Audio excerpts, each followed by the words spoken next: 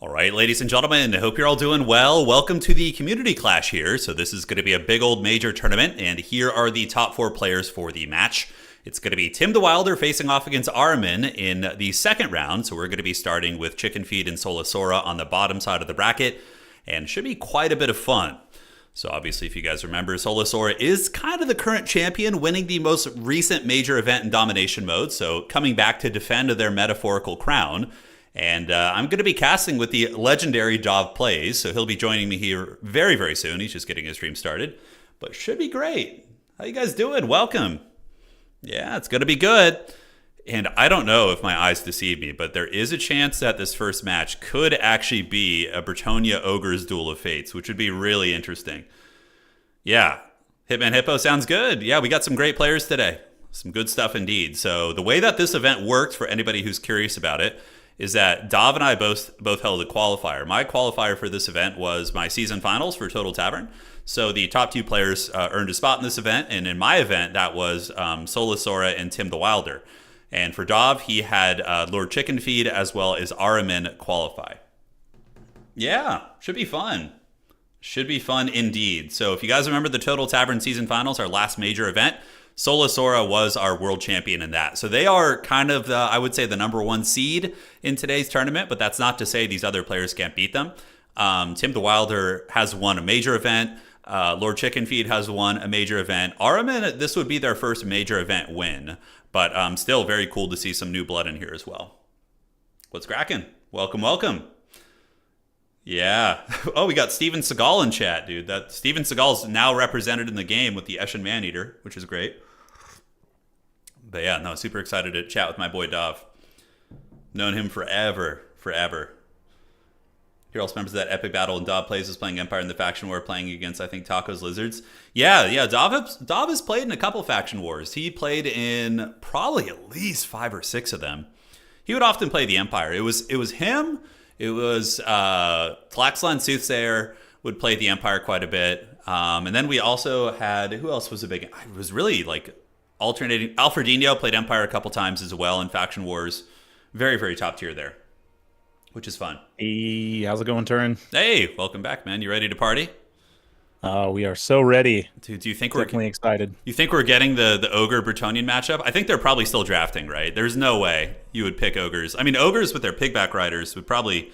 Well, you had an experience with this a couple days ago, right? You played this matchup?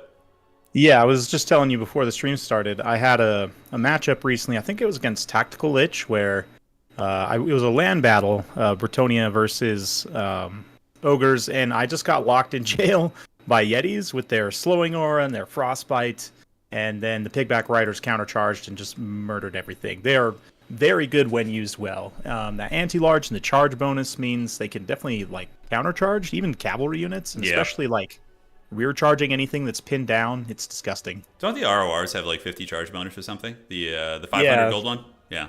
Absolutely crazy. Which means it's something like monstrous infantry, let's say, that's going to countercharge in and like their models get really saturated, right?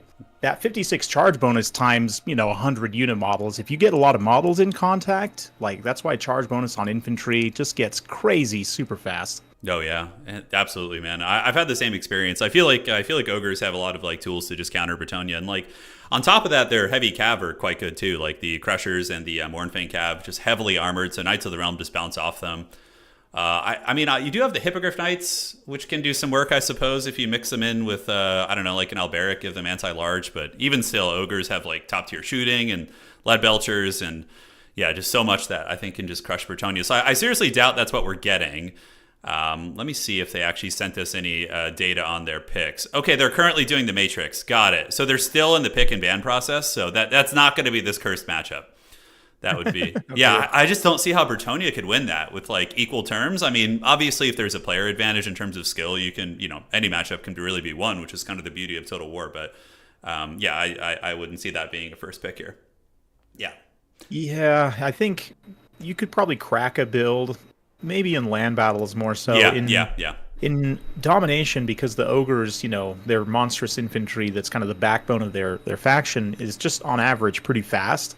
Like their ability to reinforce. I mean, maybe if you relied heavily on your like cheaper anti-large cavalry like Pegasus Knights and the Knights of the Realm, just to try and get as many bodies on the field as you can. But even then, I don't know. It seems really tricky. Yeah, absolutely, man. Absolutely. So Bretonia will probably be one we won't see today. I mean, they are strong and have won a couple of our single faction tournaments, and even in the last season, but they're a very hard faction to play. And I think when all the marbles are on the line, like a high stakes event like this, which I think the combined prize pool for this event is like, what is it? It's several $1,000s. I'm pretty sure. We can check that, of course, over the course of the stream, but yeah, I'm not sure that we would see that. Greenskins will probably be a pretty common pick. I think that Ogres will be picked a bit as well today. Khorne will probably see some picks too. I think that, historically we've had DLCs, like, you remember back in Warhammer 2 when, like, Lizardmen would get DLCs and, like, it just wouldn't improve them. They would get, like, a Coatl and just, like, a bunch of janky units. But most of these factions got some serious sauce and were already pretty good, at least in Dom mode. Definitely. But how did the Greenskins fare in land battle? I was curious about that. Greenskins, they're pretty solidly middle of the pack, maybe lower middle of the pack last patch, but with some of the improvements, especially from the hero's perspective, Snagla, his kit is just insane, especially for the cost. Yeah, you get a snare, you get a summon. His magic missile has a disgusting contact effect debuff that will just ruin the stats of whatever it hits.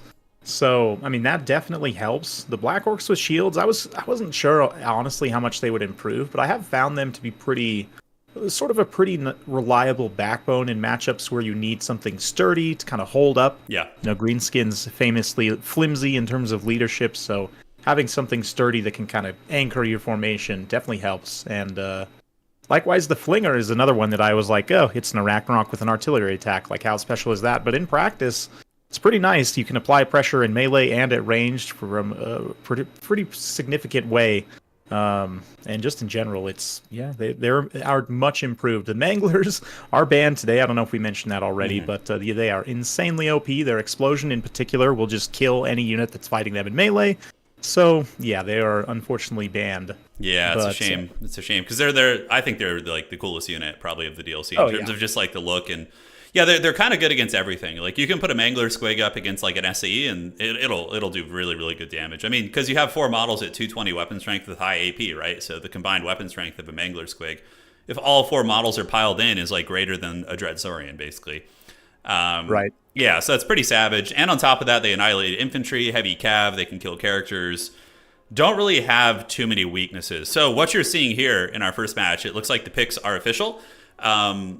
We have Wood Elves versus Greenskins. So in domination mode, Wood Elves are the strongest faction in the game. I mean, it makes sense. Like 80% of their roster has Vanguard. They're great on the charge, and a lot of their units can, get to the other parts of the battlefield very quickly, like high average speed, right? So makes sense. Well, and it's been a couple like patches of buffs, like little things that have made a massive difference, right? Like we obviously had that huge buff patch where they buffed the Deepwood Scouts, the Swift Shiver Shards, and then they got brought back a little bit. But in doing so, we also saw the Wild Hunters of Kurnis get armor piercing, which addresses one of the big weaknesses of dealing with heavy cav. And on top of that, Chaos Warriors like Slanesh and Nurgle, and they used to just armor check the Wood Elves, back in the day. But now the Wood Elves have the Wildwood Rangers with anti-infantry bonus, so they're not like remember how they used to just be janky and get like a bonus for fighting in the woods. Well, now they just get the armor piercing anti-infantry, so they're very meta. You see Wildwood Rangers a lot when you're expecting armored infantry in Dom mode, that is, but. Yeah, Greenskins, I think, are one of the few factions that can hang with them. And you were talking about the Flinger Shrine. I think the Flinger Spider is very good here. It's nice at kind of poking down some of the archers at range. I'm curious if we'll see that. But it is a very fast Royal Rumble map. Yeah, so we'll see. We'll have to see, man. Yeah, I'm curious. Definitely, in land battles, you definitely see a lot of like cav-centric builds from the Greenskins here to just try and overwhelm the Wood Elves with heavy mass and numbers. I'm curious in domination, definitely having that mobility will be very helpful, but I'm curious to see what these players bring here. You think the new bolt thrower is an option you might see? Maybe one. Yeah, I don't know about the bolt thrower. I think your assessment is pretty accurate, and like there's not, I mean, a lot of matchups are very similar in domination and land battle. Like the compositions are almost identical. Just the difference being is that the meta for domination mode is typically to open with your infantry and archers and kind of slower characters, the things that need to march up and take time to get where they need to be on the points. And then it's just kind of cav spam from there. So what you'll probably see from Soli is going to be a wide battle line of orc boys and chaff, followed up by, just swarming hordes of orc boar boys, right? The 650 orc boar boys, the big uns potentially if need be, but that's very meta in domination. Like the Wood Elves are probably going to open with a Dryad-centric army. So Dryads, Eternal Guard with like Glade Guard, and then they're just going to be calling in mostly Cav for the rest of the game. The Glade Riders and Wild Riders actually are very popular here too, I think. So we'll probably see some of those. Yeah, definitely. From a Lord perspective, is Durthu a very common pick in domination? Yeah, because I know he's super strong in land battles. He is. He just got nerfed. So I was looking at his stats and his cost. He did, I believe, get a cost increase. That obviously is not like I don't think we've had like public patch notes or anything like that. But he just got a cost increase. But yeah, he's very good. He's super obnoxious. I mean, Flock of Doom pre-patch was one of the best spells in the game. So you just bring Durthu with just Flock of Doom and then have like a Branch Wraith or something with Earthblood to heal him if need be. But yeah, Durthu's really, really good here. Sometimes you'll just see a generic caster, like some sort of an Eagle caster, just to cast, magic missiles at Greenskin Lords and try and pick them off over the course of the game. More of the question is, who are the Greenskins going to bring? Is it going to be Gorbad? I mean, he is shielded and somewhat durable. Probably more going to be a cheap caster type character. Like the Goblin little cheap wolf character is also not terrible. So yeah, I don't know. It's hard to say. This matchup definitely pre-patch was I would say Wood Elf favored, but with some of the new tools, maybe the Greenskins are going to be able to pull it out. And also, Sora is technically the domination world champion right now. They won the last major event. So major events are considered the CA official tournaments, like what you're seeing today, as well as the Total Tavern Season Finals. And so Sora is the standing champion. They defeated Tim the Wilder. I believe it was 3-1. And the last time they met about 2 weeks ago. So yeah, they're definitely a favorite to win the tournament as it currently stands. But again, Chicken Feed also has won a major CA event too. So yeah, it's hard to tell with these guys. Yeah, definitely will be interesting. Do you think probably bringing like Snagla, I mean, is an obvious pick, but do you think we might see the other Lord for some addition, or the other hero rather, for some squig summons? Like you mentioned, like the caster on a wolf being a popular pick. Definitely is a favorite of mine in the past. Yeah. With that caster Lord, then it opens up 2 hero slots, so you could take, both summoners, try and get an extra 5 units on the field. Yeah. I don't know. It seems like bringing the Spider Summoner, the Regiment of Renown, to Ragnarok, is probably too risky against the Wood Elves, given it's a huge target. Yeah. But yeah, if you're gonna go Spider, the Flinger Shrine is better. The little kind of spider blob it shoots can chunk down the Glade Guard pretty hard.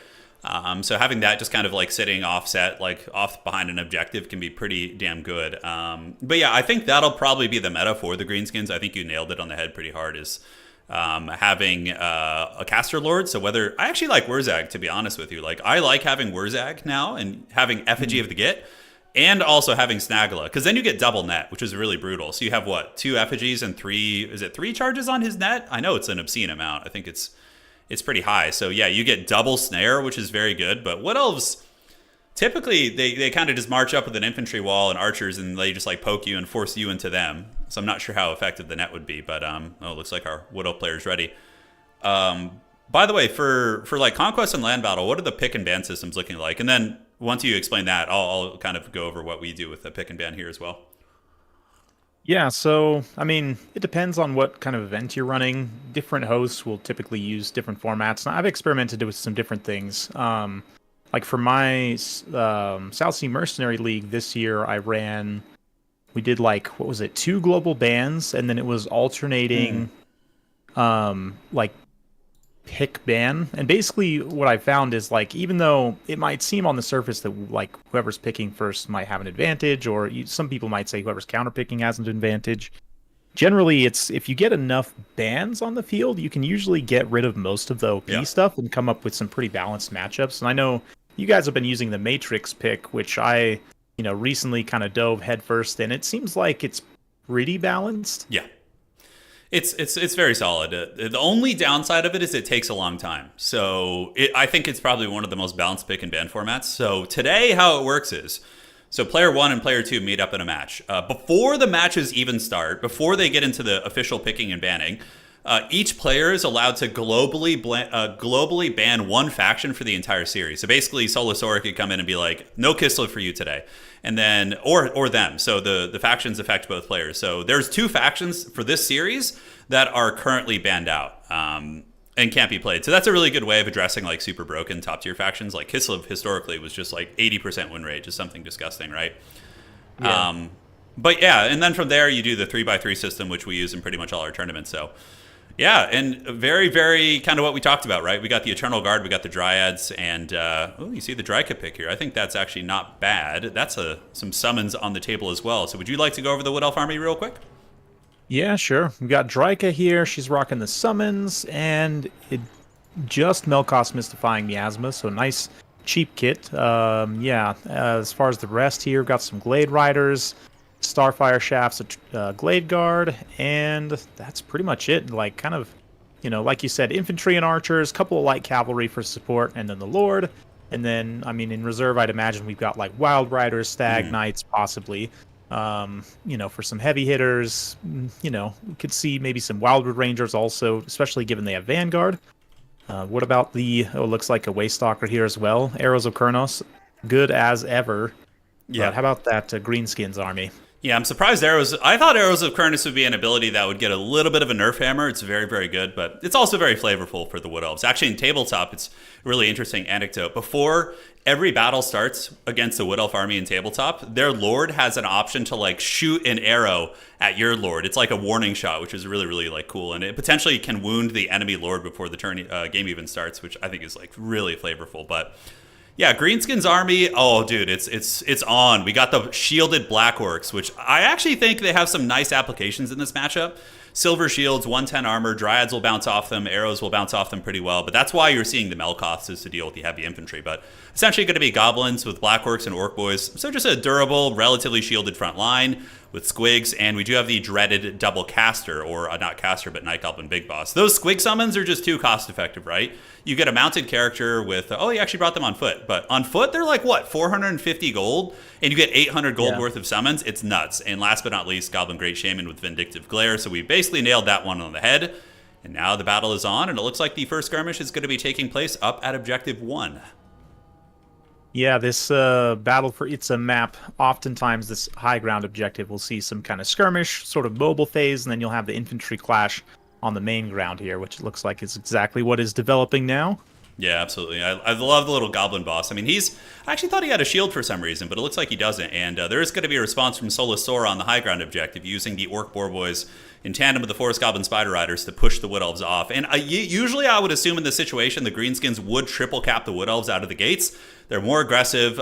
It kind of suits their game plan already to just move up and take those shots like champs, but Wood Elves kind of look like they're moving up to meet them. Now, there are some people in Domination Dov who like to do what's called a build-up, or we've coined it as like a Mordor tactic, where instead of like bum rushing, they build their power in the shadows like a Dark Lord, and they amass an army that they believe can counter their opponent's army before moving in using the toolbox they have of summons. And we could see that from Chicken Feed. He's probably making a read on the army right now and feeling as if he maybe doesn't have the correct tools to advance yet. Yeah, I could definitely see how, just wanting to build up your forces. And, from our perspective, it also gives us a nice, big, almost land battles-esque clash, which definitely makes me happy. Even though, we will have to fill a little bit of time if they do end up building up forces here. But the thing about that is, though, at the same time, your opponent is also reading your army, right? Mm-hmm. And potentially bringing in more counters to the things you already have on the field, or trying to anticipate maybe the counters that you're going to bring into the stuff they have, right? But we already see some damage coming in on some of these goblins on the point. Looks like their leadership's not doing great as the blade guards start to open up, loose some arrows in that direction. Indeed, and it looks like there's going to be a mainline clash. On Objective 3, the Wood Elves have moved up just enough to get in range with their 2 Glade Guard, and they are poking into some of the goblins and the very chaff-centric units in the front line, but very, very conservative play coming in here from Lord Chicken Feed, not wanting to overextend and get overwhelmed. Kind of as a bit of a diagonal formation here where he's not quite on Objective 2, but he has a nice defensive concave, trying to bait the Greenskins in. And it looks like the Wog is going to be taking the bait, and the horns of war have been sounded as the Orc Boys are getting ready to get massacred by the Dryads, but certainly a numerical advantage for the Greenskins, and the Squig Herds will be very effective at cutting through those Dryads. Yeah, and then up on this objective number 1 here, we've got Wild Riders coming in to try and hold back the Orc Boar Boys and the Spider Riders. We've got the Glade Riders also here in support, sort of a nice cavalry engagement. Looks like the Goblin Great Shaman kind of hanging around that area, looking to get some magical support in. But the Black Orcs here, somehow the Dryads just like ran right through them in pursuit of those goblins. Yeah, there's some funkiness in this game from time to time for sure, but the Black Orcs still do stand firm. We got 80 Black Orc models right here, and I believe the other unit is going to be in mortal combat with Dryka, which isn't terrible. I mean, they could tar pit Dryka for like 45 minutes, and we do see the Wood Elves being stuffed back really hard, and the Greenskins have found a way in, and it looks like there's going to be pump wagons being called in. So we got the Flappas. Oh, Do you see yeah. those? Yeah, look at those. Just rolling The dirty. Flappa's increased speed and charge bonus definitely makes them that much scarier. A favorite unit of mine, definitely, just because of how silly they are. Honestly, Warhammer's silliness is one of the things for me that makes it so enjoyable, and the Flappas are a perfect representation of that. They are. And dude, do you see the damage? They just crushed those Glade Guard. I mean, I know there was squigs there, but there has been a recent trend in domination, at least, of Flappas being very popular. Sometimes we see high-level players bring like 3 of them and just have these like goon squads rolling around and getting a lot of work done. And overall, it looks like the Wood Elves are just kind of being stuffed back on every objective. And interestingly enough, I trained this matchup with some of these players a couple times this week, and the Wood Elves were winning pretty consistently. So it looks like they were withholding their actual builds from me as they come in and, make some serious progress. On the high ground, it looks like the Greenskins have been winning pretty decisively in the Cav fight, I suppose, although it's close-ish, but we do have the pump wagons up there now and a Night Goblin boss and an infantry advantage too. So looks like the Wood Elves are really just stuffed back right now in their deployment zone. Yeah, the Flappas, you might not think to use them in cavalry engagements since they're chariots, but because they have so many unit models, kind of the way that they can get in contact, use that speed and charge bonus to really good effect. Yeah. Very cost effective, actually, at combating enemy cavalry oftentimes. Yeah, there was a time. Do you remember when the pump wagons were just like super busted and could kill like SEs, and like people would be running like bricks of like, I don't know if this was ever a thing in land battle, but in Dom there was a time where pump wagons were like bugged and they could basically just like take down anything. Obviously they're not in that state anymore, but still seem to be pretty darn effective as the value lead gets worse. 5.5 for Sora, 4.3 for Lord Chicken Feed. Looks like Soli's trying to come out to a pretty quick win here and showing certainly why they were the standing champion right now. Yeah, it's looking pretty nasty. I mean, there's not a lot of engagements that are going well for the Wood Elves, and at this point, you've got Black Orcs kind of locking down the summoning points here for the Wood Elves, so it's going to be hard for them to even deploy any more units and get them where they need to be. Yeah, I think this game's pretty over. I mean, there's a couple of variables. Obviously, value trading is one aspect of things, but points are, another aspect, right? And we already see Sora approaching, almost 800 points. At which point, it's rapidly going to become a situation where if the Wood Elves wanted a chance to win, they would have to control all 3 points. We see kind of a last push coming out, the last ride of the Rohirrim, and they're going to get run down by the Pig Harem here. And we do see the Bacon Boys as well as Spider Riders moving in, Goblins with their anti-large spears, Squigs, and more Savage Orc Boar Boys coming in to just stuff those Wild Riders back in their deployment zone, putting them in the old can. And ladies and gentlemen, that is going to be a very quick game 1 here in our tournament here today. Yeah, impressive stuff from Soli here. Manages to take a quick win. Nice and aggressive build, just like the Greenskins love to play. Love to see it. Yeah, I was not expecting that. I played this matchup maybe 4 or 5 times this week, and I think the Greenskins won maybe once. But again, the people Tim, I was playing with Tim mostly, and he's a much better player than me, so I don't think it's like an apt comparison. But overall, yeah, that was a crushing one. The Black Orcs, I love seeing. I mean, I think the coolest part about this game, for me at least, and I'd be interested to hear your thoughts, is that the elite infantry, though they didn't get a ton of value, were actually like viable and like a threat. And the Black Orc with the shield, I think, is such a cool addition to the roster. Like you said, you nailed it pregame, right? Like durable, shielded, and good stopping power against light armor too, right? They can chop through Dryads, no problem. Oh yeah, they'll outtrade, low tier infantry all day. Yep. And they can hold up against, missiles much better. Their leadership, psychology, just lots of benefits. Correct. And for anybody asking, this is a best of 3. So we have 4 matches today. We have 2 best of 3s in the semifinals. We'll go ahead and give you a look at the brackets on both sides. So we have Chicken Feed versus Sora on the bottom side of my bracket, at least, and Tim the Wilder and Ahriman. So best of 3. Third place is also going to be best of 3. And then the grand finals will be best of 5 to determine who is going to be our grand old champion. So shall we switch over to our other match here? Yeah, let's load in and see what they have prepared for us. Yeah, so this is going to be Tim versus Ahriman. I believe Ahriman was in your qualifier, right? So he got second place in your qualifier behind Chicken Feed?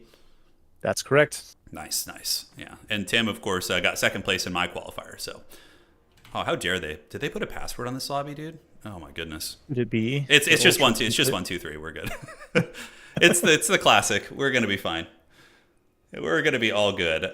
So yeah, we can go over while we load in here the prizes for today. I'm gonna pull up some witchcraft here and get that all set up here. I think he posted it somewhere in there, right? I know it's around here somewhere. Let's see. Is it in here? Is it in here? We'll figure it out eventually. Then we take a little break. I know they posted it somewhere. Is this it? I don't know, man. I'm getting old. Can't remember things.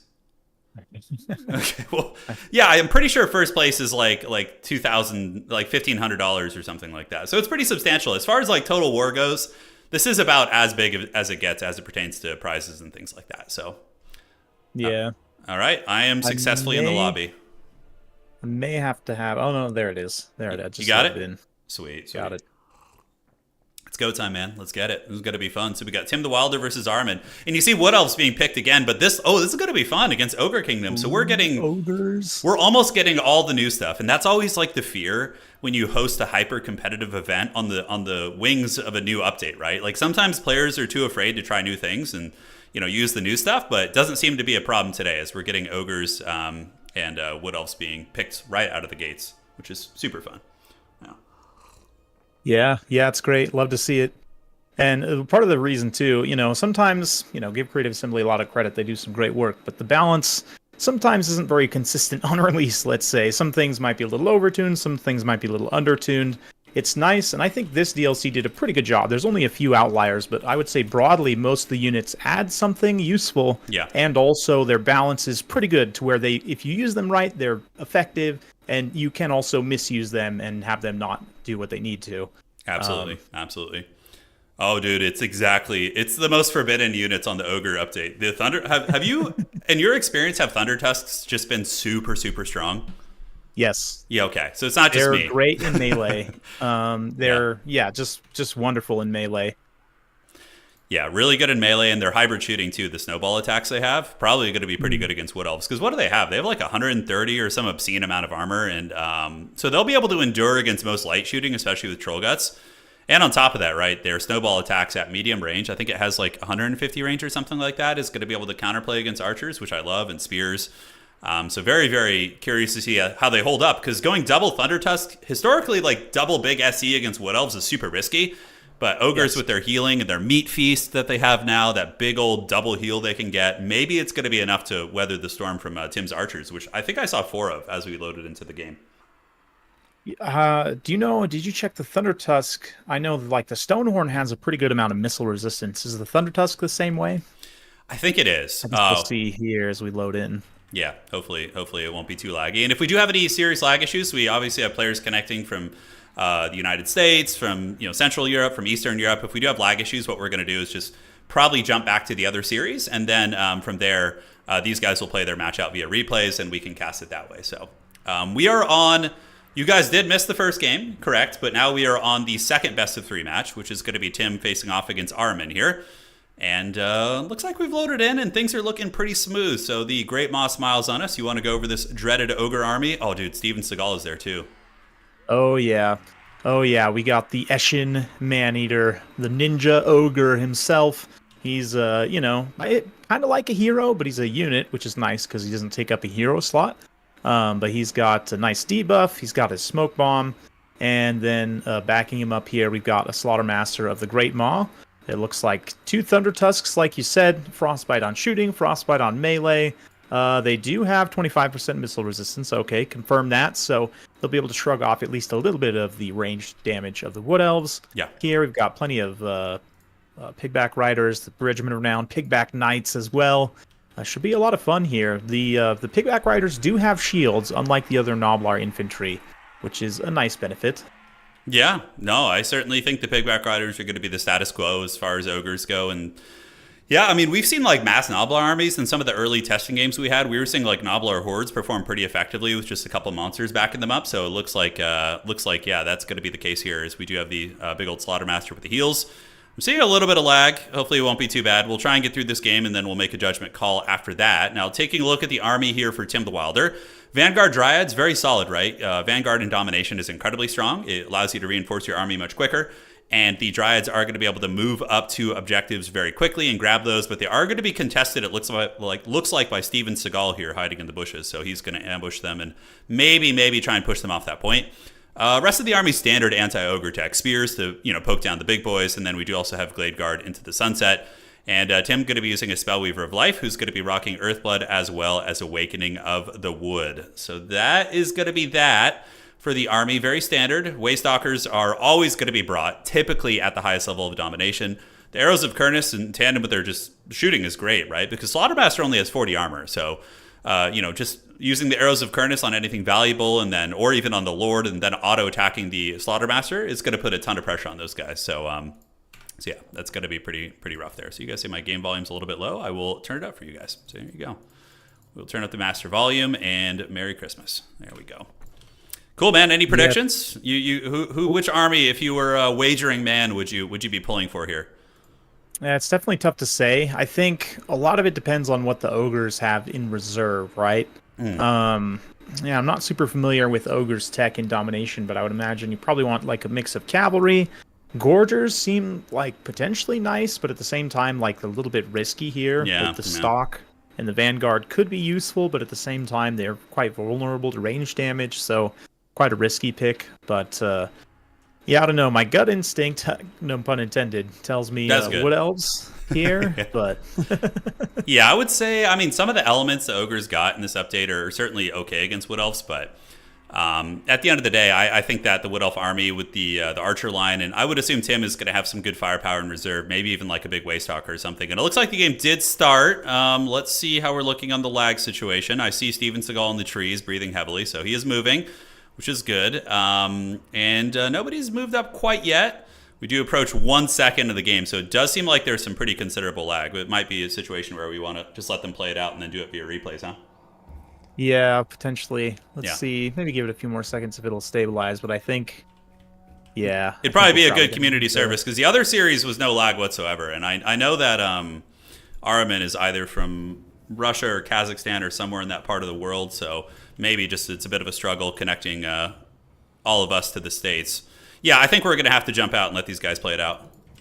Sounds good. All right, so we're going to let these guys play their entire series, and we will just cast the other one. And so let's go on over to the bracket here. We will load back in, and I will notify the players. We're going to let them do it, because otherwise it's just going to be too laggy. So you two play it out. We will do it via replays. So hopefully it won't be laggy once they get their business going here. So we'll jump out, because there's no way we're going to get through that. There's no way. No, definitely not. All right, so let's jump back over to the other series here, Chicken Feed and Sora, which is nice and secret and safe. We had no lag whatsoever in the other series, which was really nice. So, okay, so let's do this. And we are back in business. So thank you guys for your patience, and sorry about that. It's the nature of Total War. CA, please give us server someday. We would love it. Someday. Yeah. The rubric of Ahriman was showing on the stream. Yeah. Ahriman is a reference to 40K. It's do you do any 40K stuff yourself? Not a ton. My interest is less in 40K, although if there were to ever be a Total War 40K game, I'd imagine that would probably change. But like, I didn't really grow up playing like Dawn of War or a lot of the classic 40K games, and I've never been super into the tabletop. I love the aesthetic, of course, especially of the ships. I will say I did play Gothic Armada. That was quite a bit of fun. But for me, like the cathedral spaceships, it's the super unique part of 40K that just really appeals to me. Yeah, like kind of the grimdark Gothic vibes are very fun. Thousand Suns. Are you a Tomb Kings guy? You like Tomb Kings a lot, kind of the Egyptian aesthetic and everything? Because in 40K, Ahriman is, I believe he's like obviously one of the main sorcerers in the Thousand Suns Legion. So he's kind of, you have Magnus the Red, who's like the main dude in the Thousand Suns, and then Ahriman is like his right hand, basically. Or okay. I don't know the lore super in depth, but he's one of the main characters there. Looks like we have Khorne versus Demons of Chaos. So man, we are getting all the new stuff. I think we've had every new faction represented so far. And of course, we'll be getting back to that Ogres game we're going to be doing our best to find a solution for that lag. It's very tricky, but there is some weird witchcraft you can do with like VPNs to reduce lag. There's been players in the competitive scene and head-to-head scene who've been kind of messing around with using a VPN to like reduce lag between countries, which has been working pretty well. So if we need a workaround for that, we certainly will. So yeah. Now Khorne here, if you were playing Khorne against Demons of Chaos, who would be your Lord pick? Would it be a Valkia? Would it be an Arbal? For me, Arbalin might actually not be bad here. Yeah, Arbal seems like a solid option. Honestly, Skull Taker, since he's immune to flanking, and honestly, Arbal or Skull Taker both synergize very well with Karnak, who is like for me still in many ways the centerpiece of Khorne, just because of how strong his ability kit is. Yes. And so I would imagine we'll see one of those two characters alongside Karnak. Either one is good. They both have advantages and disadvantages. I think Arbal's support abilities are probably a little bit better, whereas Skull Taker is a better combat character. And in particular, if you take his Cloak of Skulls and he gets immune to flanking, that's a crazy good modifier. It allows him to kind of operate independently and just is insanely scary. But more than that, I would say the Regiment of Renown Skull Cannon, as you probably know. Oh, yeah. It's disgusting. And I think the demons can take it too, actually, if I'm not mistaken. So I wouldn't be surprised if we see it on both sides. Yeah, no, absolutely. I think we could even see double Skull Cannon here, because regular Skull Cannons, after their buff they received last patch, are quite good. So yeah, I mean, maybe double Skull Cannon. Arbal is cool because he does have, I believe he has 50, when you put him on his Fleshhound, he gets 50% spell resist, and then he gets 25% missile resist. So against like magic missile effects like blue fire and things like that, and you know, the javelin from the Soul Grinder of Tzeentch, for example, he's going to be just like a raid boss, right? He's going to be very, very durable. So and the spawn summon is also not bad, you know, like you got a low health demon, like let's say like it's very common to see like an Exalted Plague Bearer just like hanging on with like barely no health, right? So being able to have that execute to finish off those units could be pretty sweet. Scar does magic damage too, right? Scar Bloodwrath? I'm pretty sure he does, right? I believe so. Yeah, he's got armor sundering and magic damage, I believe. Yeah. He could be a solid option. Yeah, I think that could be cool. Cultists are always amazing. I mean, in Dom mode, it's been the meta for Khorne forever, and I'd be curious to hear about if this is a thing in Conquest land battle stuff as well. But typically you see the double cultist a lot. Like with Valkia up in the air with like double cultist on the ground, bare bones with two summons is super, super meta. But now it's kind of fluctuating a little bit. Like people are actually using the Blood Reaper now that he has a healing ability. And obviously Scar is making an appearance. Skyla doesn't seem that great to me. The monkey seems a little overpriced. And the low armor, right? Am I right? Yeah, you've gotten the same impression, yeah? Yeah, low armor. Like his Serpentine Tail is kind of like a low tier Mortis engine. It doesn't do that much damage. Yeah. Like his Rampage AoE is all right, but like if you want a Rampage AoE, there's much better options for Khorne. Yeah. I mean, from a land battles perspective, the cultists are not as common of a pick just because, like, you tend to focus all your resources on, like, Karnak plus, like, Scarbrand or now, like one of those two horse characters, and then it doesn't leave you a lot of funds for the rest of your army, so you tend not to take the cultists. Yeah. Just try and pad out, the rest of your army as best you can. But I could definitely see in Dom where you can, have them fight in combat, and their summon refreshes if you resummon them, right? So you could potentially get multiple summons from them. Yeah, absolutely. Yeah, for me, I would like to see maybe the cultists get a few more support abilities. Maybe not exactly like what the Blood Speaker has, but in a similar vein, just because you don't have caster, heroes for Khorne. So it'd maybe be nice for me for the cultists to sort of be like a hero Blood Speaker almost. Yeah, it'd be cool if they had like a couple of the abilities. I wouldn't be opposed to that. I think one of the nuances of Dom that makes them better is their ability to fight on a point, right? It's like it's very difficult to remove capture weight. Now, the way it works is in domination mode is that infantry units have 5 capture weight, Cav have 4 capture weight, SEs and characters have 3. And then, war siege engines and expendable units have 2 and less, right? So having just like 2 cultists on an objective is essentially having like just a consistent amount of capture weight. That's really tough to rout off. So I think that's why they're a little bit more popular. Having like a Sigvald-esque character fighting on a point for a long time and just really being a persistent threat for threatening to capture it is really, really quite big. But yeah, for Khorne kind of like ogres, if you look at the ogre stuff, right? Like pigback riders are good. The Thunder Tusk is good. Yetis are pretty good in heavy cav matchups. You look at the greenskins, the bolt throwers are good. The shielded black orcs are really fun. Mangler squigs are obviously busted. Like their new heroes are great. Their lord is good. Khorne, on the other hand, like Wrathmongers kind of suck. Skull Reapers are awful. Blood Beasts are awful. The Slaughter Brood is incredibly mediocre. Khorne definitely got like the smallest end of the stick, I think, as far as like the new units go. But their hero selection that they got is pretty rad. Like Arbol is cool, Skull Taker is cool, Blood Speaker is really fun, and their heroes are cool too. But yeah, do you feel like they kind of got the short end of the stick as it pertains to their units? I mean, I've had really good success with the Regiment Renown Wrathmongers specifically. I haven't used the base variant that much. Yeah. But they seem really good. Like the Regiment Renown Chosen also have like gotten like 2,000 plus value on them. They're not bad. Like in the right matchup. I know it's trickier to use elite infantry sometimes in domination, but definitely in the right matchup. The hero for me, the Khorne's highlights for sure the characters. Like the Blood Beasts and the I'd imagine they'll probably get some buffs to be a little bit better at some point. Same thing with like the Slaughter Brute, right?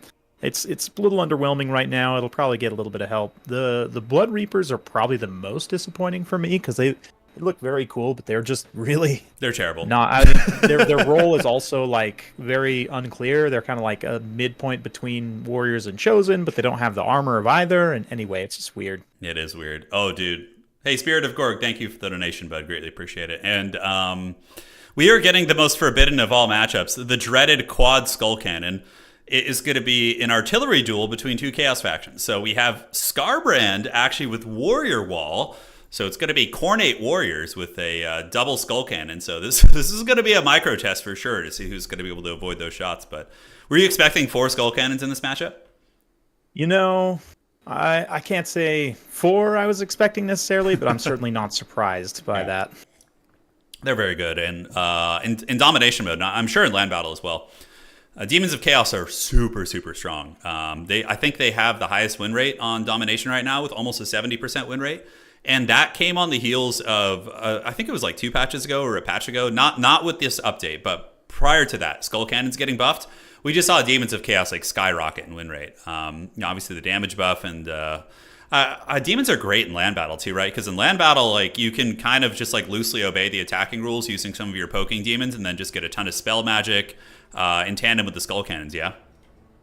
Yeah, I mean, I don't see spell kiting often with demons, just because you have access to like fiends and like Slanesh mobile units. So many good units, yeah. Generally, you would see more of like rush-oriented builds for demons in land battles. But I mean, that's not to say you couldn't. It's just, in land battles without access to like proper skirmish cavalry, you can sometimes get out skirmished although now with the new skull cannon, maybe not. Yeah. You might be able to actually do it with just the skull cannons, but yeah, that's a great point. It's a great point. Yeah. And, I'll take a look at this Cornate army here. It's very unga bunga, very simplistic, so get ready for some in-depth analysis.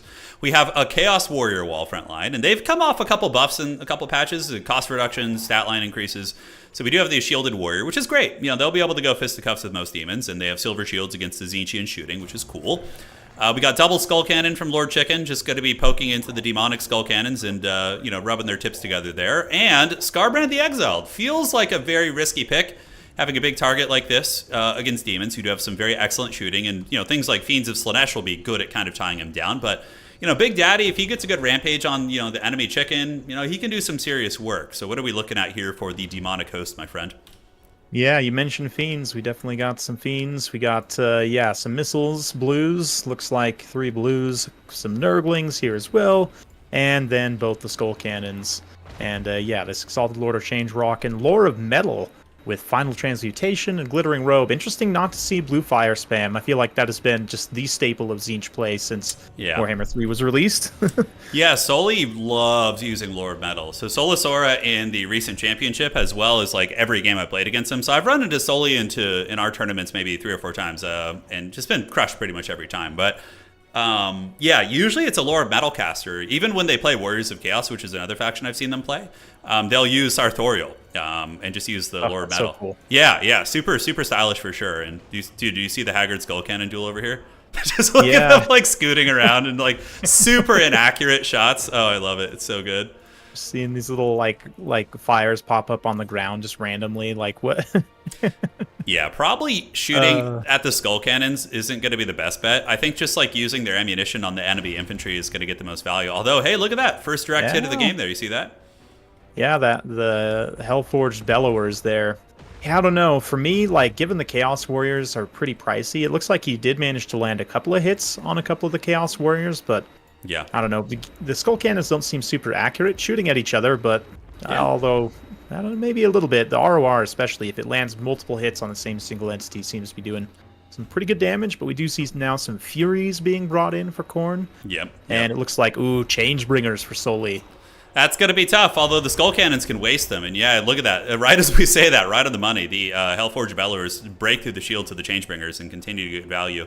I would like to see Scarbrand run up and maybe try and rampage one of the enemy skull cannons. Uh-oh. Yeah, Chicken gets in there. He gets his shield bash. And are we going to be seeing the rampage attempt? Did he actually bring it, Dov? He had to have, right? There's no way he didn't. He definitely did. Yes. Yeah. We see it looks like the Fury Summon being used by the Exalted Lord of Change here. He managed just to pop up in the air and get the Furies on the field without being rampaged. So, oh, no, there it comes. Late. There it is. He pulls the Scorpion, get over here. He calls him back down to the ground, and the Exalted Lord of Chicken potentially going to be in some danger here. That rampage does not last super long. It looks like there's only a couple seconds left, but if Chicken Feed is able to get the micro going and get a surround on that Goose using his Minotaurs, that could probably just be GG. Like, if that Chicken dies early on, I would be comfortable saying that he's probably done for this game. Yeah, the Changebringers, too, got chased by those Khorne Furies, managed to screen them out, but took quite a bit of damage in the process. Yeah, so far, really, really good start here for Lord Chicken Feed, getting that Exalted Lord of Change down very low. Minotaurs have incredibly good mass, as does Scarbrand, but he should probably use the Skull Cannons to pin the Chicken in from the front and make sure that it can't escape, and it looks like that's what he's going to be doing. Nice micro there. Oh, he just barely misses it, and now I think the Goose might get away. It's going to be incredibly close. Oh, no, it's crumbling. Demonic instability, that's done for. Dude, who doesn't love seeing Chad Brand who just get in there and take down one of those annoying flying lords? That's like super cornate, and nice Skull Cannon shot there too, huh? Yeah, really nice. Lands right in the center. Let's see. I don't know if the Exalted Lord of Change, he looks like his leadership is going to stabilize there. Gets off the final transmutation. And look at those Minotaurs just absolutely melting. I don't know what it is with Seekers, man. I feel like they do a disgustingly disproportionate amount of damage. Like, that doesn't seem quite right. I mean, to be fair, though, they do have like 100% armor piercing, but the degree with which they just KO those Minotaurs basically just equalized the game. Like, it was a one-sided game. But then just instantly losing 1,300 value there just feels so freaking bad. And the Changebringers are also back online as well. And it looks like Sora is going to be using them on the ground, which is a very common tactic you see to just kind of keep them within support of the Seekers and other ground-based units. And now we get the dogs coming in. So let's see how this goes. Oh, the friendly fire. Those Hellforged Bellowers just took a chunk out of the side of the Changebringers on their own team. So this seems like a better trade. Like, the Hounds are getting wrecked, but at least they're returning the favor. Those Minotaurs just got absolutely crumped, man. That was rough. And Seekers of Slanesh are going to be knocked out here, while Sora just surfing on the ground with those Changebringers, looking for freebies wherever they can. Yeah, those Seekers managed to get 1,700 value before they passed, so that Fire and Forget definitely pays for itself, and then they're back in the pool to heal up and come back and do it again. To be fair, he probably has like 3 Seekers in his build, so I don't think he's even going to need to wait for those ones to come back. And looks like Fiend's on the outside going to be going after some Marauders, and suddenly it looks like a game where like we were like, oh my god, this is over a minute ago, to the Demons of Chaos are kind of in control. I mean, looking at the objective situation, Khorne has their home objective, but the Demons have battlefield control in the other 2 points. Changebringers are just, having a freebie here. You see that glittering robe on the Changebringers? You see that? Oh, 69 armor, dude. The blessed number. Nice. Yeah, nice, dude. Sweet. But yeah, Scarbrand kind of pinned back a little bit, and he's kind of having trouble, cleaning out the Seekers one at a time. You think Khorne's going to be able to find their way back in this one? Yeah, it's going to be interesting. We'll see. That losing the Minotaurs was quite a bit of value, but the shooting, the Hellforged Bellowers definitely getting the better of that shootout as they managed to get another nasty hit on the Changebringers there. Yeah, absolutely. That was a great shot. Changebringers are going to be fleeing, potentially crumpling, and that is one variable that I'm sure you recognize in your casting experience as well, that when we look at the damage valuation up top, it doesn't take into account demonic crumbling and disintegration and, undead crumbling and things like that. So that is something to note, that, there could have been a lot of crumbling damage that took place on the Exalted Lord of Change that wasn't reflected on the damage valuation. But now it looks like Khorne's going to be advancing and meeting the demons head on. Yeah, looks like they've got, what do we got? Some Khorne Gores coming off the Vanguard point. One benefit of the Khorne Gores for Khorne specifically is that they don't have a ton of, I think they're actually the only Vanguard infantry now for Khorne, right? So it allows you to get not only that, but an anti-large Vanguard infantry is quite unique and very powerful. Yeah, absolutely. Khorne eating that final transmutation. At least they do have some spell resist to go with that. Skarbrand getting a little bit low, currently sitting at 4k HP, whereas the Goose up in the sky sitting at 1600. Khorne advancing their infantry up from Objective 1, going to be saturating into the middle, but they're going to be meeting some tough opposition here in the form of the Bloodletters, which are a hard counter against Chaos Warriors. And Khorne kind of looks like they're struggling here. The Fiends of Slaanesh getting a good surround on Skarbrand, and I'm starting to think that this game is looking kind of rough for the old Khorne dogs, as the Khorne Gores are not going to be able to get through this mass quick enough to potentially save Skarbrand. Going to be very dodgy right there. Yeah, the Blues doing a really nice job just taking hits for the Fiends right now, not allowing those Khorne Gores to get in, but a brutal Rampage manages to bring down the Exalted Lord of Change. Let's see if Skarbrand is going to turn around and try and capitalize or try and escape. Looks like he does countercharge in, hits that Lord of Change hard in the face, will be enough to force the leadership back into demonic instability. Not yet, but it looks like some of those Blues are crumbling. The Fiends are pretty much gone. Yeah, Khorne able to get a little bit of a turnaround right there. Kind of stabilize things somewhat, but a nasty final transmutation as a counterpunch. Yeah, it's going to hurt pretty bad. Skarbrand will probably barely survive, although it looks like he's going to be unstable, negative 36 leadership. Minotaurs are coming in to provide some anti-large, but if Skarbrand goes down, I mean, that's such an expensive piece to lose. Really, everything is going to be relying on this Hellforge Bellowers over here. I don't know if you're watching, but basically Lord Chicken is trying to get underneath that Exalted Lord of Change. He rips the shotgun shot, nails them in the face, and the Chicken, though, his leadership is just not going down. I mean, Skarbrand folded up there pretty quickly, but this thing is, he's here to play, man. He does not want to be leaving this battlefield. Oh, Skarbrand stabilizes with 116 HP, so I'm not sure if you just want to, like, run him to the corner and have him hide or what exactly. Yeah, this is where Skarbrand goes on a little blood voyage, a blood vacation. He needs to go hide in the bushes and become a wood elf, because there's nothing to be gained by having him on the battlefield at this point. I mean, you could send him in for one last attack, but the negative 16 leadership penalty is going to be too brutal. We do see one Skull Cannon for Lord Chicken. The Hellforge Bellowers actually currently crumbling against the Seekers. Minotaurs of Khorne trying their best, but it looks like the Demons of Chaos just barely going to be edging this game out. I mean, if this Goose had been killed in the beginning, Lord Chicken wins this game probably. Oh, another shot. You see that? Yeah. Ooh. Another shot almost forces it. Skarbrand gets a little breath as he's kind of trying to get whatever value he can, does hit those Nurglings. Then we've got these two Skull Cannons just playing bumper cars in the open field. Absolutely beautiful.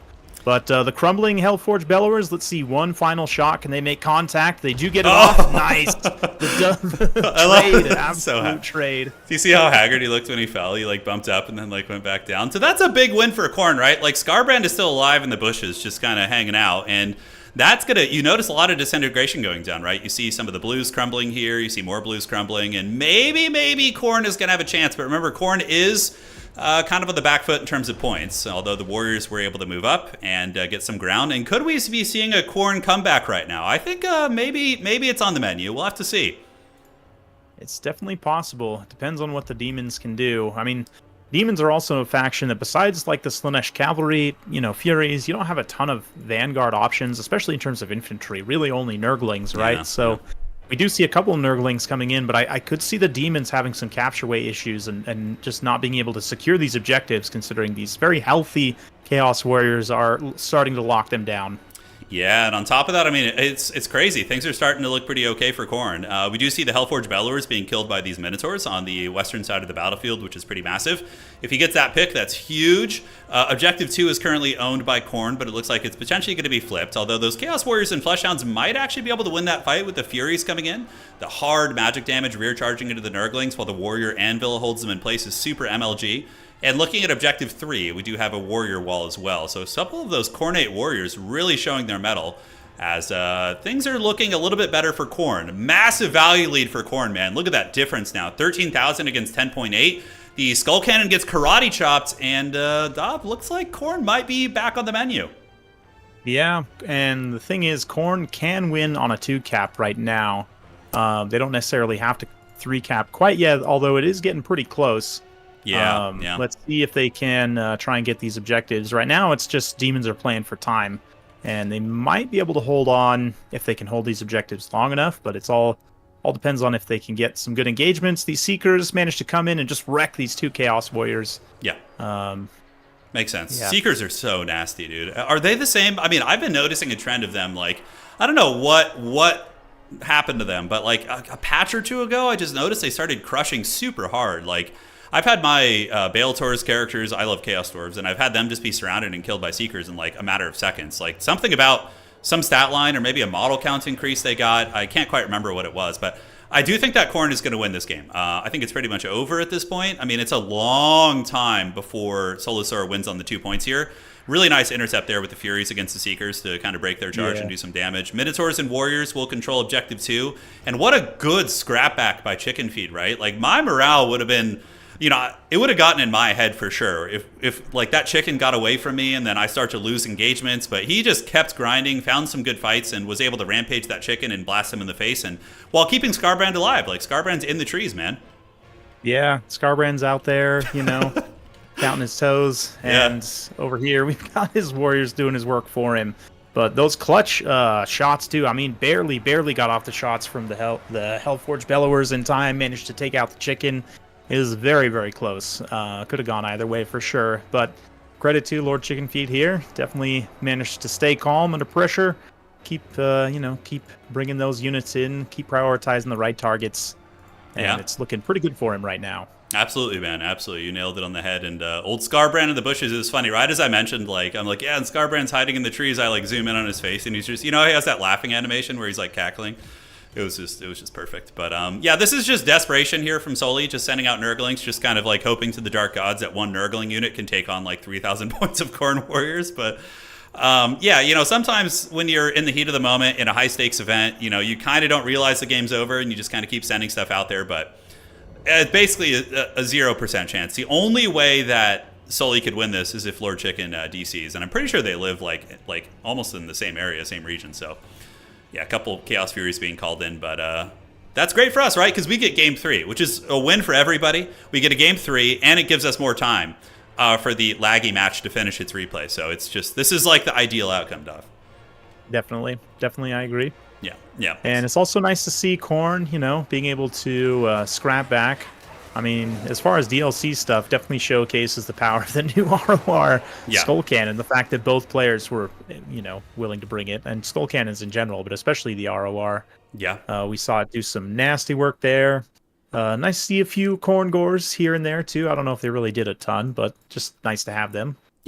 Yeah, and the one Khorne Gore that got called in got 900 value, which is great. Yeah, there we go. Yeah, and the Vanguard speedy capture weight is really, really nice. That's a huge thing in Dom. In Khorne Gores, there's a lot of elements of the Slaanesh roster that they would be semi-viable against, right? Like against the Fiends and the Seekers, and you know, any of the monsters, you know, Battletoads, whatever. But yeah, Scarbrand was good that game. I mean, he got 1,800 value. His rampages clutched that game, really. I mean, obviously he got punished and sent back to the woods eventually, but his rampages clutched it. I mean, it got the goose within killing range, and then from there, you know, the Khorne Warriors did the rest. And I thought those Seekers, man, were going to win the game. I thought they were just going to run away with it. Look at the value on those things. 2,600 on one Seeker and 1,800 on the other. Yeah, impressive stuff for sure.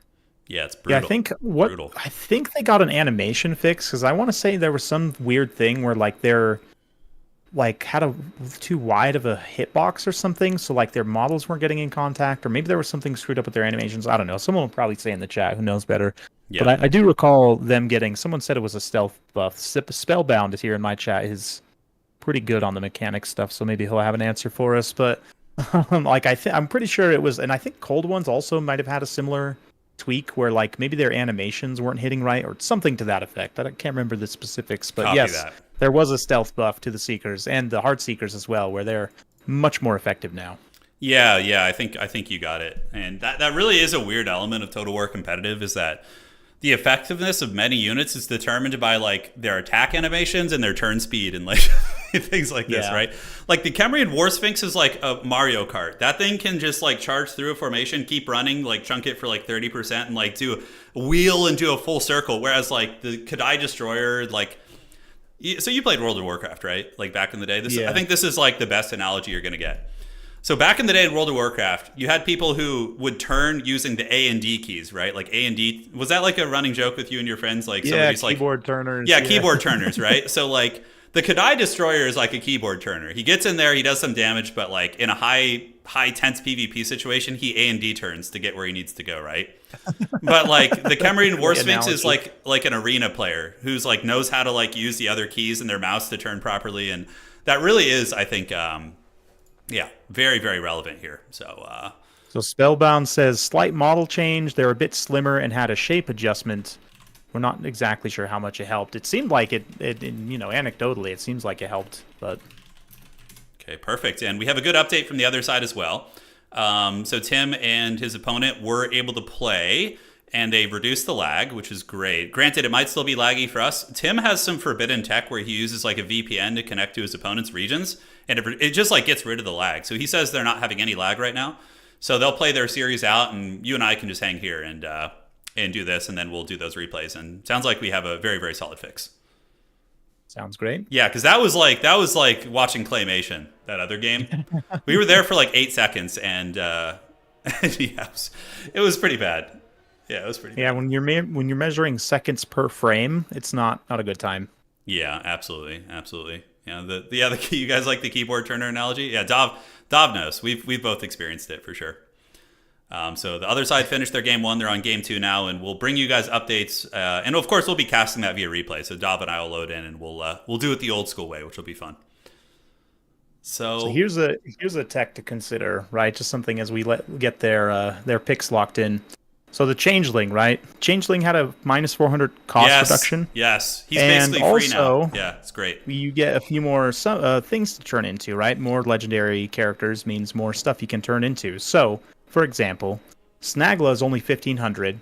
Since he always comes mounted, you automatically get him on his spider, which is a nice benefit. You get the snare, you get the summon. You don't get the disgusting contact effect on a magic missile, but that's okay. Yeah. Would you pay, I think he's like 1500 with no spells or anything. Would you pay 1500 for Snagla for Tzeentch just for the snare and the summons? Like, I could potentially see that being really useful. Yeah, that's not one I had thought of, to be completely honest. I did not think of that. Last night I was laying in bed in the wee hours of the night, and I was thinking about what would be the coolest transforms for him. But I did not think, that's actually pretty good. I mean, Tzeentch can get a net already from Kairos, right? Right. So is it worth it over Kairos? I mean, it's like a cheaper Kairos, and it gives you the little spider summons. Maybe it could be. He is a little bit snipeable, though, so you're putting your Lord in a bit of a situation where he could be sniped, because he's very, very squishy. But I don't know who would be the best. I mean, maybe, honestly, just back to old school Satang. Scar Bloodwrath could be decent, too, because he's got... Yeah, Scar. Yeah, Scar like could be okay for getting like a grindy anti... Like, maybe against like Cathay or Dwarves, you switch to Scar, right? Because although Aecold might just be a better choice, because of the passive healing is better than Scar's heal. Yeah. What about Orion? Orion has some good bound abilities, and his items aren't super necessary. So you could get like Orion with Hawk's Talon and the Hounds of Gibson. Yeah, but Orion's not even that meta. Like, I don't know who else. What do you guys think in both of our chats? Who would be like the best Lord for him to transform into? I'd be curious to hear. Nakai, since he got his buffs, now causes terror, Ooh. and he has a couple of really good debuffs. Well, one really good buff, one really good debuff. Okay. You don't get the perfect vigor item, but he's terror-causing monstrous infantry, pretty good stats all around, 120 armor, I think. Yeah. So that's a possibility for sure. That ain't bad. That ain't bad at all. What about Arbol? Because you get the Chaos Spawn summon, and Arbal's item is like the one thing you cut on him nonstop, right? Like, people always cut his item. So with Arbol, you get his really powerful armor-piercing explosion, and you get the Spawn summon. I actually think Arbol could be a very good one. Yeah, and his stats and animations are pretty solid on Yeah. foot. Skulltaker also is like 40 speed on foot, and you don't get as immune to flanking, but I mean his stats are disgusting. Torox. There's some Torox hype in chat. What do you got over on your side? Torox. Yeah. Yeah, Torox is a pretty good option for sure. Let's see. Greasus? No. Greasus. Yeah, no, definitely not. Yeah, the not getting a mount takes away a ton of options. The fact that you don't get to have a mount is like, it basically cuts down like 80% of his choices. Yeah, definitely. No, this. Actually, the new Gutsman for the Ogre Kingdoms, the yeah, anti-large kind of executioner character, Yeah. right? Because you get the execute, and he's a little squishy, but not like overly squishy. He has a good amount of HP at least, even though it doesn't have a lot of armor. Anti-large, pretty good combatant all the way around, and yeah, you do get the execute, I believe. And when you do the dragon twins for Cathay, you don't get their dragon form, right? Because I know you only have the one transform. That would be super strong. That'd be very broken. That would be busted. Because then you would just get the Iron Dragon and just have him in like the freaking Tzeentch roster. Oh my god, that would be awful. Yeah, Scarbrand is actually not terrible. Like Scarbrand is really powerful, and his abilities and items are all relatively decent. Yeah. So getting a Rampage on Tzeentch could be really problematic, right? Like imagine you Rampage something and you have like 2 Changebringers waiting to just cook them. Like that's pretty good. So yeah, I like Scarbrand a lot. Kugath, probably too expensive. I think paying for all the spells, because like that's the problem with him transforming into casters, is that you have to just pay the troll toll and pay for all the magic too. Depends on the matchup. Like certain factions have a really hard time killing Kugath, especially if you back him up with like Tzeentch halberds. Like Slaanesh, for example. If you have magic damage halberds protecting Kugath, like what are they gonna do about that? Like what are they like? How do they even kill that? Yeah. So like there's certain matchups where it can be very degenerate, but yeah, it's a lot of matchups he'll just get shot to death for too many points. Is Tzeentch is top tier in land battle, right? Like I've heard that they're just like the Terminators, like the past couple patches, but is that still a thing? They have been for most patches in the game, yes. Like maybe 1 or 2 patches where they weren't S tier, but for the most part, always have been. Yeah, that's wild. Yeah, because in Dom, they're like a mid-tier faction, like lower mid-tier. They actually had a really low win rate last season. It was like in the 40s. I don't know what it is. They've got a pretty good roster. Their infantry are great. Their shooting is great. It's top-tier magic, really good mobility. Maybe Centaurs... When Centaurs of Tzeentch got nerfed, Tzeentch went from being like a 60% win rate faction down to like 45. Yeah, I could see that in Domination. I could see Centaurs as a unit type are just amazing in general, but especially in Domination, everything they bring. Oh man. Yeah, because pretty much every Beastmen player, like you were completely right about the Centaurs. Like Centaurs, like if we get a Beastmen game today, you're gonna see it. It's like cheap Ungor spears with raiders and like the Butchers of Kalkengard. Then the entire rest of the army is Centaurs. They'll like mass Centaurs. They're so effective in Domination because there's often fighting on a couple points, right? It's not like a focalized fight as much as land battle is. It still is sometimes, but if it's like an Itza style map where there's like 3 wide objectives, you'll often see like multiple skirmishes and engagements. So mobility is just huge, right? But so we're getting into our game 3 here between these players. The winner will advance to the grand finals, and then third place will be dueled out as well. So that is going to be that. Historically for this, we have done third place off stream, so we've done it on the casted it separately on the channel depending on the circumstances. So we'll see the lag situation, and maybe that might be the case depending on how the final situation plays out. But yeah, picks here. So we've seen Khorne. We've seen greenskins. Ogres we haven't seen in this series yet, so very likely we get an ogre pick here. I would say. I think we're going to see it from one of them for sure. I would imagine, probably pretty likely. I'm actually going to go refill my water real quick. I'll let you entertain, and I'll be right back. Yeah, do your thing, man. Do your thing.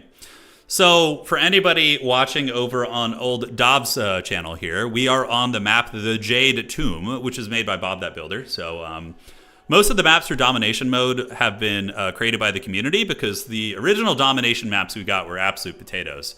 So you can see all these maps here as we look. I don't know if he's got it on his perspective, but... Jade Tomb is a map that is, you have a home objective. So in Domination, there's a couple styles of maps. There's the home objective maps where basically you have an objective at home, and then there's one contested objective in the middle, and those ones are really good for factions that like to just have like a traditional land battle style fight where you have an army fight over 1 point. Whereas mobility armies usually like maps that have objectives spread out so they can really pull their opponent apart and whatnot. But this one is a home objective map where you have a very easily defensible home objective and you're mainly fighting over the center one. So it's not like Itza. And on the side, there's a wood line where you can ambush your opponents and Vanguard deploy and all that sort of good stuff. No, you didn't miss it, Matt. You're just getting here. I'm casting, by the way, with Dov Plays, in case you guys don't know him. I've known Dov since 2016, 2017. We go back. We have spent countless hours hanging out in Discord back in the day. He is awesome. He does mainly Conquest and Land Battle on his channel, but does kind of dabble in domination mode here and there with his qualifiers and big events. So please make sure to check out Dov if you haven't. And if we have a link, if you have a mod in chat who could link to Dov's channel, that'd be greatly appreciated. So yeah, it's going to be good. We're hanging in there. So Sora, of course, our current defending champion. They won the last major big money event in Domination, and they're down to the ropes against Lord Chickenfeed, who is also a major event winner too. Lord Chickenfeed managed to win the official CA event 2 cycles ago, I believe. I can't remember. Yeah. Oh yeah, we're doing it. You're back. You're good. I am back, hydrated, ready to go. Sweet, dude. We were explaining the map. Yeah, just talking about that. We locked in on Norska versus Wood Elves. You think we're going to see the Power Monkey from Norska? You think we're going to see the Skyla Engfingrim? Is it time? Yeah, it may be. I don't think it may be. No way. That would be such a throw by Lord Chicken. Like, Skyla is so terrible in this matchup. Like, the Eternal Guard will just murder it. It has 50 armor, and all those like archers are just going to tear that thing to shreds. I mean, you might get a cute rampage once, but yeah, it's so bad. What matchups would the Corn Monkey be good in, though, do you think? Like, if we had to find a place for it. Just can't think. Maybe Vampire Counts or something? I don't know. Like, it can rampage and... Probably not. I think he doesn't have enough armor. He just died to, like, Blood Knights and Skeleton Spears. Yeah, just the zombies will kill it, yeah. Probably Skaven? I don't know. It's like a matchup where his lack of AP is like not going to matter as much. Well, but Skaven, his speed will help. Maybe in land battle, because in Dom, Skaven just bring like a brick wall of like Storm Vermin and Clan Rat Spears, and then just like Skyla will just make no dent in that, and then Slingers galore. I literally can't think of a matchup in which I would like actually bring that character. If I weren't just having fun, right? If I'm trying to win a tournament. In all actuality. Like, ogres. Ogres, because bulls are lightly armored and stuff, right? So maybe it can like punch the bulls in the face and rampage like a big expensive unit and pull it to its doom. I don't know. Yeah, I can't think of anything. Yeah, it's all fringe, right? Maybe Nurgle, but Skyla doesn't do magic damage, right? No. Yeah, so that just sucks. So like demons, it's not even like a fringe viable thing. Yeah, I literally can't think of anything. Empire, any ranged faction, you're just gonna get blasted by arrows and bullets and whatever else. Like, Monkey is Pistoliers just like cackling as they shoot the monkey. Yeah, Pistoliers. Monkey's probably not good in any matchups. Yeah, I don't think so, unfortunately. This, however, is an interesting matchup. Isn't it uncanny how Norska's just like...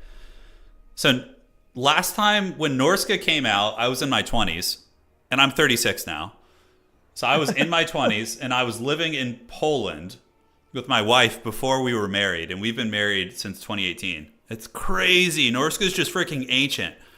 And they've like haven't really been touched at all, aside from a couple like little like bouncing passes, and they still can compete at the highest level, which is nuts, you know? Like so many other factions have gotten like 3 DLCs, like 12 new units, and these guys they're just going, the Unga Bunga is going strong, you know, through the years.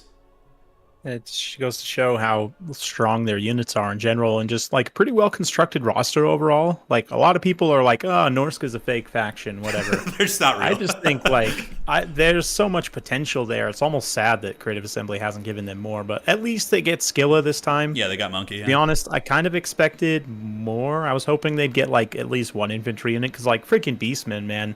They're just like happy cow noises over in the corner, just like getting all the free stuff every update, and then sad monkey Norska is just Yeah, you know, if you've looked at the Skull Reaper models, even though Skull Reapers suck, I could have seen them being added to Norska. They kind of have a bit of a Norskan aesthetic. They look like berserkers, right? Like the heavily armored warrior units, I understand them not being added to Norska. It doesn't fit them, but like the lightly armored stuff, I bet you Norska will get something someday. Like, if not like an FLC update, maybe they would get like a new lord and like a couple new units. But Like, what could they? Yeah. Maybe The Skull Reapers for me is just like it seems like a clear upgrade from the Berserkers specifically, and like makes more sense in that context than in the context of like the Warriors. So I don't know.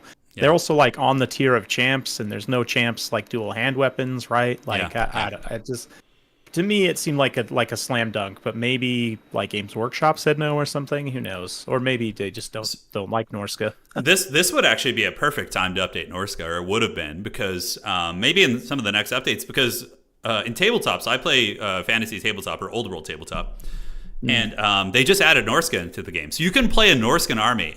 It's like, so Warriors of Chaos have a specialty army, like a sub army within their book that's called the Wolves of the Sea. It's super cool. So it's a Norscan army. You get skin wolves, you get marauder champions, you get like Huskarls. Oh, we don't have Huskarls in this, do we? We don't. So Huskarls would be freaking awesome. They're in tabletop. They're kind of like an in between of you have the Marauder Horseman and the Chaos Knight. It's like in between those two units. So it's like an upgraded Marauder Horseman that's like kind of like a mini Chaos Knight.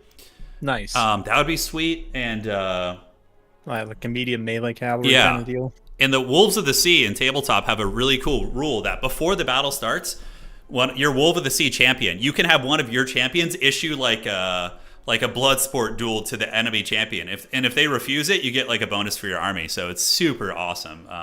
So cool. Yeah, it's like you remember in Troy when Achilles fights Boagrius in the beginning, like the two champions like meet in front of the army and fight. The Troy, yeah, with Brad Pitt. Yeah, it's like that. You get to have like a duel, which is awesome. But yeah, what else versus Norska? I mean, Norska's got tools here. They have the super durable shielded infantry. They have the skin wolves to fight the enemy mass. Potentially a good matchup against wood elves who are very, very powerful in Dom right now. Yeah. So like Chaos Winged Lancers, sort of, not quite the durability of Winged Lancers. They probably would have like 60 armor, but would be maybe like a little bit faster than a Winged Lancer. Would probably be the Huskarl, but yeah. Oh, you could also add a Famir Lord, right, Dov? Oh yeah, Famir Lord, Famir, or even like a Skinwolf Lord. To be honest, it depends on how deep they want to go on the lore on it. But dude, there's also a bunch of missing monsters from the Chaos like monster book, right? Like the Chimera, and there's some other like no brainers you could add, right? oh, dude, what about a transforming werewolf lord? That would be the coolest, like a shape shifting, like shaman. Like he's like a caster that like can do like weird wild magic. Like he's got like a combination of like lore of beasts and like something else.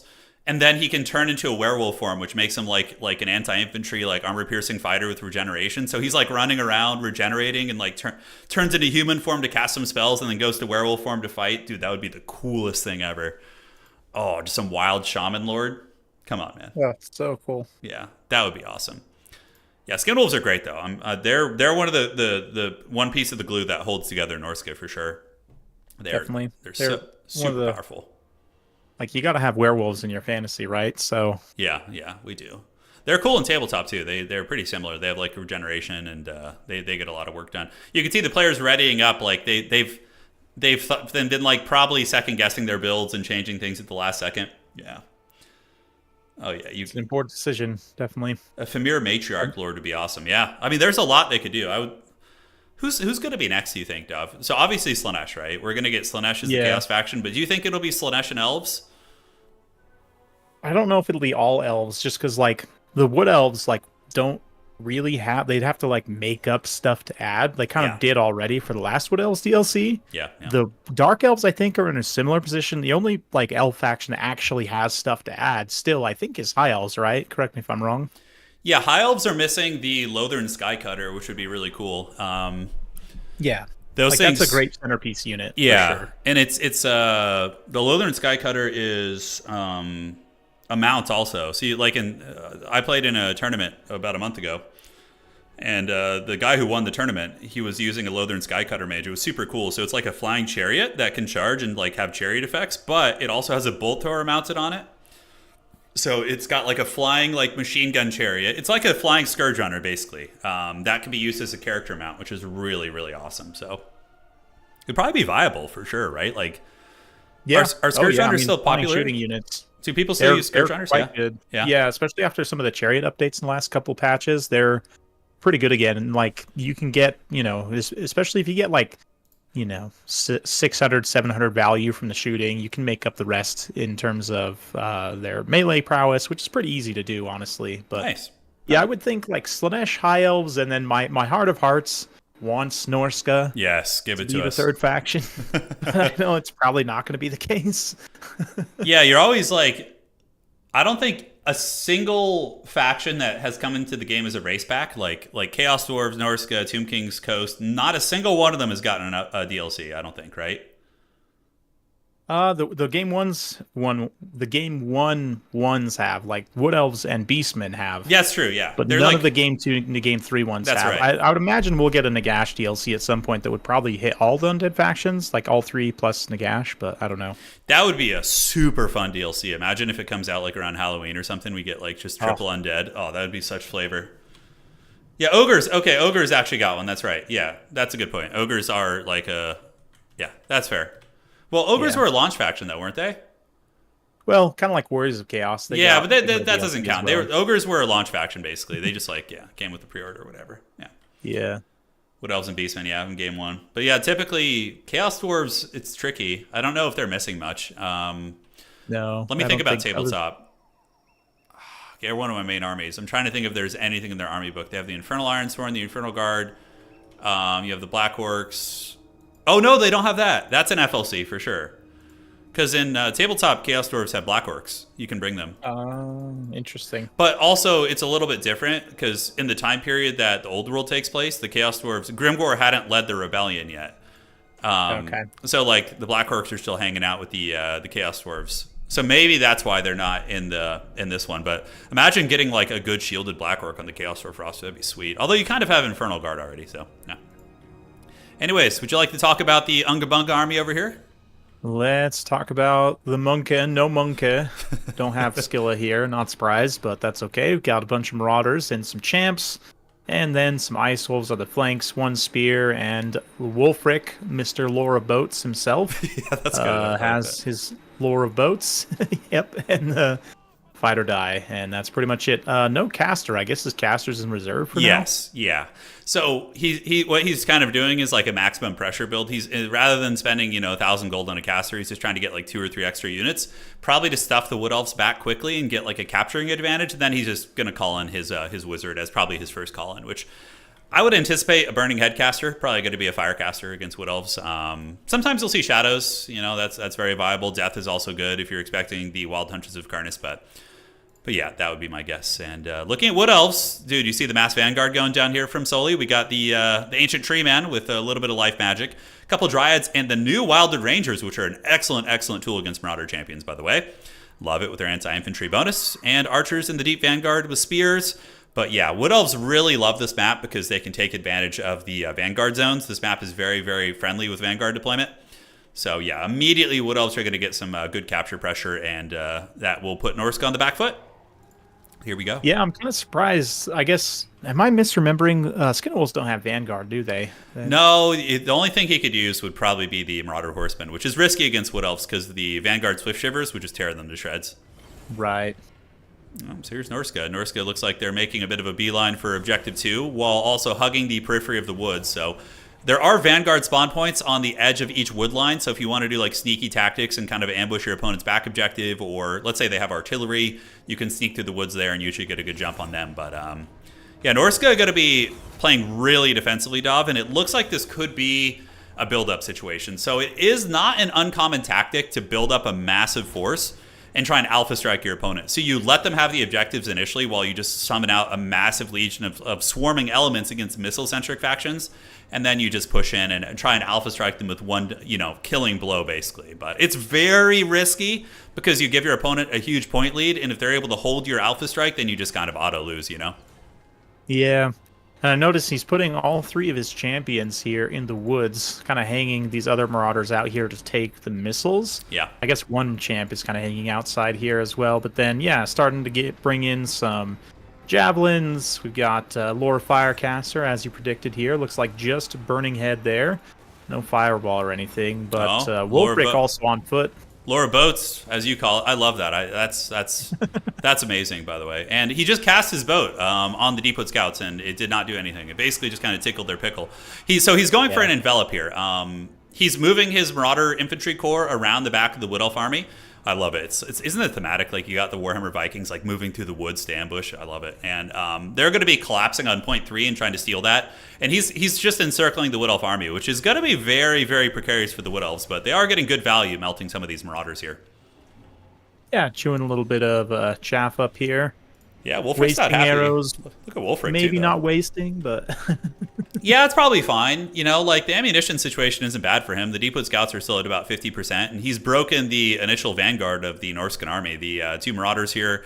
Wolfric has also lost about 10% HP, 15% HP, which isn't bad at all. And overall, things are looking good for Sora out of the gates. But now it is the revenge of the Sith, as we do see Lord Chicken advancing out. Although on the outside he might lose the Hound unit. Nope, looking like he's okay.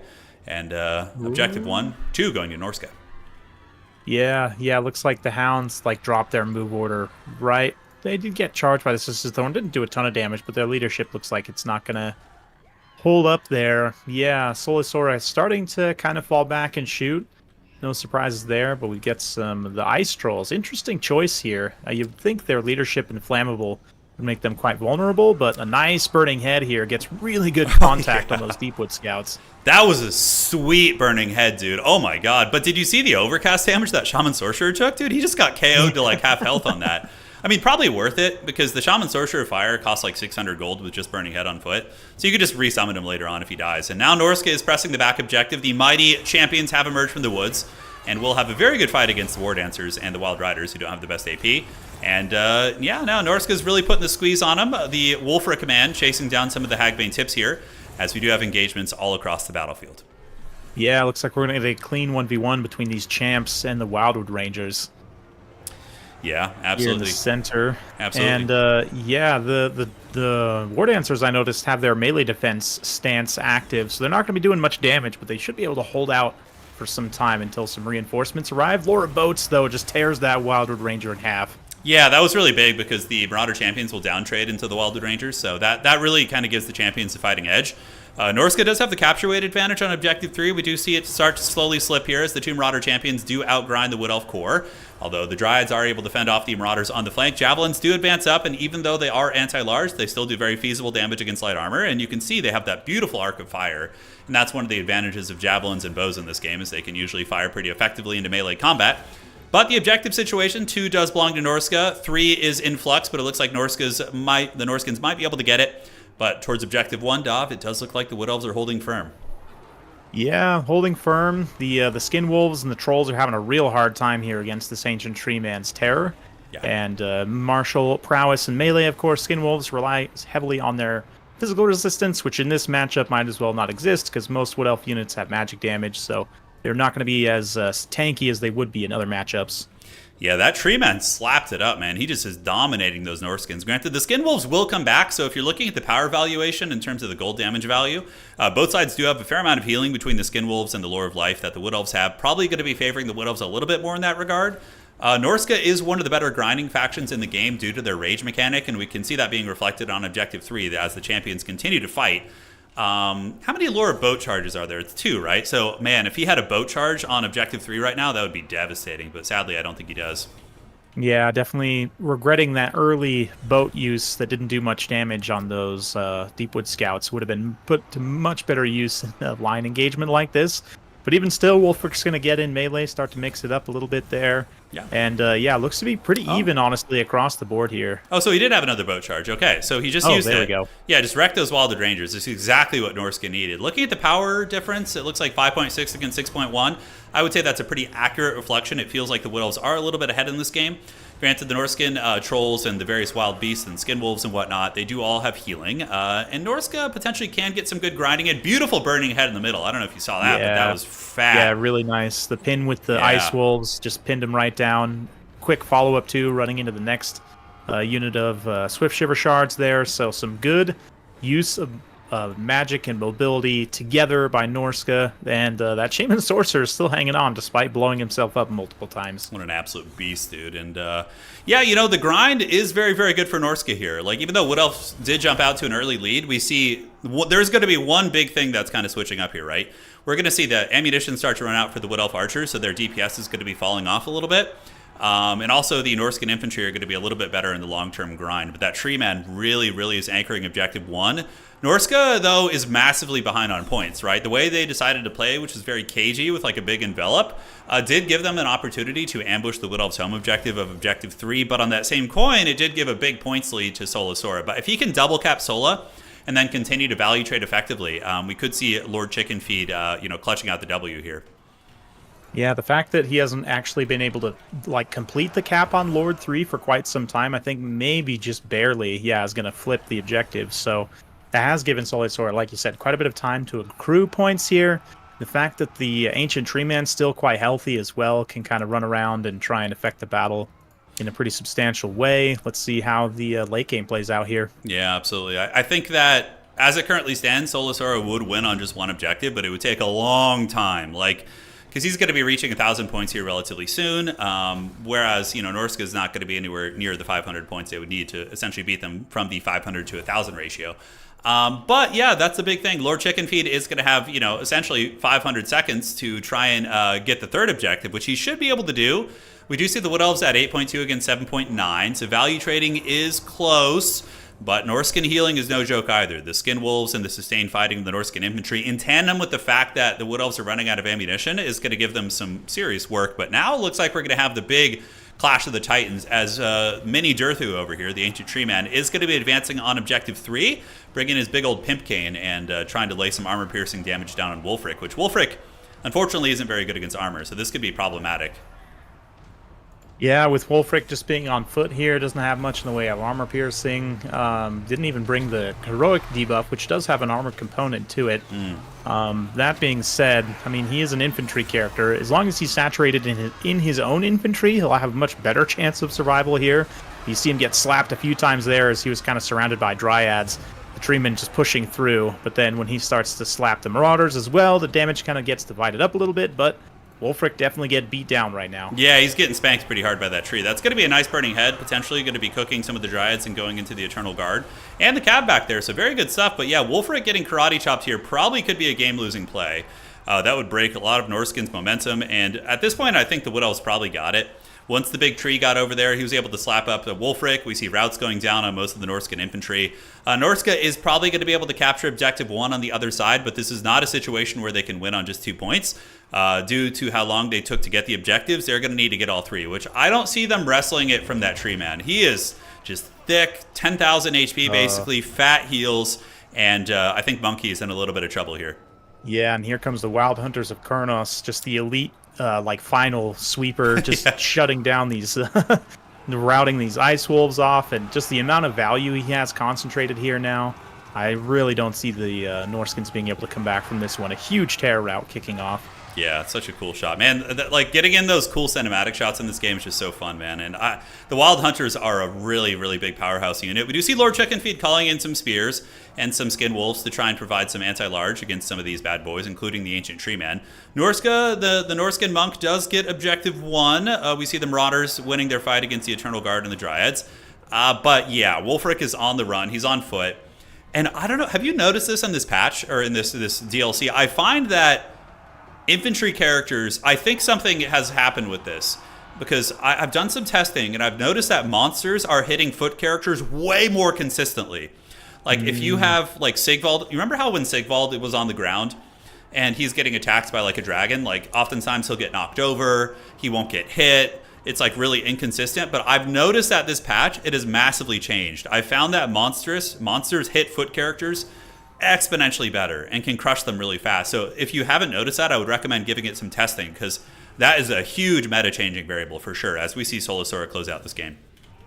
Yeah, definitely. Well, it's often been the case that, infantry characters, like you said, just by nature of getting knocked around a lot and they don't tend to take as many hits. And yeah, I guess I hadn't seen too many clean matchups like that, but man, that Treeman was able to just spank out Wulfric and repeatedly. I feel like in previous patches he would have got distracted, fighting the Marauders, right? Whereas maybe they just changed something with the priority, where the single entities will keep priority, on the enemy single entity and continue just hitting them only. It's definitely worth investigating, and this game's over. GG. Wood Elves basically held the storm. The Tree Man was the carry. Norska their army was solid against the rest of the Wood Elf army, but man, it did not have an answer for that tree. Foot Wolfric was pretty inept at dealing with him. The problem is Throg's a little risky against archer play. He just gets like peppered down. So, like, what would you have done? And like, or at least from us having hindsight on that matchup, how do you think Norska could have approached that to better deal with the tree? Just like 5 javelins in the backfield, maybe, or like a Deathcaster with Spirit Leech.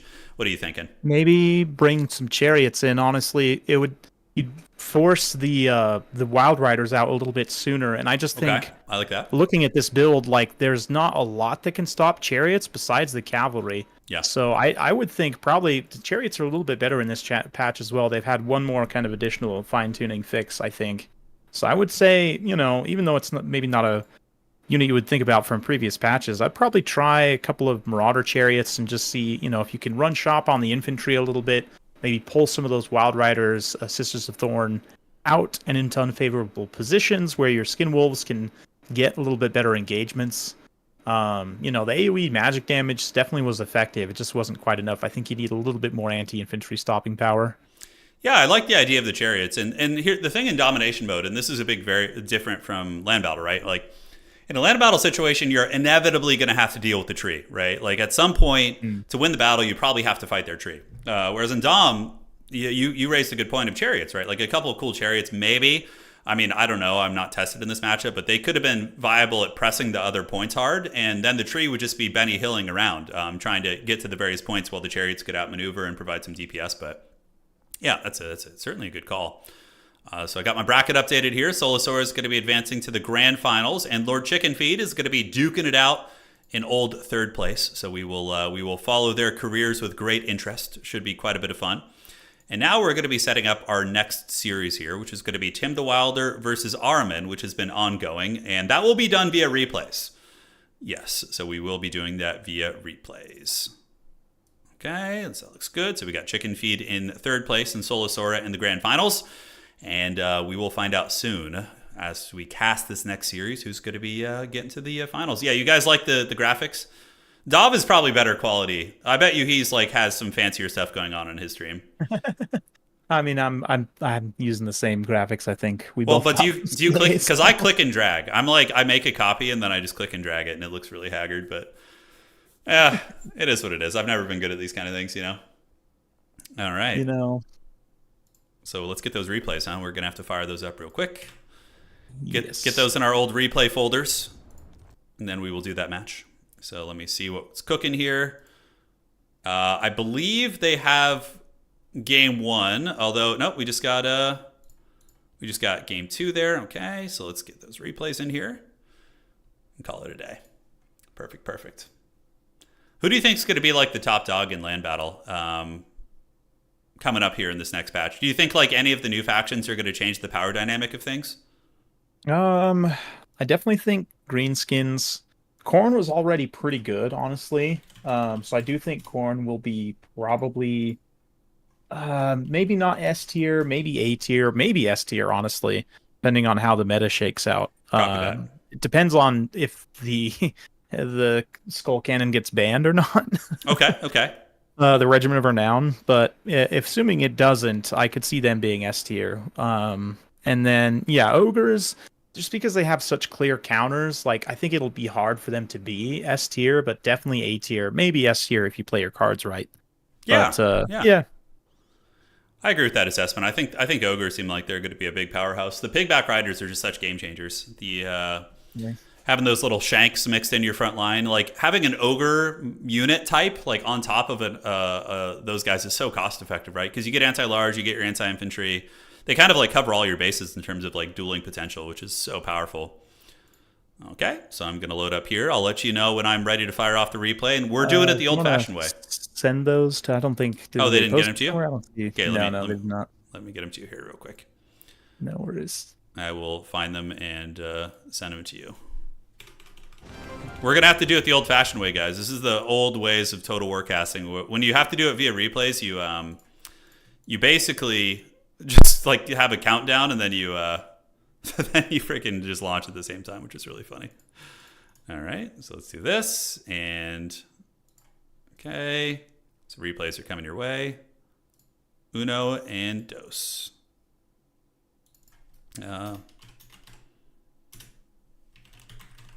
Okay, just answering a rules question for those guys.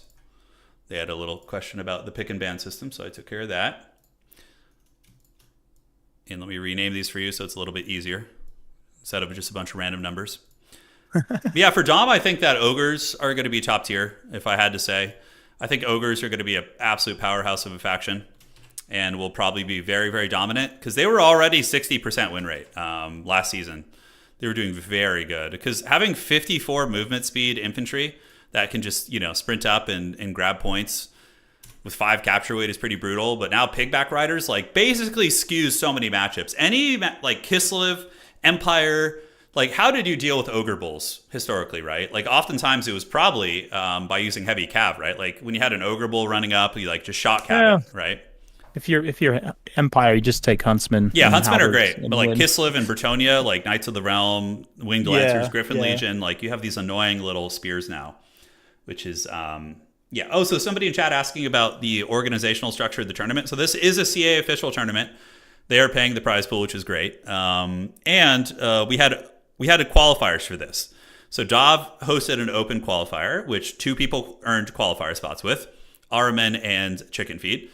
And I hosted my total tavern season, which was about 2 months of competition with a finals tournament, and the top 2 players in that tournament earned a spot in this. So it's all merit based, no invites. It's just everyone earned their spots here, which is how it should be. So definitely.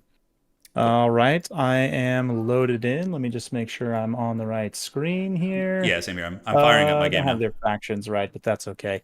It is going to be, no, I do still, actually. Ogres versus Wood Elves, so whenever you're ready, you can count us off. Yeah, I'll be ready in just a second here. Just getting it going. As soon as we get the patch note stuff, I'm sure we'll be breaking it down. There's some stuff Dov and I have noticed, for sure, but yeah, we're getting there.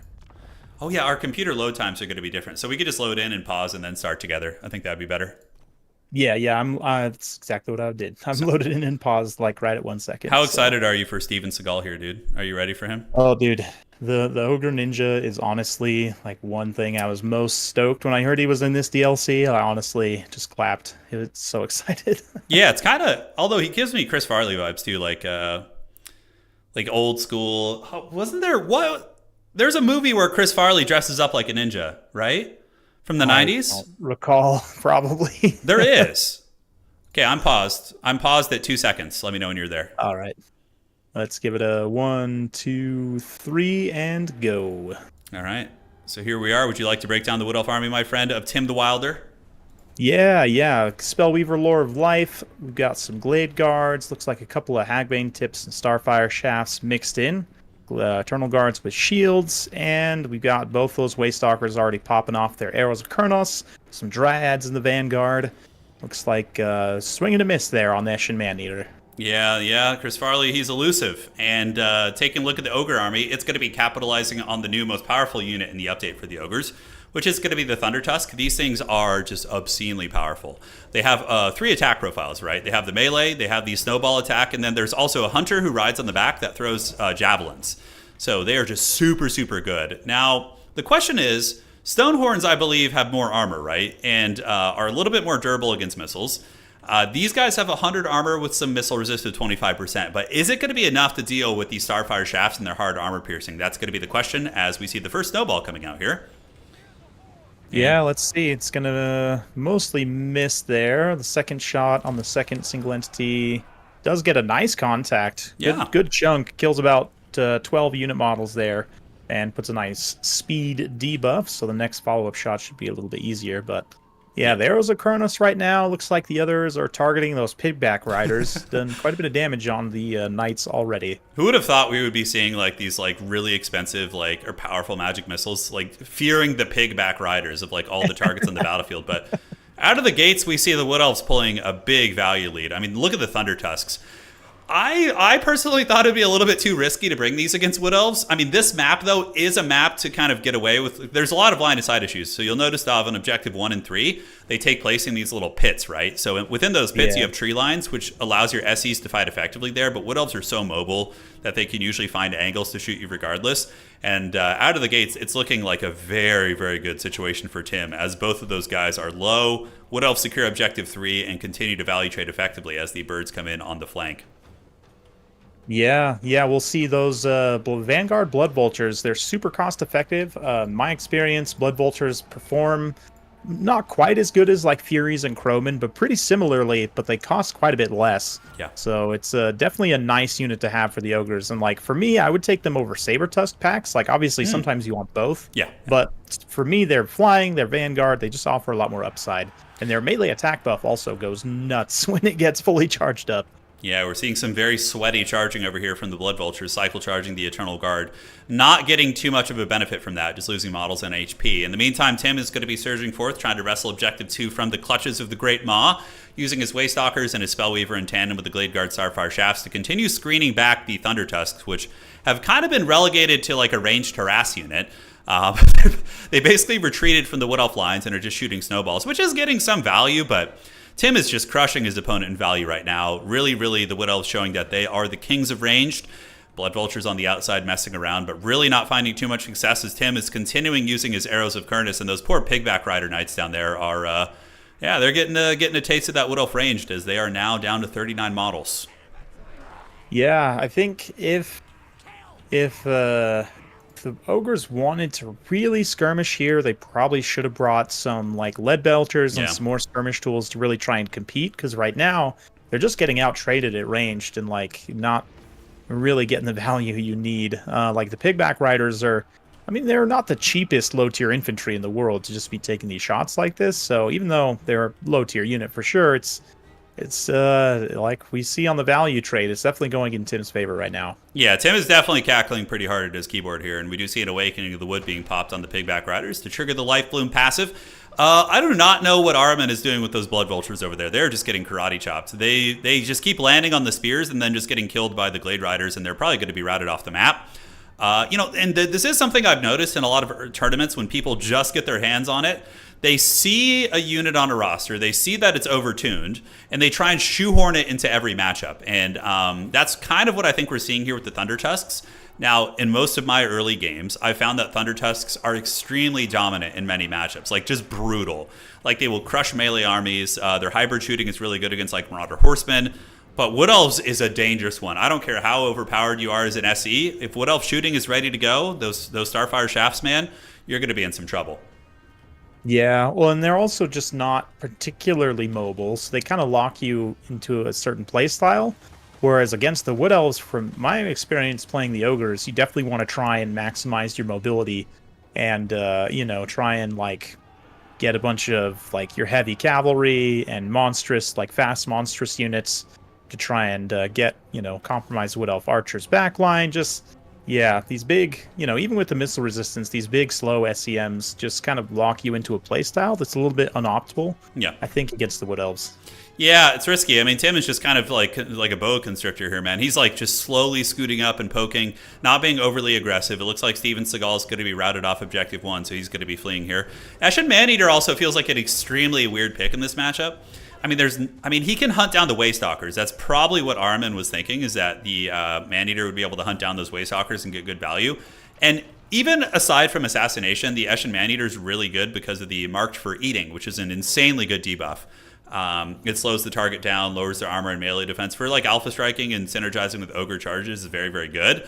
But yeah, Tim has now got his opponent triple capped. The Ogres are in such a precarious position that they've been forced back, and I don't know how they're going to recover. They're never going to financially recover from this. It's going to be rough. Thunder Tusks are just using their ammo where they can and kind of poking back, but Tim is taking it like a champ here, and it looks like he's going to be probably winning game 1 if I was a betting man. Yeah, it doesn't look like... we'll see. The Ogres, I'm not confident in their ability to really do much right now. It just seems like from an army composition perspective, they kind of made some mistakes. We do see here, yeah, some Mornfang cavalry being brought in, so it looks like he's going to try and go for a melee engagement here. Let's see how it plays out. Yeah, I think he has to just swing for the fences now. I mean, he's massively behind. The Thunder Tusks are very low. I really agree with your assessment that the Lead Belchers and or some sort of shooting would have been very good. We've seen scrap launchers used here. Iron Blasters can be effective at kind of medium range.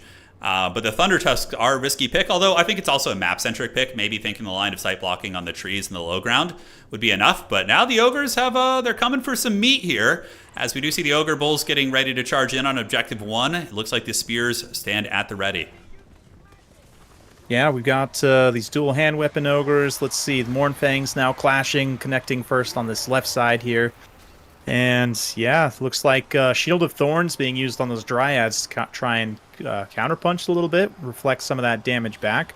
The Ogres very quickly are just going to flatten the front line and try and path through and get on the archers in the second line. Yeah, Tim's Wood Elf army, though, is very much like an onion. There's layers that need to be peeled, and as you peel those layers, you're going to be crying. He's got his archers at the ready. He's got Cav in the secondary, Eternal Guard also standing in the second waves as well. Ogres are going to be hemorrhaging quite a bit of value as they move through, and what's really, really helpful for Wood Elves, and look at the wavering in the middle. You see like 3 Ogre units, the Mornfang Cav wavering and breaking, the Ogre Bulls breaking. Just absolute destruction here as the Ogres just get steamrolled on the charge in, and the counter-charging of the Wood Elf Cav is so cost-effective. But, I mean, baseline Eternal Guard are so good against Ogres because they have freaking 80 base leadership or something. Like, you're not going to get rid of them quickly compared to, like, the Spears that other factions often have, like our poor State Troopers, you know? Yeah, the main downside is they don't have a ton of HP, but definitely that the armor piercing and the high leadership means they'll trade upwards very well into, higher tier units especially.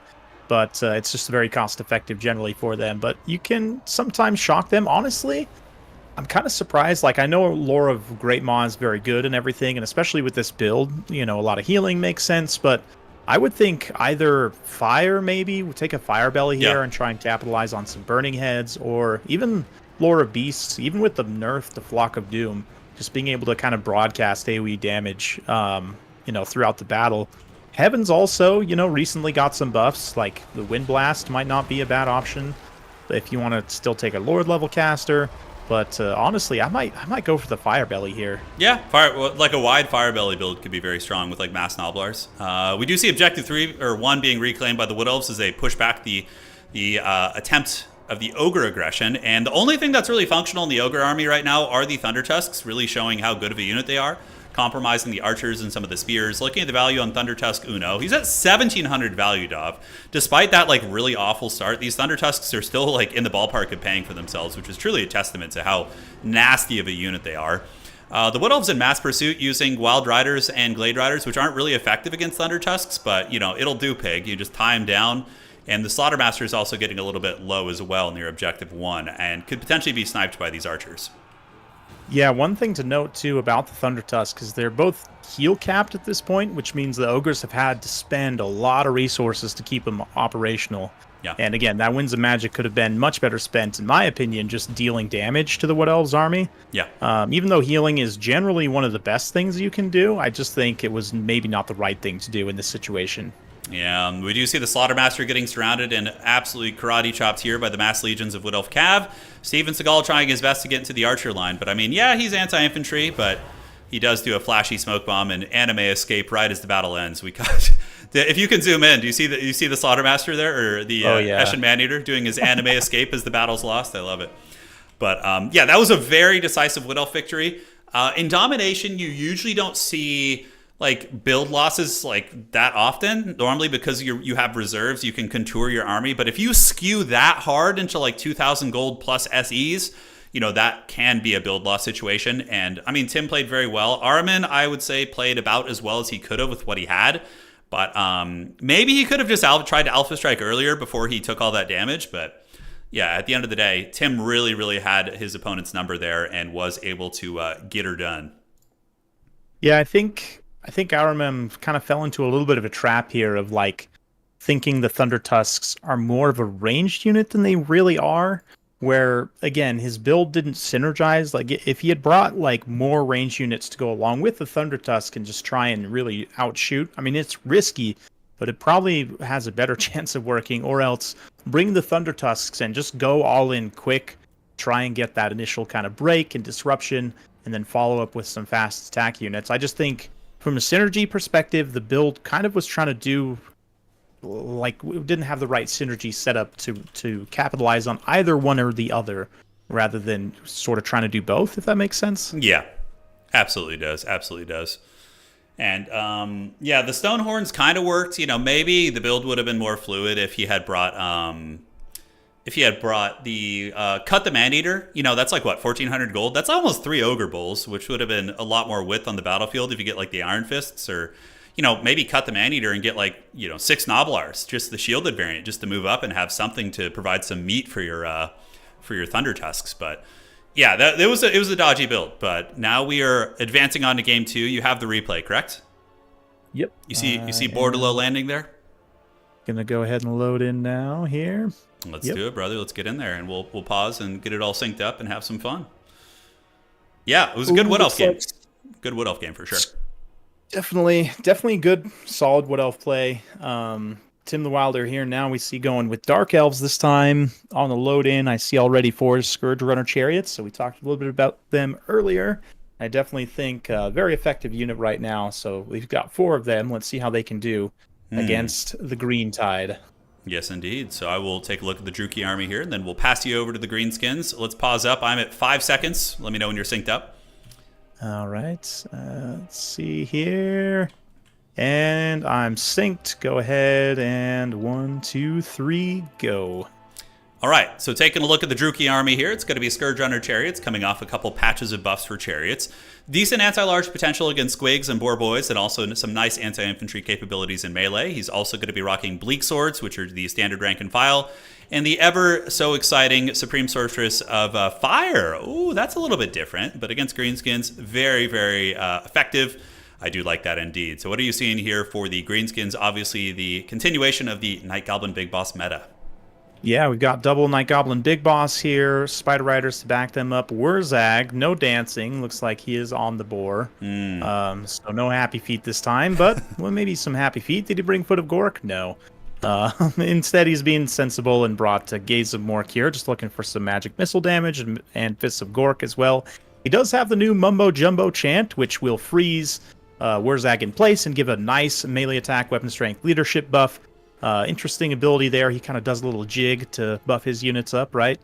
He's got some Squig Herds, looks like Black Orcs, Regiment of Renown, Goblin Rocklobber has a disgusting contact effect, minus 24 melee attack and defense. And yeah, the Ruglud's Armored Orcs as well. They're basically like Orc Quarrelers. They're armored, crossbows with shields, good all-around stats. Very interesting unit, but already the Breath Attack landing on that Hammer of Gork and doing some pretty serious leadership damage. Yeah, I mean, that's a very, very good start for Tim out of the gates. He gets a very effective burning head there, able to cook some of those armored orcs. Also, routes off the Forest Goblin Spider Riders using his Scourge Runners. But, if he doesn't finish off that Hammer of Gork, it's really, the Breath Attack is just kind of a moot point there.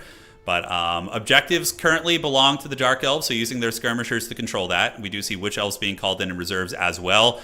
So Tim opens with a relatively mediocre infantry corps, but immediately looks to rectify that by bringing in a corps of Witch Elves, of course, with their Witch's Brew, getting ready to get crunk and do battle here with the old Greenskins. And, oh man, I'm so excited to be seeing Shielded Black Orcs. They're so cool.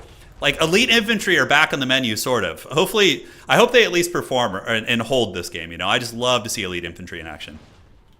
Yeah, right now they're absorbing some of the shots of the Scourge Runners, which are doing some damage, but not probably the most efficient target to be shooting at. I don't know, there's not really...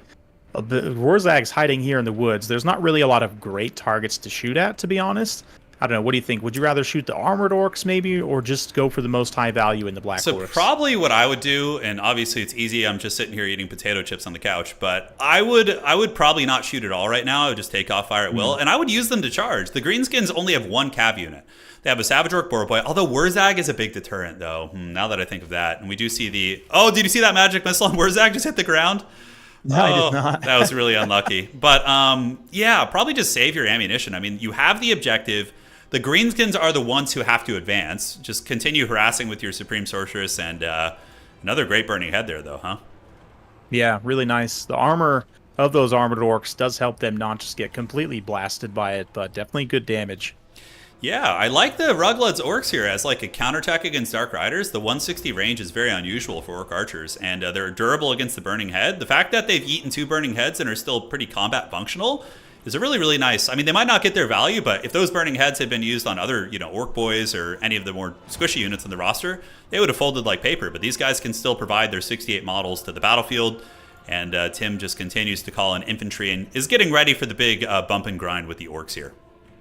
Yeah, these Witch Elves are definitely going to get some good value here if they can get into the engagements without taking too much damage on the approach, which, I mean, there's not like a good volume of archers here. The Armored Orcs are still operational, but they're not going to be able to do enough damage to 2 units of Wood Elves. We do see some Savage Orcs coming in with their new icon there in the back. Some more Boar Boys, looks like Squig Hoppers as well. So both sides just kind of building up their forces right now, but in the process, Greenskins are definitely taking a lot more skirmish damage. Yeah, they're taking a beating for sure. The Supreme Sorceress just used a breath attack on the Black Orcs there, was able to get some work done. But, that's the thing with elves. Ammunition can run out, and suddenly, it's all fun and games till your Scourge Runners are out of ammo, and then the Orcs are going to come unga bunga for you. And the Orcs do have some pretty big advantages in this matchup, one of which being, I think, is the Cav situation. Cold One Spear Riders are all right, but Orcs are just so dominant in the Cav engagements, like against Empire, against Bretonnia, against Kislev. Like, they're so cost effective. Like 650 gold for like an Orc Boar Boy with their armor piercing and their charge bonus is so damn cost effective.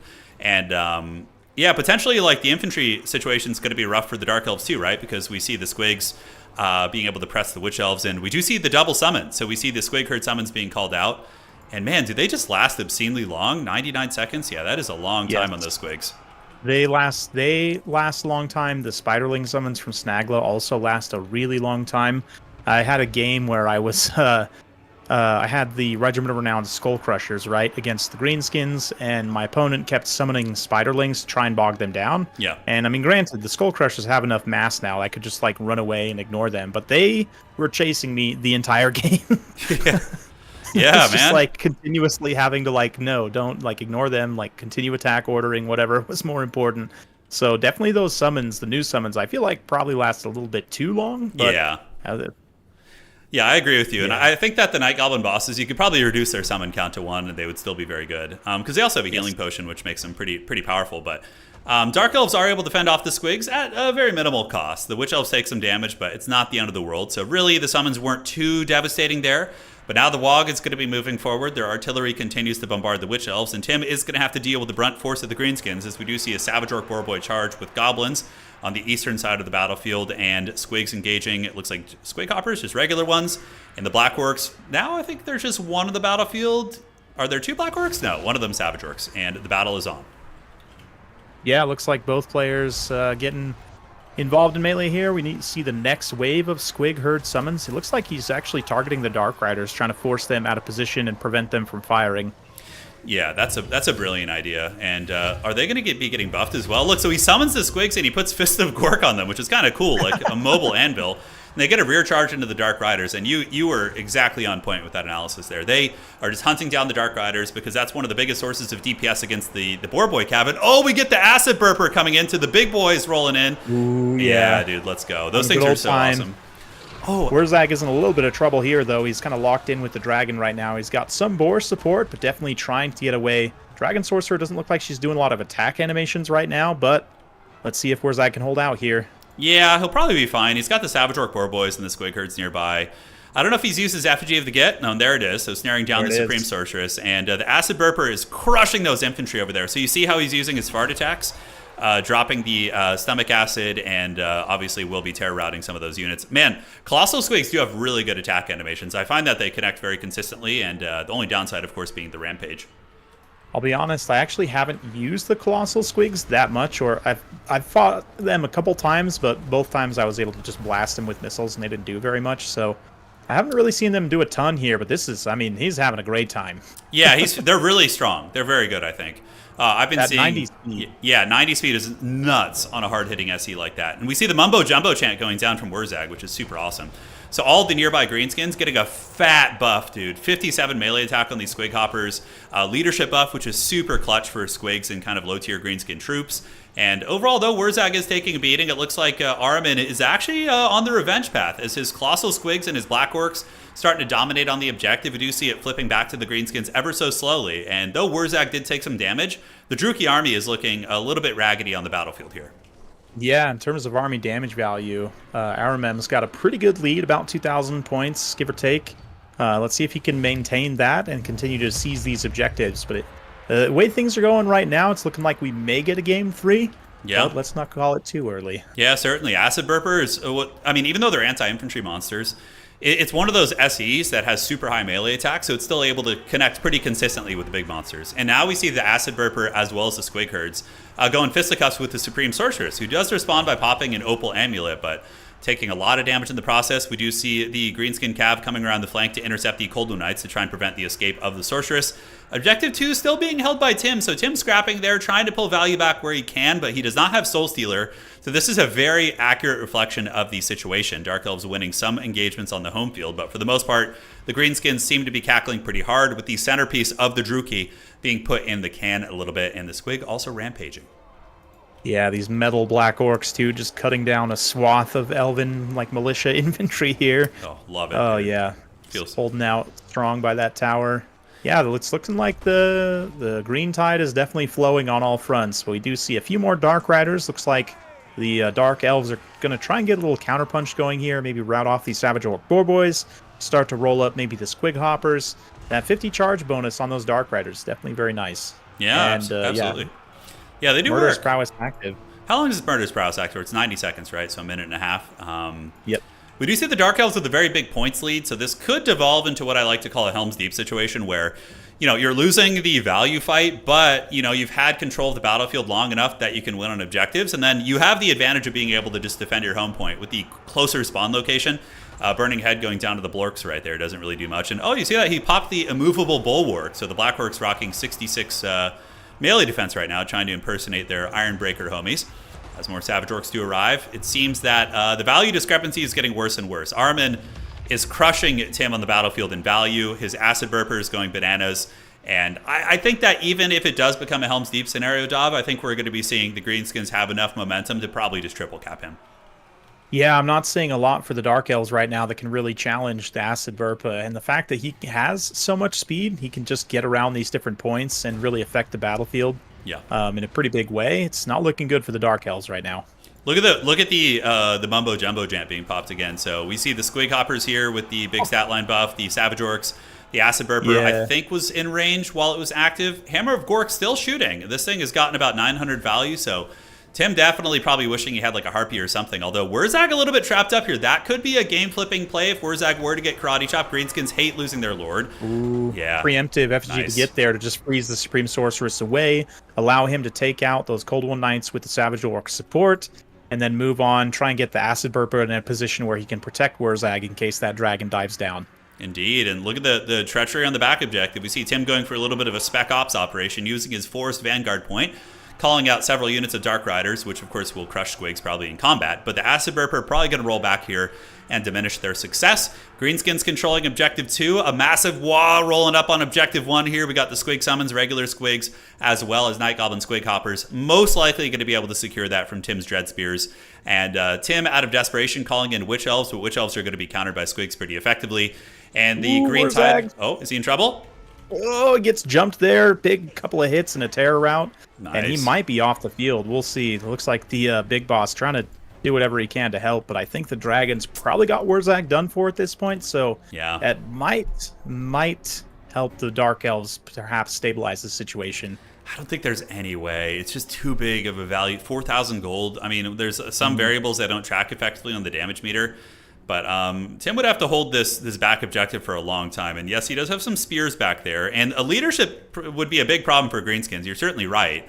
Wurzag does get karate chopped, so he has been finished off. But I don't know, man. That's going to be a tough hold. The Goblin Big Bosses, there's lots of Squigs heading over there. And in the woods, we also have another unit of Goblin Squig Hoppers, which will be very good against the infantry. It's going to be up to those spears. Are they going to be able to hold it? Yeah, the spears. We've got one witch elf coming in for support as well. They just popped their witch brew. They're fully charged up, 64 weapon strength, 82 melee attack. They're ready to absolutely rumble. You see, Ahriman just kind of pulls back, just refusing to fight the witch elves while they're all juiced up. It's definitely the right call. Oh, not to interrupt you, Job, but somebody on my channel is saying that your stream is blocked and you're only showing the scoreboard or something. Oh, gosh. It's all good. It's just one game. Move. Don't worry about it, brother. I've done that many times. But at least everyone could hear my excellent yeah, commentary, dude, it's like the 1940s radio commentary. It's like old baseball. It's fun. As you fix that, we'll continue getting into action here. We do see Objective 1 being held by Tim in just pure desperation, sending in waves and waves of Bleak Swords. I mean, there is a chance.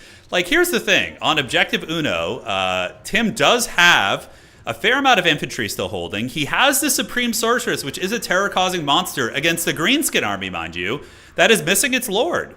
So there is a chance here that Tim might be able to just chain terror out a lot of the Greenskin units off the back objective, but I think the real MVP that's probably going to maybe win the Greenskins the game is going to be Da Acid Burpa. Yeah, he's going to have to make it happen quick, though. I mean, the time is definitely ticking. We see the Witch Elves get terror routed off here. Acid Burpa needs to follow up and just rear charge to the blob where the Supreme Sorceress is at, try and terror out all the supporting units away, and get a couple big attacks on the Supreme Sorceress herself. That's exactly what we see playing out here. Yeah, he's certainly hunting his prey. Savage Orc Boar Boys getting a nice charge from the Bleak Swords, and they have a great charge bonus for their cost of, I think, 50 or 60. And they do manage to roll those swords over, which is going to be massively diminishing the capture weight. Now, one big variable that's going to give the Orcs an advantage here is the Night Goblin bosses arriving. That's 6 capture weight, really sustainable, really grindy. And the Dragon, like you said, is now going to be kept in check by the Acid Burpa. So the Acid Burpa is going to be able to hunt down that Supreme Sorceress and really, really just give it the business. And yep, the capture weight is flipping. And as soon as that flips, man, that's so rough for Tim, right? He is literally just over a minute away from winning, and the Greenskins come in and are able to clutch it. So beautiful play here from Ahriman, who looked to really get crushed in Game 1, but he comes back and wins a clutch victory here against Tim in Game 2, which is going to be taking us to Game 3, because he's going to get this. There's no way. Tim doesn't have the manpower to retake anything on the battlefield. Yeah, man. Love to see the Squig build, kind of very thematic and loreful, and also very strong here. We see the Squig, this new Squigs put to good use. The big single entity here, Squig Hoppers, Squig Herds, the Summoner, the Mumbo Jumbo chant. Also, there's a few times I saw layered with Fists of Gork for just massive melee attack boosts on low tier units, just helping them punch up. And it's a nice Greenskins victory. Yeah, with Wurzag, it's even better too, because I'm pretty sure he had Bonewood Staff. So even though Bonewood Staff did get nerfed, it still applies a localized buff when you cast spells. So you're getting Mumbo Jumbo Chant, Fist of Gork, and the Bonewood Staff. So like that's got to be like upwards of like 50 melee attack or close to that, which is nuts.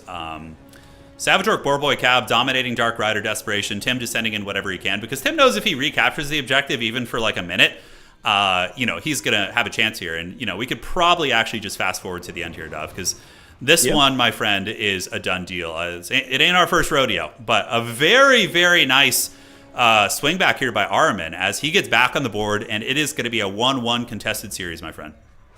Yeah, it's what we'd like to see, right? Lots of excellent high-level games for all the fans out there. And the Acid Burpa, I have to say, definitely an MVP here in this particular battle. Yeah, they're really good. And in matchups, like, yes, they say anti-infantry on them, but I've been seeing tons of practice games between these guys. I've been playing with all these guys this whole week, and we've been seeing double Colossal Squig being brought in a ton of matchups, even when they need to be used against large threats, right? It's very, very good. Scourge Runners did okay. They were probably the weak link of Tim's build, actually. Like, no Scourge Runner eclipsed, like, 600 value, really, which is really tough. The Dragon was super good. Everything else in Tim's army did okay, but really those Scourge Runners, which were the epicenter of his strategy, didn't seem to perform against the Greenskin army. Yeah, I almost wonder if he expected more like flingers or single entity based, because there wasn't really a lot of high value targets for the Scourge Runners to shoot at besides the Colossal Squig. And it's so fast, and because it was in reserve, he brought it out when they was already plenty of screening elements, and the Scourge Runners had used a lot of their ammunition already. Yeah, it ended up being a little bit of a suboptimal pick for sure. Yeah, certainly was. Looks like these guys are in the process of playing the third game here real quick. So let me check in with these gentlemen and figure it out. Yeah, I got all those messages about the about the scoreboard blocker, which is pretty Yeah, funny. I also looked. I'm like, oh, why do I have 25 messages on Discord? Yeah, and popular, man. Just popping off there. So they're playing their game 3. So we need to wait for this one. We could try jumping into it live, although I think they just launched, so it's probably better for us to just kind of chill out and hang tight. So they'll be ready with that in just a moment. But in the meantime, we'll just enjoy each other's company, man. And once that's done, we're going to be going to third place as well as the grand finals. It should theoretically be a pretty consistent stream of games from there. Yeah, we got to try that VPN thing, though. That sounds like a pretty sweet thing. Yeah, definitely sounds like a good option to try and get around some of the lag issues. Because I know, like, certain regions of the world, especially, like, if you're connecting from, like, Southeast Asia to Europe or, like... Yeah, it can be very tough. Can be, for sure. Yeah, because there's, like, tons of... yeah, it's a shame, because there's a lot of great communities. Like, for example, I've been getting sent some replays from the Chinese community and from the Korean community and just all these parts of the world that are very laggy for us Westerners to play with. But there's such great talent there that oftentimes is obfuscated by the fact that we can't, connect effectively. And, time zones are enough of a problem, but with the lag, it's been tough. But yeah, the replay system works pretty well here today. Certainly not too bad. If we had to go back to the drawing board for the Druki build, this is always something that I think is kind of fun. I like the Sorceress pick. The Burning Heads didn't seem that effective. If you look at Ahriman's army, it was mostly goblins with like a couple armored units, right? And monstrous infantry. So the Burning Heads were kind of subpar. Maybe that's a situation where like a Soul Stealer Dragon Lord would be better because it's just consistent AoE damage and blob fights. Could have maybe killed Wurzag earlier. The Scourge Runners... Dark Shard battle lines, are those common in land battles? Do you ever see like Dark Elves just marching up with like a 20 stack with like Dark Shard spears and Bleak Swords and things like that? No, typically depends on the faction. A lot of factions can't really use infantry skirmishers as effectively in land battles because mobility and single entities are so prevalent. It's often they get blown up before they can really do much. Copy that. Yeah, and Dom, you see that more. You'll see the Dark Shard battle lines are not uncommon. Like Dark Elves will come in with like cheap infantry and then like 4 or 5 Dark Shards, and it's pretty damn effective in some matchups, which I love to see. They're certainly a great unit. Man, look at the value on those Greenskin Cav though. If you move over to Ahriman here, you can see the Savage Orc Boar Boys, 1,700 value, 1,000, 1,400. I mean, man, those guys performed. Yeah, and that I think is the biggest strength of Greenskins, man, is their medium calf. Like their Orc Boar Boys and their Savage Orc Boar Boys. I'm not even talking biggins. Like I personally feel like the age of the Orc Boar Boy biggin is kind of past, and now people are just spamming the medium tier calf because they do good enough against big targets on the charge, and they just do work, man. The Acid Burper getting 2,000 value. Like man, Greenskin mobility is no joke, dude. They're no joke. Yeah, the Squig Hoppers are, again, they're anti-infantry, armor piercing, they're pretty quick. Yeah. Right? And especially having them plus the boars, because they're a little bit lighter in terms of mass, right? So you have kind of your lighter, like anti-infantry, your sort of generalist, a little bit heavier cavalry in the boar boys. And like with the Squigs now, you've got a single entity that can really keep up and affect that mobility game in a big way, right? Like I remember when Brood Horrors came out for Skaven, that was a big deal because Skaven especially don't have a ton of fast attack units, but like having a monster that speed, it just opens up a lot of tactical options. Yeah, it certainly does. It's really, really nice. Looking at the Druki army, I'm looking at the value on the secondary page of their reinforcements. I'm not really seeing anything that paid for itself. Like the freaking Coldwind Riders got 175 value. The best one did was 641. So really just showing the Greenskin dominance in the cav fight game. And it's so hard to fight them because the Greenskin infantry is probably going to be favored against Druki infantry already. And then you have the cav advantage too. And yeah, unfortunately the Dark Elf monsters are bad, right? Like the Hydra is incredibly mediocre and the Charybdis is just a complete meme tier unit. So really you just rely on your dragon for terror. Medusas have made some appearances. We've seen them being used in competitive Dom. At high levels, sometimes like double Medusa builds, but I don't think they would be good against this Greenskin build because the Greenskins just presented such a chaff-centric front line that the Medusa would just not be getting much value and probably would just be tar-pitted, I bet. Yeah, I don't know. I'd have to really workshop this and see, but it seems pretty nasty in terms of a Greenskins build, like and presenting enough threats that you don't have the greatest tools to deal with, because even just Squig herds, like... they trade so cost effectively with so many things. on your roster. And like you said, from a cavalry perspective, Greenskins, I would say, are one of the best cavalry factions in the game, sort of on the whole. But the Cold One Knights and the Dark Elves are probably on the lower end. Like, they're not terrible. They're at least present, unlike some other factions, but Yeah. it's not great. Yeah, absolutely. Yeah. Ain't that the truth, man? So while we have some time too, we can go over the players playing today. So if we look at Tim the Wilder, we can talk about their track records and competitive domination. Tim the Wilder has won one major event. So he won the third Creative Assembly official event. That was his major victory. Lord Chickenfeed, who is currently going to be fighting for third place, won the fifth Creative Assembly event. So he won the most recent one.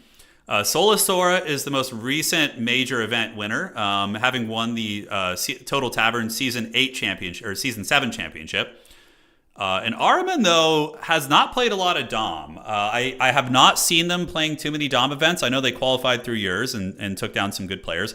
Although Ahriman did lose in your qualifier to Lord Chickenfeed and got second place, but certainly playing very, very well today. Is Ahriman a player that you've seen in land battle before? I would imagine so, yeah? A few times, yeah. Like, I know he joined the South Sea Mercenary League, sort of land battles with Caps before Conquest was technically even released. And like, I know, unfortunately, there was a lost clan war between VM and XMT that happened. Like, was it like October? I think when they were releasing like almost a hotfix a week. All the replays got screwed up like right after they got played, so that clan war unfortunately never saw the light of day. But I know, like, I saw him play in that, and definitely a very skilled player. Like, VM definitely has some very strong players. Yeah. And Ahriman has been one recently. You know, like Crabling's the vet. He's been around for a long time. He was also, you know, placed pretty high in the tournament, the qualifier I hosted. But Ahriman definitely seems like he's on the warpath right now. Yeah, absolutely, brother. And on that note, it looks like, ladies and gentlemen, the wait is over. We have Game 3, the deciding match in this series. So let's get that. Did Tim send it to you as well? Yes. Sweet, sweet. So we are good. We're going to get this loaded up, and the wait is finally over. And as soon as this is done, we're going to be jumping into our next series, which should be great. So let's go ahead and hit play here. Load up the game again. We are good to go. Yeah, that was actually a close game, though. Like, even though Tim did get outvalued, he had battlefield control, which is a big variable, because that's kind of how Dom balances itself, is that if somebody's going to be defensive and you know, wants to sit back and artillery and poke, they're going to be yielding battlefield control, which, you know, rewards the other player for being more aggressive and attacking more heavily. So at the end of the day, it kind of balances out in that way. I think I loaded the wrong replay, so you have to give me just a second. No worries, boss. No worries. So I am extremely interested to see how this goes, because I had been playing this matchup against Tim and several other people. It's going to be High Elves. So we got High Elves for Tim the Wilder against Khorne. And I actually have seen Tim training this matchup as High Elves versus Khorne. I've watched this matchup. I've played it several times. I'm not gonna say the outcome till that I saw in my experience till we get to the end, but yeah, I'm really, really excited for this one. This one's going to be super fun as we do load in here into Game Trace. And I'll pause as soon as we get in Dov, and we should be good. Sweet. Yeah, I'm almost loaded in.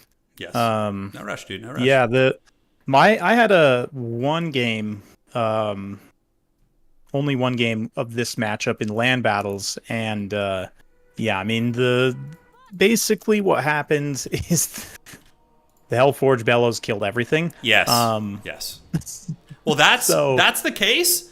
So we practiced. I played this with Tim. I played this with a couple other guys.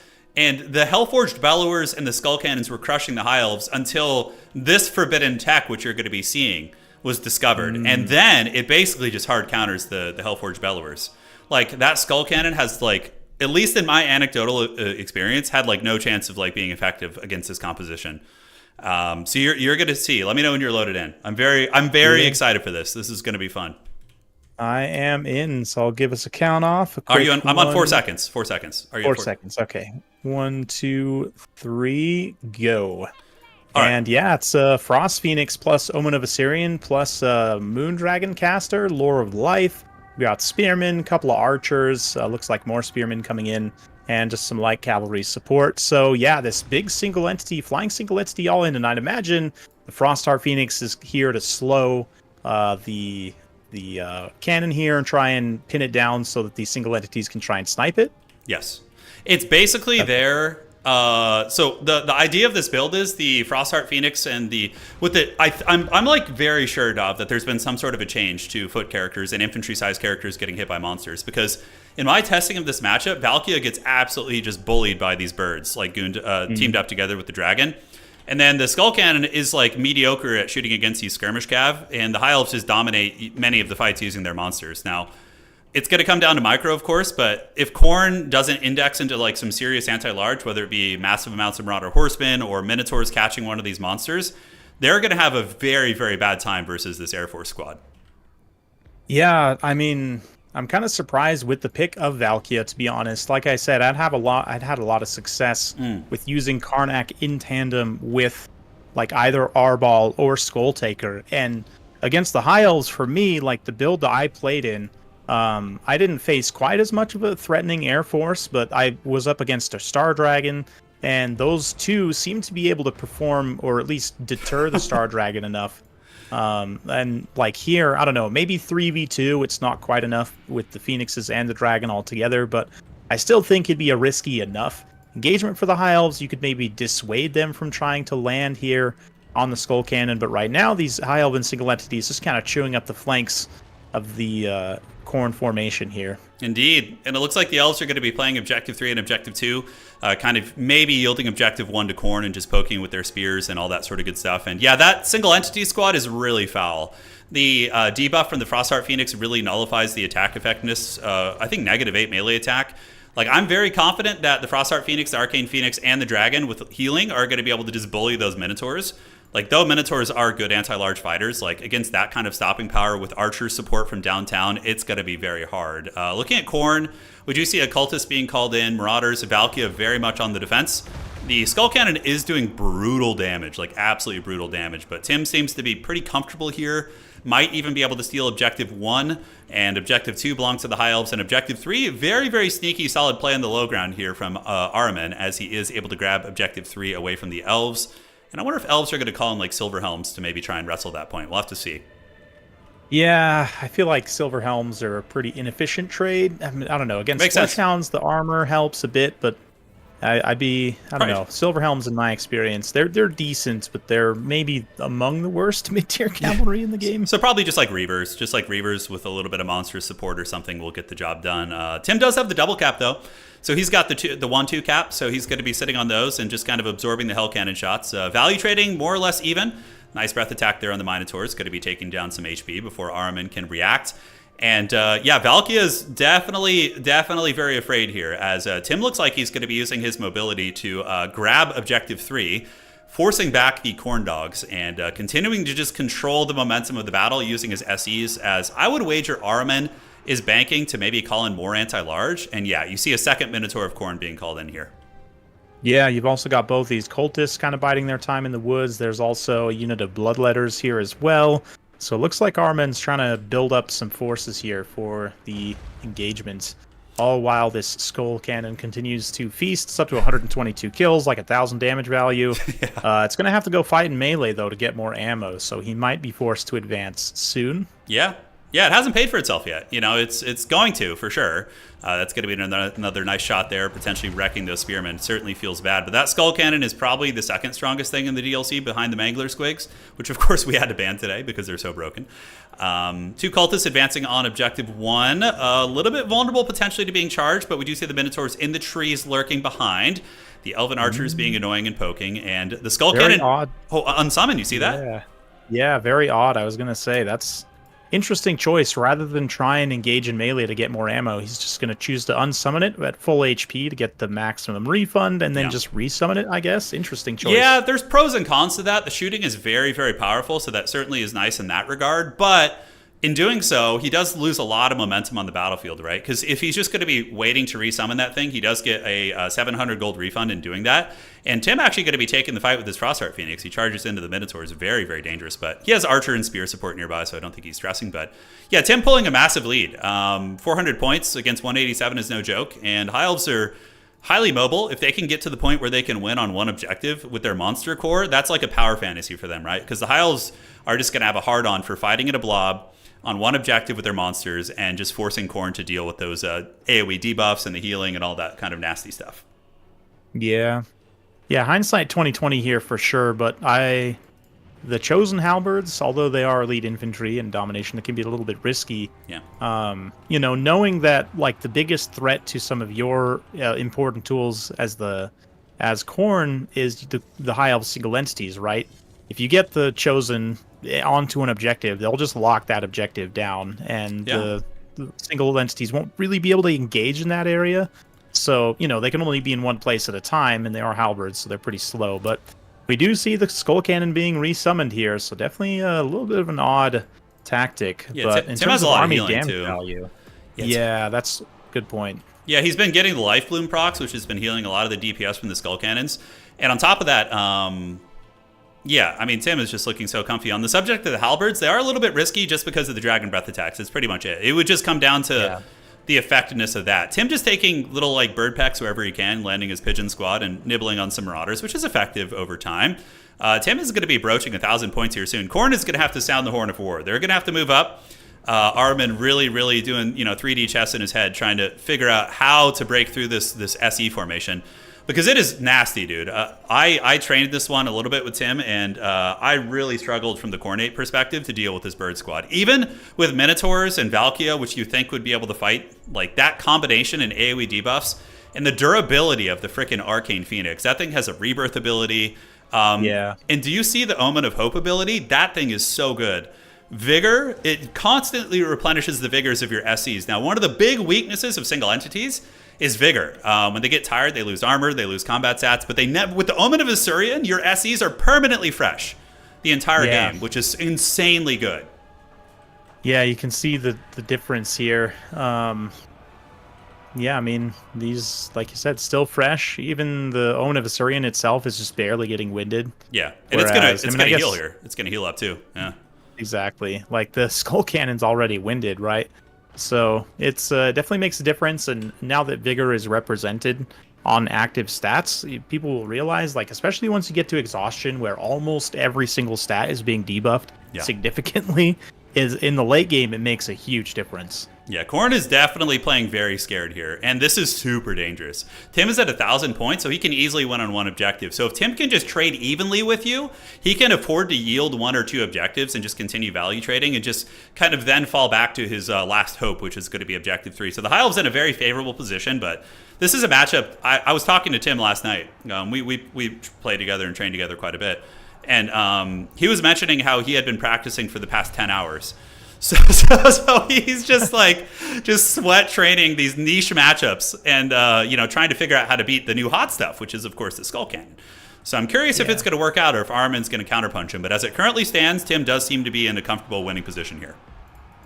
Yeah, it's definitely starting to punch back right now. Khorne getting some good shots as their units engage in melee, but these Minotaurs up front eating a face full of arrows. See the little countercharge from the Illyrian Reavers. That was a beautiful one. Out of ammo, just kind of interrupting here. Yeah, body blocking, doing a really nice job. These Reavers over here just get karate chopped, but that's okay. But the thing about it is, these kind of blobbed up units of cavalry are going to be a little bit more vulnerable to the shooting of that skull cannon. And now we get to see the forbidden power of the SE combo. So you're going to be seeing these Minotaurs just get wrecked here by these 3 monsters that have spear support.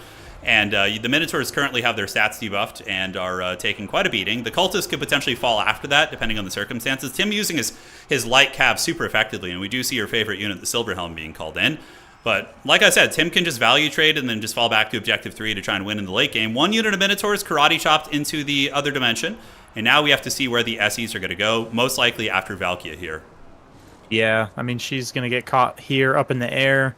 Again, another reason why, like, Karnak plus a horse character, you can lock down breath attacks with the silence, right? And then once they come to the ground, you've got the snare and then countercharge them. So just in general, like, I think Valkia is very good, but so often I see her as a trap for Khorne players. Yeah, it's a trap, and this is the tech, though. With the new, I know I keep harping on this, but foot characters are getting hit better by monsters now. Sword of Khorne coming in, from in the middle. Did not do a lot of damage. Does wreck some of the light cav, but overall not terribly devastating. Khorne does manage to wrestle objective 1, but the elves actually starting to kind of get that one back a little bit as bloodletters are called out from the cultist.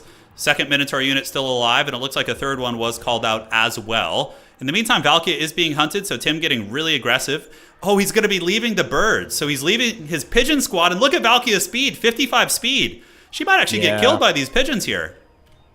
Yeah, she might honestly just want to land on the ground and go like stand on those bloodletters just to get a little bit of help. It's probably not going to help enough, but it's better than nothing. Dude, this is like deja vu of what happened to me yesterday. So he hit me up at like 6 p.m. and he's like, I want to play Khorne High Elves. And I was like, why? So we played it like 3 times. And dude, these monsters were just karate chopping my Valkia over and over. And the High Elf mobility is also providing a lot of fast capture weight. The Khorne infantry aren't even trading super well. Ahriman is up in value, but Tim has probably healed like 2,000 or 3,000 value worth with his Earthblood. So this is a very, very, very probably High Elf favored game. Maybe equal in value, but on points, Tim is just dominant. And now Tim just needs to hold objective 1 for another 50 seconds, and he's going to win this game. And Elven leadership is no joke. There's plenty of spearmen. Khorne trying to take objective 3 with some desperation hounds, but Tim will probably call out some reavers to chase them down. Yeah, not looking good. That skull cannon's going to fire its last few shots in here. Leadership is kind of breaking a little bit on objective number 1, but the High Elves have been able to hold out long enough. There it is. Dominant victory. And that, so yeah, man, in the testing we did, this High Elf build was such a good tech against Khorne. Because every Khorne player right now just has the biggest hard-on for using the skull cannons, right? And this build just mitigates the effectiveness of the skull cannon so effectively. It doesn't present any good targets for the skull cannon except chaff infantry and light cav. And then the birds are just so powerful. They didn't get a lot of value. There wasn't a ton of fighting until the mid game. And you see the value on the monsters isn't great, but it kept Ahriman off the objectives. He was too afraid to engage. His centerpieces couldn't really fight effectively. Valkia had to hide. The skull cannon still got 2,100 value, but that's off 2 summons, which did not pay for itself. 2 summons is 2,800. On the skull cannon. So that, air quotes, super OP skull cannon didn't even come close to paying for itself.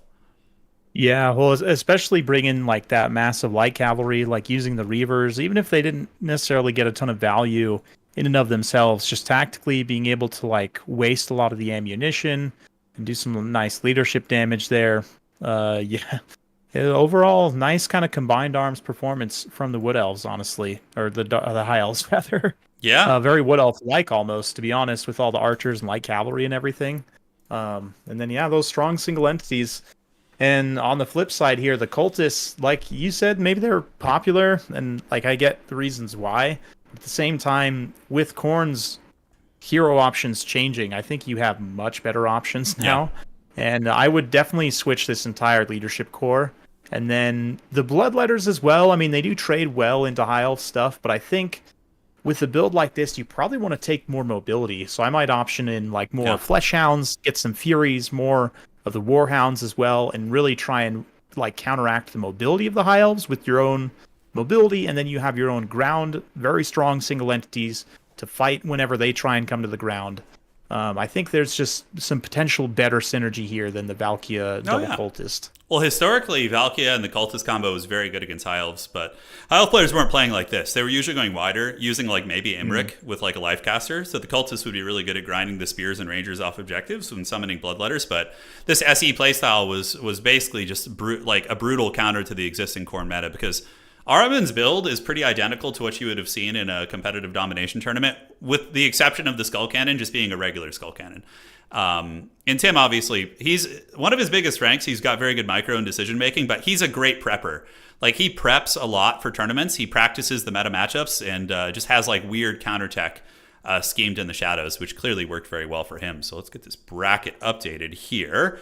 And we are going to be seeing Tim the Wilder advancing on to the grand finals. So let's go ahead and get this. And we're going to be alternating between the grand finals and third place, although we should actually probably just do the finals first, because third place will probably need to be played via replays because of the lag. So yeah, we could also, Dov, what we could do is we could just do the finals, since we're pretty deep into the stream already. And we could just do, third place on, one of our channels or something. We could cast it via replays as well. Yeah.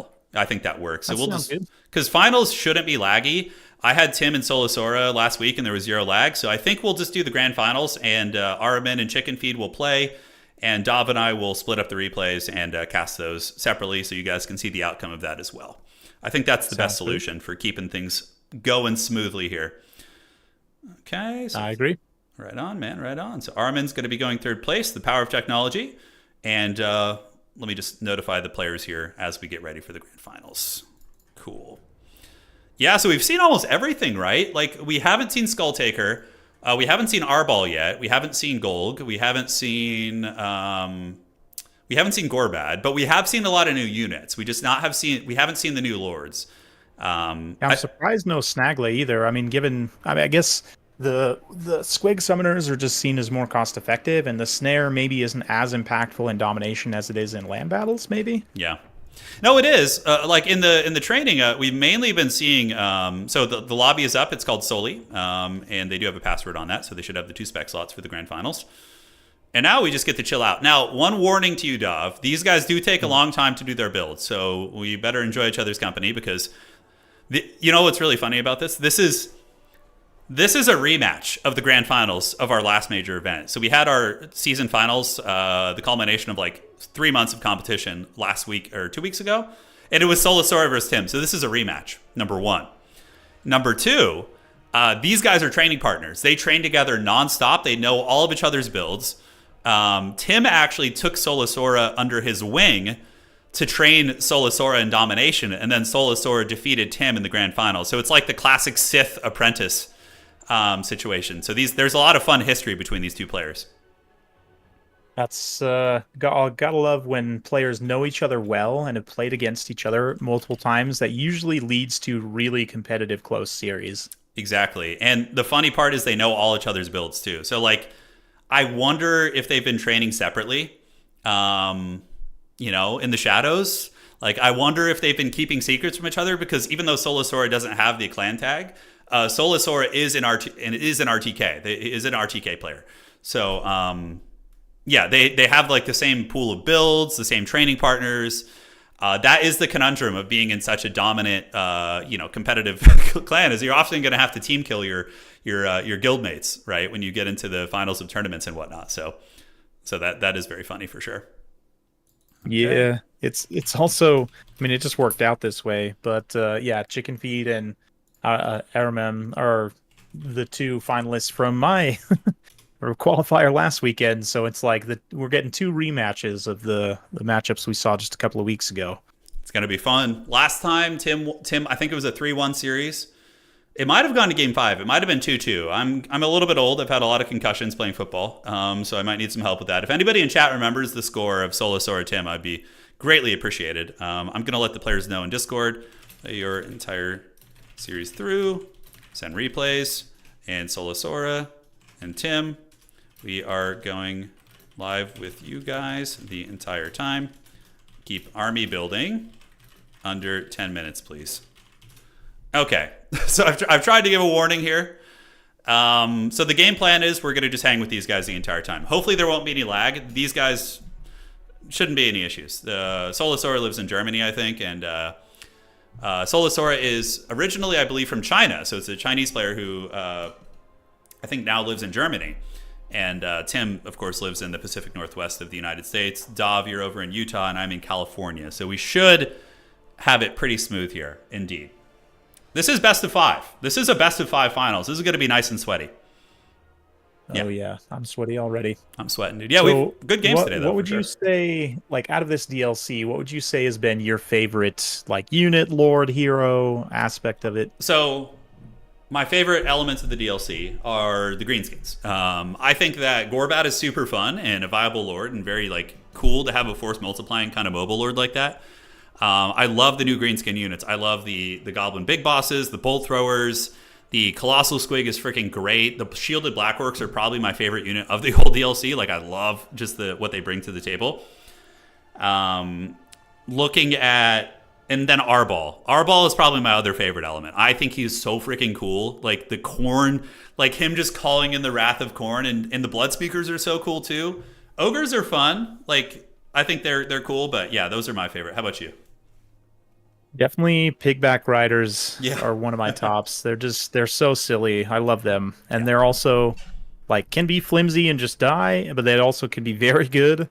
And that's what I love about a unit. I love when it's risk reward and just the silliness of it, and definitely all the squigs. I love squigs in general. I'm holding my squig plushie right now that Oh, Creative Assembly sent me. that's so cool. Just very happy. That's awesome, dude. Yeah, you could. If you were to play tabletop like Warhammer: The Old World, would you play? Would you think you'd probably play Empire, right? I probably collect Empire and Greenskins. I'd Yeah. probably play both, to be honest. I actually have some like ancient Games Workshop, like original fantasy orcs back at my brother's. We have like a huge collection of the like the Lord of the Rings tabletop game Yeah, that I Games play Workshop it. made for a Yeah, while. I have a Gondor army. Yeah, I love it. Yeah, we've got a huge collection, like a big old Harad army that has like a Mumakil, Oh, bunch dude. of Cav. We've got a pretty good sized Gondor, Rohan armies, like dwarves. We pretty much have at least like 12 of every faction, like 12 models of every faction. That's awesome, But dude. yeah, along with that, we have like a couple of Warhammer sets, including some boys. You should So delve into it, definitely will be dude. playing It's boys. great, man. The greenskins are very very strong. I wouldn't say like top 3, but they're probably the most balanced, solid faction in the game. Like Warriors of Chaos, Tomb Kings, and Bretonnia are probably the top 3 factions in tabletop. Not in that order per se. Bretonnia is probably the strongest, followed by Warriors of Chaos and Tomb Kings. But greenskins are very solid in the middle, and they're very very balanced and fair. So they probably won't get changed. It's a very like safe investment. Just a blast to play against too. Like fanatics are awesome. Yeah. The squigs are great. You can bring mangler squigs. Just it's a great time. Black orcs are some of the better infantry unit in the game. Even though infantry suck in tabletop, black orcs and night goblins are like top tier. Very good. So I highly recommend it. Did you see the new Empire stuff that they're releasing? I haven't looked at it too much. So the War Wagon is being brought back to tabletop, which is awesome. Nice. And there's a new general. They're releasing a new general. I forget his name, but it's like General Hans something. It's like the new leader of like the Empire armies. Like, I think he's like the Reichsmarshal or something. I'm not sure. But he has a really cool thing where, or maybe not. Maybe he's from Nuln. I think he's from Nuln actually, so I could be wrong. But he allows you to bring a ton of mercenaries in your Empire army. So you could have like mercenary ogres, mercenary dwarves. Super fun Nice. character. Yeah, he's like a mercenary guy. So yeah, Sounds amazing. Sounds like I need to put together my combined arms gun build with him, some pistoliers, maybe get some dwarven cannons, steam tank. yeah. You could just use the Empire Great Cannon rules, and then just put dwarfs in the crew, and it fulfills the lore. Because Empire cannons are actually better than dwarf cannons in tabletop. They do one more Nice. damage. Yeah, they're just better all around. So yeah, it's great stuff though. Empire in tabletop. The best units are their cannons, the Hellblaster volley gun, the steam tank, and Demogryph Knights. Those are like their bread and butter. So Nice. Pistoliers are good though. Well, Outriders are better, but Pistoliers aren't bad. You can use them as like a distraction unit. The only downside of Pistoliers in tabletop is they have an impetuous special rule because they're like young and brazen warriors. They like want to get into the action. Is that sometimes they charge against your orders, which I is mean, that's literally lore friendly to how I play my pistoliers in Total Warhammer. So, Yeah. if Yeah. you're not charging your pistoliers into melee, like, what are you doing with them, Yeah. honestly?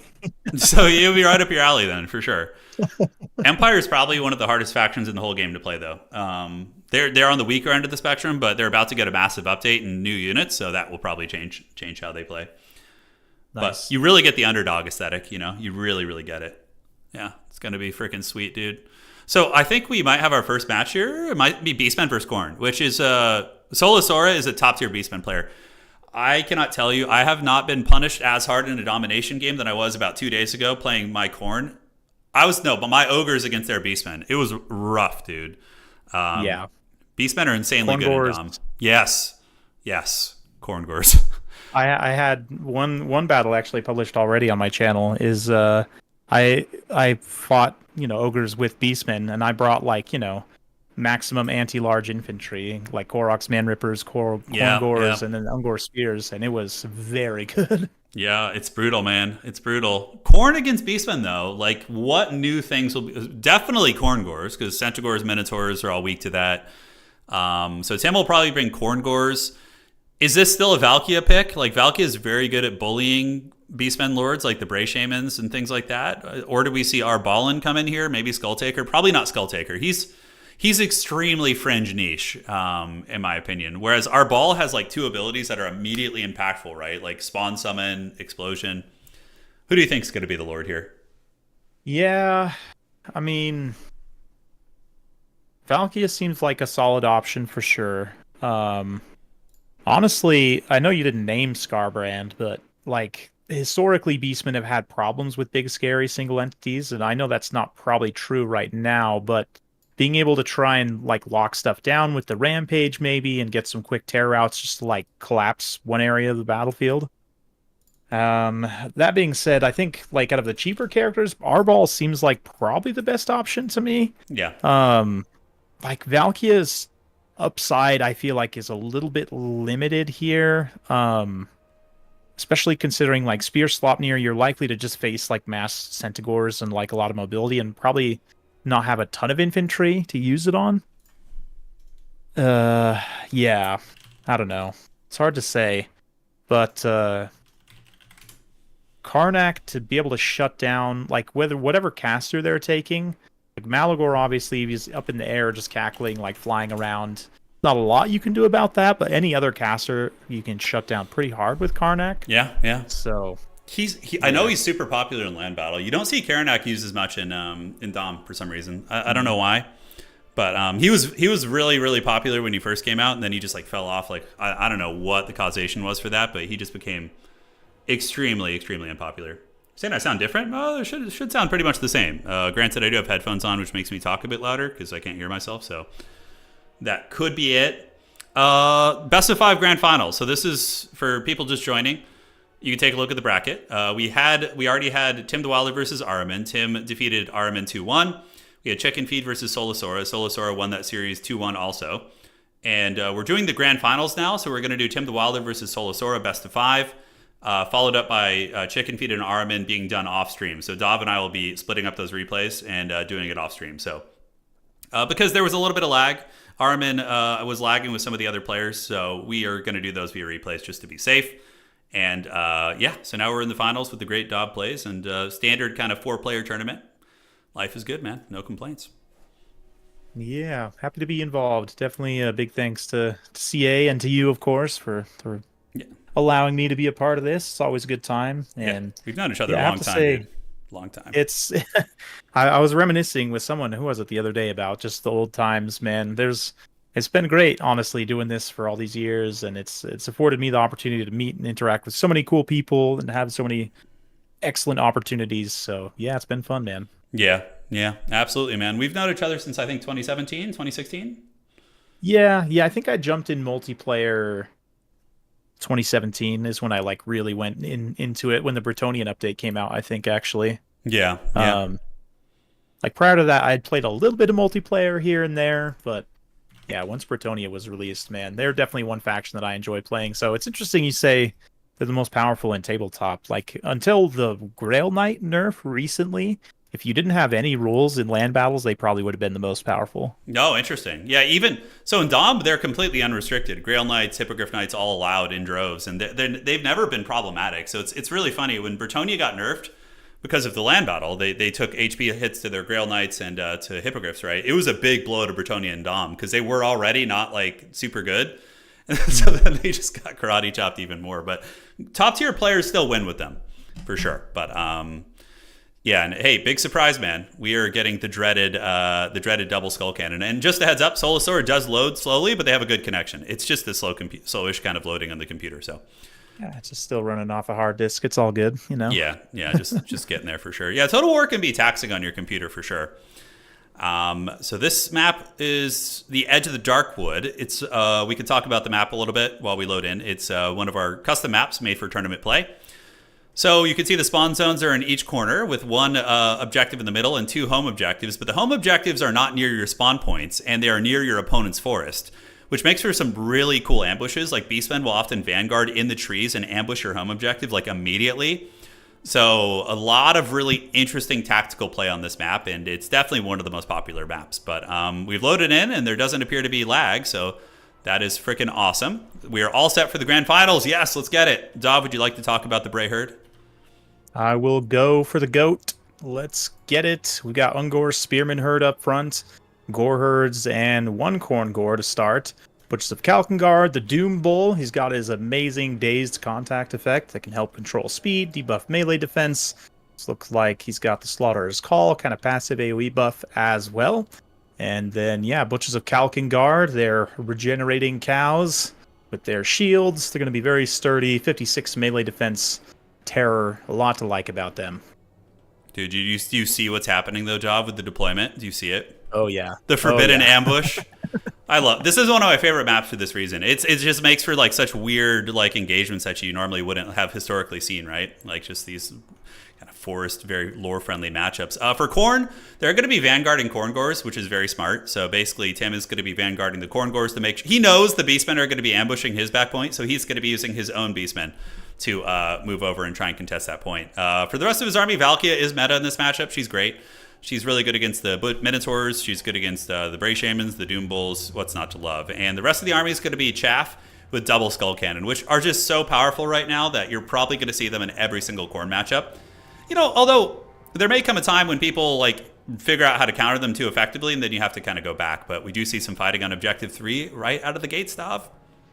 Yeah, it's looking like the shot's going to be loosed into the forest there.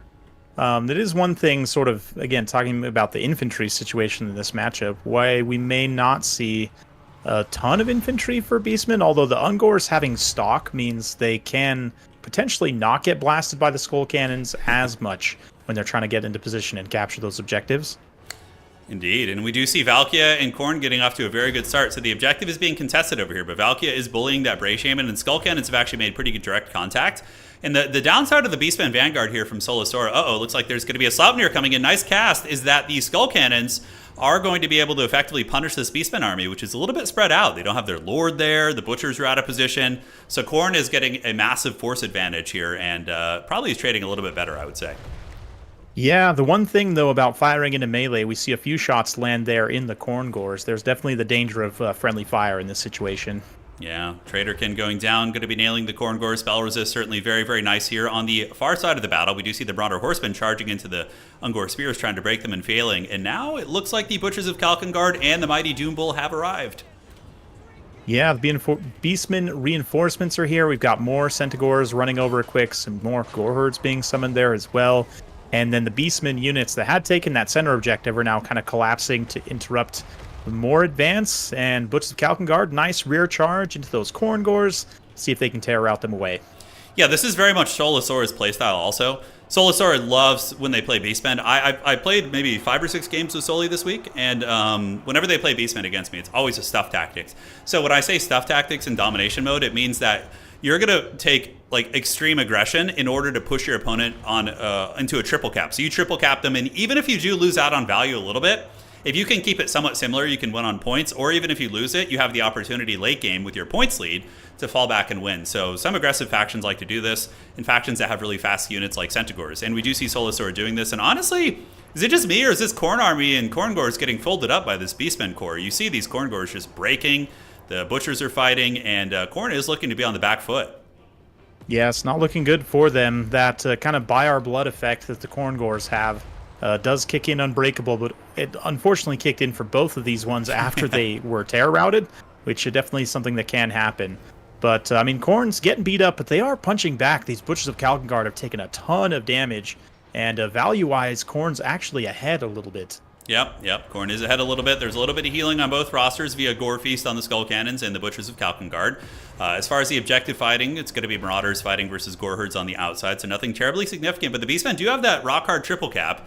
But Khorne, are they going to get the momentum here to get it? I don't know. We see more Centaurs arriving, and that Doom Bull is going to be very tough to remove from that objective. Granted, Valkia could probably beat him one-on-one in a fight. He does not stand alone and would not go down easily.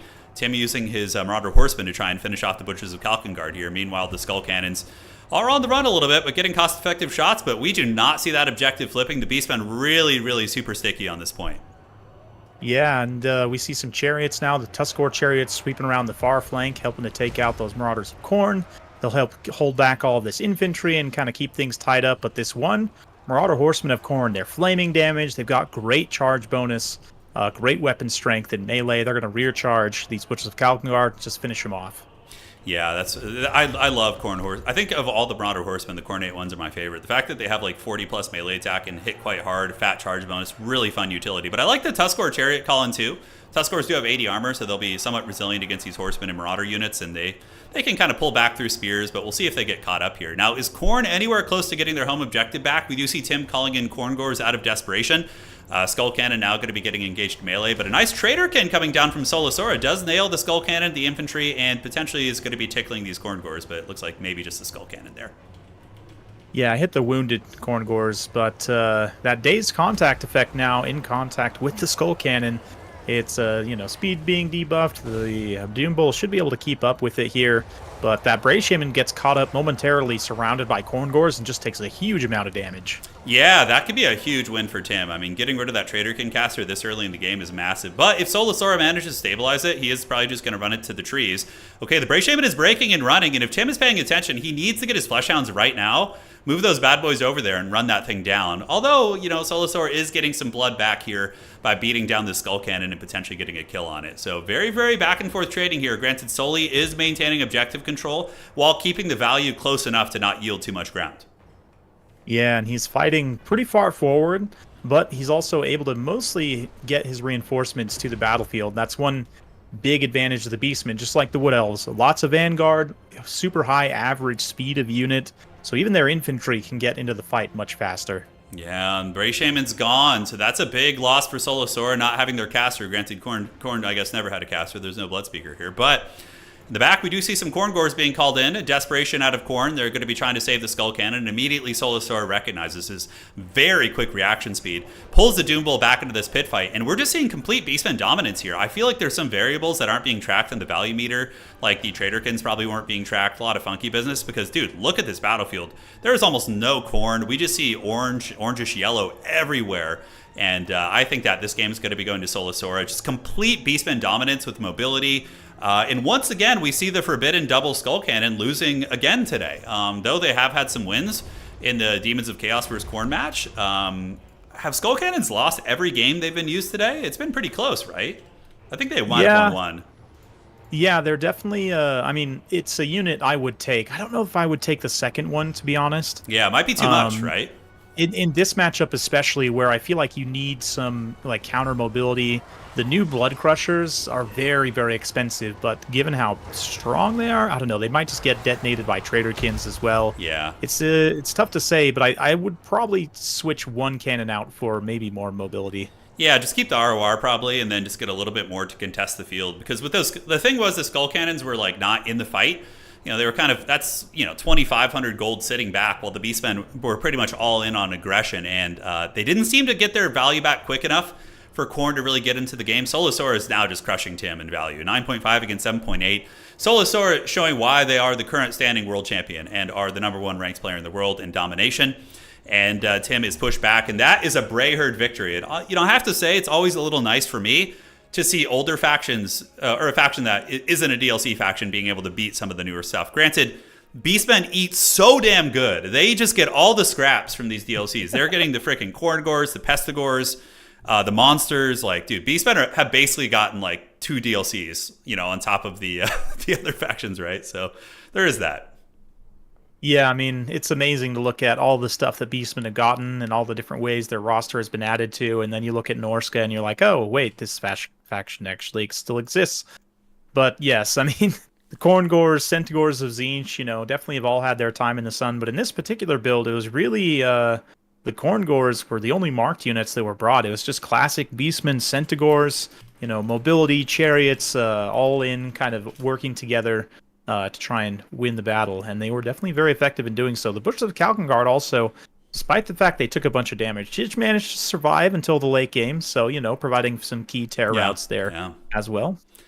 Yeah, overall, the Beastman army was hyper effective, and you see what I'm saying about Centigores. You look in the reinforcement, there's 6 or 7 Centigores. I think it's actually only 5, but he did have Razorgores and some Baconators as well. But yeah, the Corn Gore is a nice addition, but I honestly think Beastmen could have won that even without the Corn Gores. They could have used Pesties, they could have used Angors, it would have been fine, right? Yeah, the Skull Cannons were good value pieces. One of them only got 600. So probably, again, we're seeing that trap of people knowing a unit is overtuned and just going and shoehorning it into matchups in which it's maybe not the best. Because I have seen Khorne beat Beastmen in a high level, not consistently, but it's pretty back and forth in previous patches. But they weren't using the skull cannons, right? They were using a wider army, better quality infantry, Minotaurs of Khorne to contest the Centaurs and the Butchers. But in this case, it was very heavily reliant on the skull cannons, which just didn't get the job done. And once again, we see them being a bit of a trap, I would say, in this matchup. Yeah, when you're talking about halberds, I'm just sort of thinking through in my mind here, like, given Beastman's sort of like reliance on their large units, yeah, I would almost say like 4 halberd warriors, 4 Khorngors, just take 8 halberd infantry and walk forward, and like with the skull cannon ROR, that seems like a good base to start from. Yeah, I agree. Dude, I would have loved to have seen the chosen halberds though, like you said. Oh man, that would have been so fun. Traderkin might punish them, but don't they have 35% spell res? Yeah. At the very least, the chosen halberds would not have yielded that back objective probably. It probably would have stayed in Khorne's hands. Right. So then they would have had more time. But yeah, it's hard. I think you cut the skull cannons completely in that matchup. Maybe keep 1 skull cannon in reserve, like the ROR. I think that's nice. So then like you can kind of read the field, and if it's like a heavy skirmish game with a lot of raiders, you call it out. But if they're all out aggressing you like that, you need more stopping power probably there on that point, Definitely. So let's see what the next map's going to be. So I'm going to the Discord real quick. The next map is going to be, scrolling up, it is going to be for the grand finals. The Changers Madhouse. Oh, dude, you're going to love it. Now, I know you're more into like land battle and conquest, but there's definitely some really fun maps that I think you'll appreciate. Because you get wonky maps. This one is a Tzeentch flavored map, and it has wild Vanguard points. You can literally like Vanguard right on top of your opponent's army. Just about, and this is a really, really cool map. You're gonna dig it. It's got some serious chaos flavor. Now Sora is a very good Empire player, so maybe you'll get some Empire play. Tim is very meta, so I suspect we're gonna see Wood Elves here. Probably a Wood Elf pick would be my guess. Yeah, it would be nice to see some Empire for sure. But I know, like, as far as win rate goes, they're sort of middle of the pack in domination, right? They're like 48% win rate, 50. Empire, like every single season of Dom, they've been 50% win rate, like on the dot. They're like one of the most balanced factions in the game. Steam tanks and land ships have been historically banned in domination tournaments. At various points in history. Sometimes land ships are allowed. It depends on the host, but now they're both free willy, so you can bring the Steam Tank Commander, which has gone through their nerfs. This patch, this update, Omens, you probably know, it was just movement speed, turn speed, and something else, right? And charge speed, right? Yeah, I believe. I believe it was charge speed. Turn speed. Like the regular move speed. Did it also? I know it lost firewall moving in the last patch. Yeah, I think it can't shoot in melee effectively now either. I'm not sure, but It's still very good. Like I've done test games with the tank commander, but it's more balanced now. Like it's not as easy to just Benny Hill run through formations and like blast them with cannons while you're moving and just get like 4K value doing nothing. Like it's a unit that is slower, less maneuverable, but still quite powerful. Pigeon bombs is great, But it feels good. Like I'm happy that it's fair now, so we can use it and experience this cool unit. That's my biggest sorrow about the Mangler Squig is that it was too strong to be used in today's tournament. Yeah, because honestly, the animations, like the sound design, everything about it, honestly, it just makes me so happy. I love them, so it makes me sad. Yeah. Well, it'll probably be in the next patch, and usually after there's a DLC, there's like an update within like 2 or 3 weeks, like a hotfix patch that'll probably address them. Yeah, another Vader versus Palpatine battle. Yes, this is literally Vader. So I mean, Tim is Palpatine for sure, and Solasaur is Vader. And last time they faced each other, Vader threw Palpatine into the pit, just like in the movies. So we're gonna see if that happens again here today for sure. Should be fun. Who are in the land battle community? Like, is there any rivalries or like people that? I mean, I know the old school ones from Warhammer 2 and loosely know some here, but. Are there any two players that you see perpetually like meeting each other in the grand finals of tournaments? There's maybe like a rotating cast. I don't know if there's necessarily like two per se. To be fair, I haven't watched a lot of Human Boys tournaments. Copy that. But like Alfredino, I know is like one of the top players for sure. Yeah.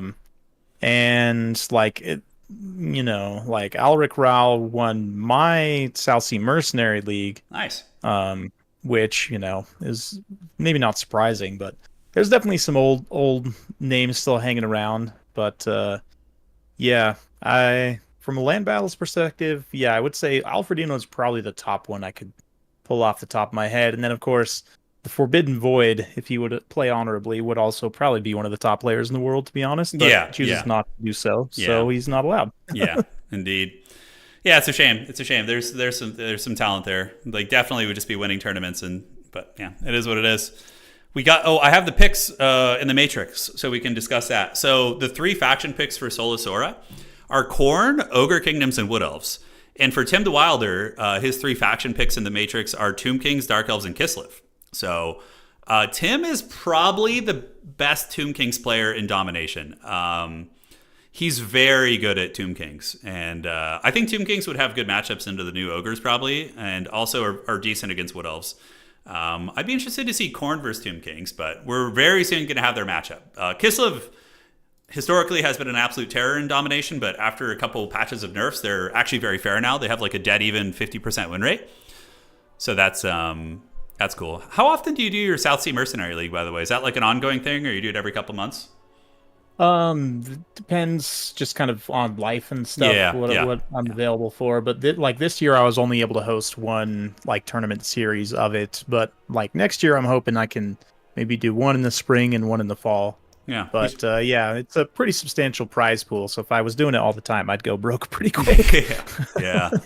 Yeah, it adds up for sure, man. It adds up. We should add the on Total Tavern. I could add a Hall of Fame section for Land Battle. That'd be good. If you want, you could put like all your winners there in the top 4s and stuff. I think that'd be fun for people to be able to see the champs of old.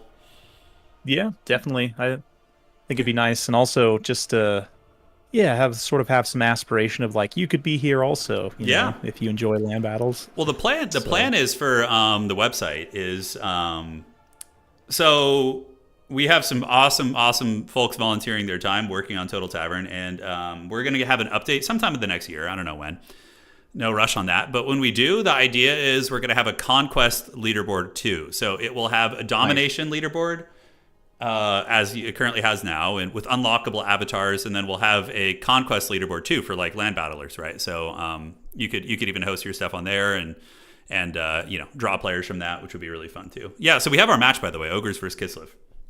Ogres versus Kislev. This is fun. I'm hyped. Interesting. I'm hyped to see Pigback Yeah. Riders' impact in this matchup. I feel like they're going to be huge.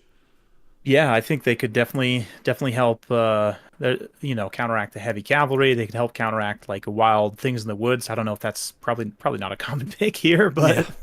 from Kislev's perspective, it's interesting that obviously Kislev warriors, right? But then beyond that, like you don't really have a lot of anti-large infantry or actually anti-large in general. Like are Warbear Riders very common pick? Yeah, in, Oath Brothers get Domination? picked. Oath Brothers, yeah, they get some juice. If I was a betting man, Sora is going to go mega wide with Noblars, probably.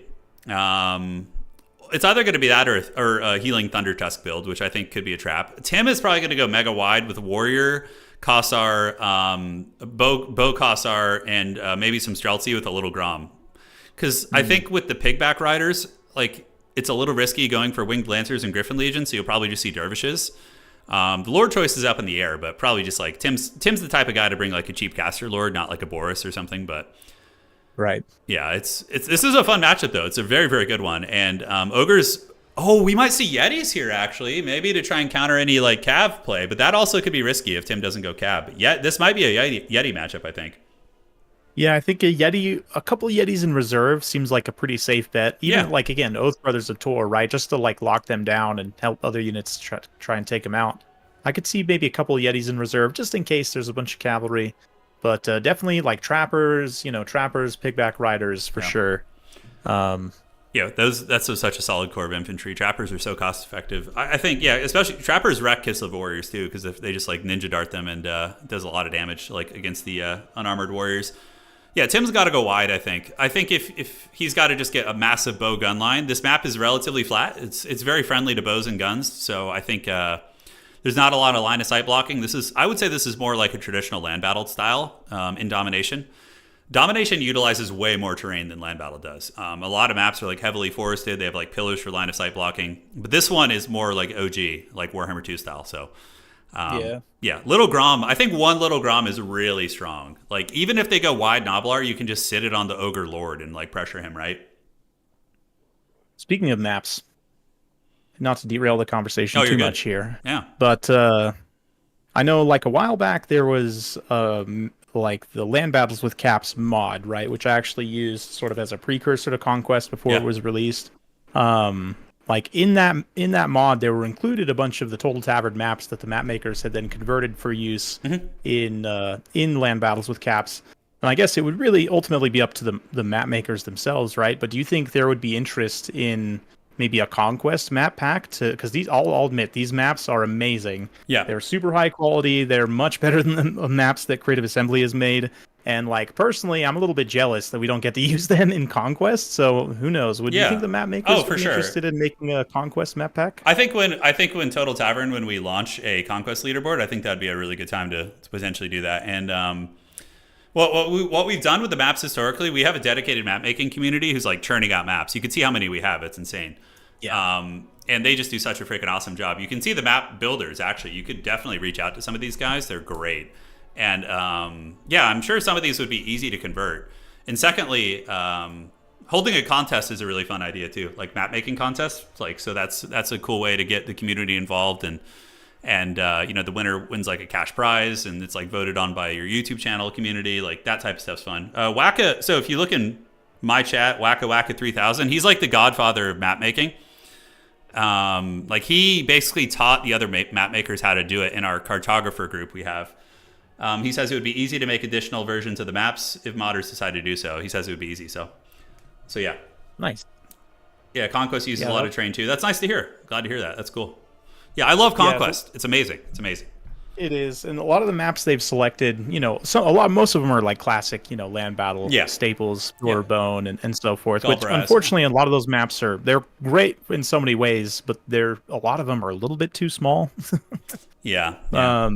And then you have on the other side, there's like MP Peak Pass, which again is definitely a favorite classic map, but that one's huge, right? They're probably a little bit too big. So yeah, it's I feel like these maps are a pretty good sweet spot, and you also have a lot of different variety in terms of aesthetics too. Like there's not really any good like god specific chaos maps, because all the Warhammer 3 maps are not amazing, and I don't know if any of them have actually been converted for Conquest, but the mod, right, you've got like quite a few set in the different chaos realms, really nice maps that are super high quality, right? It'd be great to have. So yeah, I'm honestly in awe sometimes of the work that some of these modders are able to put in. Yeah, it's like Domination would just be dead without them. And we have the Tzeentch map. There's a really cool map, which was one of my favorites. It's still newish, and we've used it in tournaments. It's very unique. It completely changes the way the game is played. It's called the Pit of the Ever-Chosen. So if you scroll down, you'll see it somewhere. So basically the players, their two armies spawn face to face with one another, like right on top of each other, basically. Like their battle lines are just like meeting, and the objectives are like behind them and like off to the sides. It's a really interesting, and there's the deployment zones on every edge. So like it's just this pit fight, which is really fun. Sounds super yeah, cool. like that's one thing in Domination is that probably more so, if memory serves, in Land Battle of days of old in Warhammer 2, you typically had, I wouldn't say a set meta, but the builds didn't vary too much. Like sometimes there would be, like at the highest level, you would usually see Dark Elves using Scourge Runners, whatever. But some of these maps are like very, very, they completely changed the meta. Like you almost can't bring the same build on a lot of the maps, because they might be close quarters, have a ton of line of sight blocking. The home objective versus the line objectives that you see on like Itza. Yeah, it's the map. The maps are like determine everything, which is really cool. Land battles, like it depends on the faction you're playing.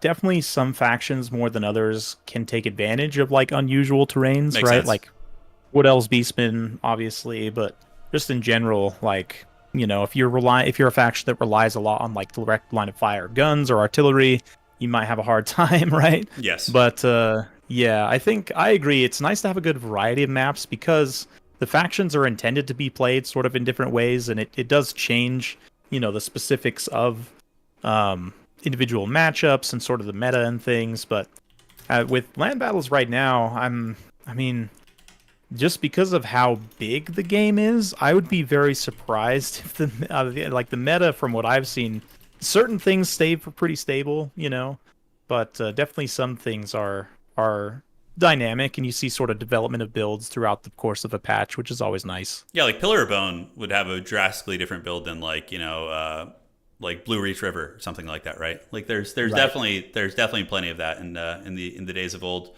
Oh, you're upgrading Pit of the Everchosen this week. That's really fun. Yeah, we could definitely do like add conquest maps to this map pack. I think that'd be cool. So you could just kind of have it all in one place. And then another thing I thought would be a cool addition to the Total Tavern map pack that we use for tournaments would be more data metrics for the casters and players. So at the top it would say like how much gold is remaining, how much Winds of Magic is left, something like that. So I think that'd be really, really useful. So here we are. Can you see the map? Yep, we're loading in, and this is wow, this is quite impressive. Yeah, look at the Zinchian like pillars on the outside, like that one big tower with like the eyeball in the middle, and like, dude, how cool is that? So cool. Zinch is so cool. Yeah, Zinch has definitely got some of the coolest aesthetic. I'm a Nurgle fanboy myself, but it's hard to deny the swagger of Zinch for sure. Definitely got the bling. Yeah, so Sully will be loading in here in a second, and we'll break down the map. So you can kind of see the objectives right now, Dob. You see there's one in the middle that has like two little like elevations on either side, and then there's each player has a home objective. So there's objective 1, 2, and 3, and the home objectives though are threatened by Vanguard points. So that's very common in domination. Like the player can attack the enemy's home objective using their Vanguard points. So like dervishes and other Vanguard pieces can feast there pretty hard. But would you like to break down the Ogre army? Oh, looks like it's going to be the Thunder Tusks. So people going all in on them today, and we're going to see if Sully can have a difference. But yeah, talk us through it, man. Double Thunder Tusk is definitely an interesting choice here. Going to be backed up by pigbacks. We've got 5 of them, including the Knights. Looks like the Paymaster, very cheap. Great support lord, honestly. He can make it rain coins, which is my new favorite ability in the game. Yes. This Cash Cascade gives extra melee attack, leadership charge bonus, and an AoE. Very good stuff. And then he's also got a nice passive +8 melee attack, +10% weapon strength. All good stuff. Yeah, and that's pretty much it. The pigbacks, the 2 big monsters, the Paymaster, and then we've got Lore of the Great Maw here for this Butcher. Yeah, pretty standard stuff from the Ogres, taking advantage of the new Thunder Tusks, hoping that their durability and tandem with their hybrid DPS will get the job done. Looking at Kislev, we do have the Horse Archers. You see they're vanguarding on the point, right? So that's immediate capture pressure, which is really nice. And, just good utility for chasing down routing units. It's just like bringing hounds or any sort of skirmish gap in the old land battle. Kislevite Warriors, backed up by Little Grom, and we do have some anti-large here. So Kislev does have the Ice Witch on the Frostworm, which is an anti-large fighter, potentially able to fight the Thunder Tusk, and a Patriarch for healing. And that is it. Now, the question is, Dov, are those Bow Kossars and the Little Grom and the Ice Witch going to be enough to take down the dreaded Thunder Tusk?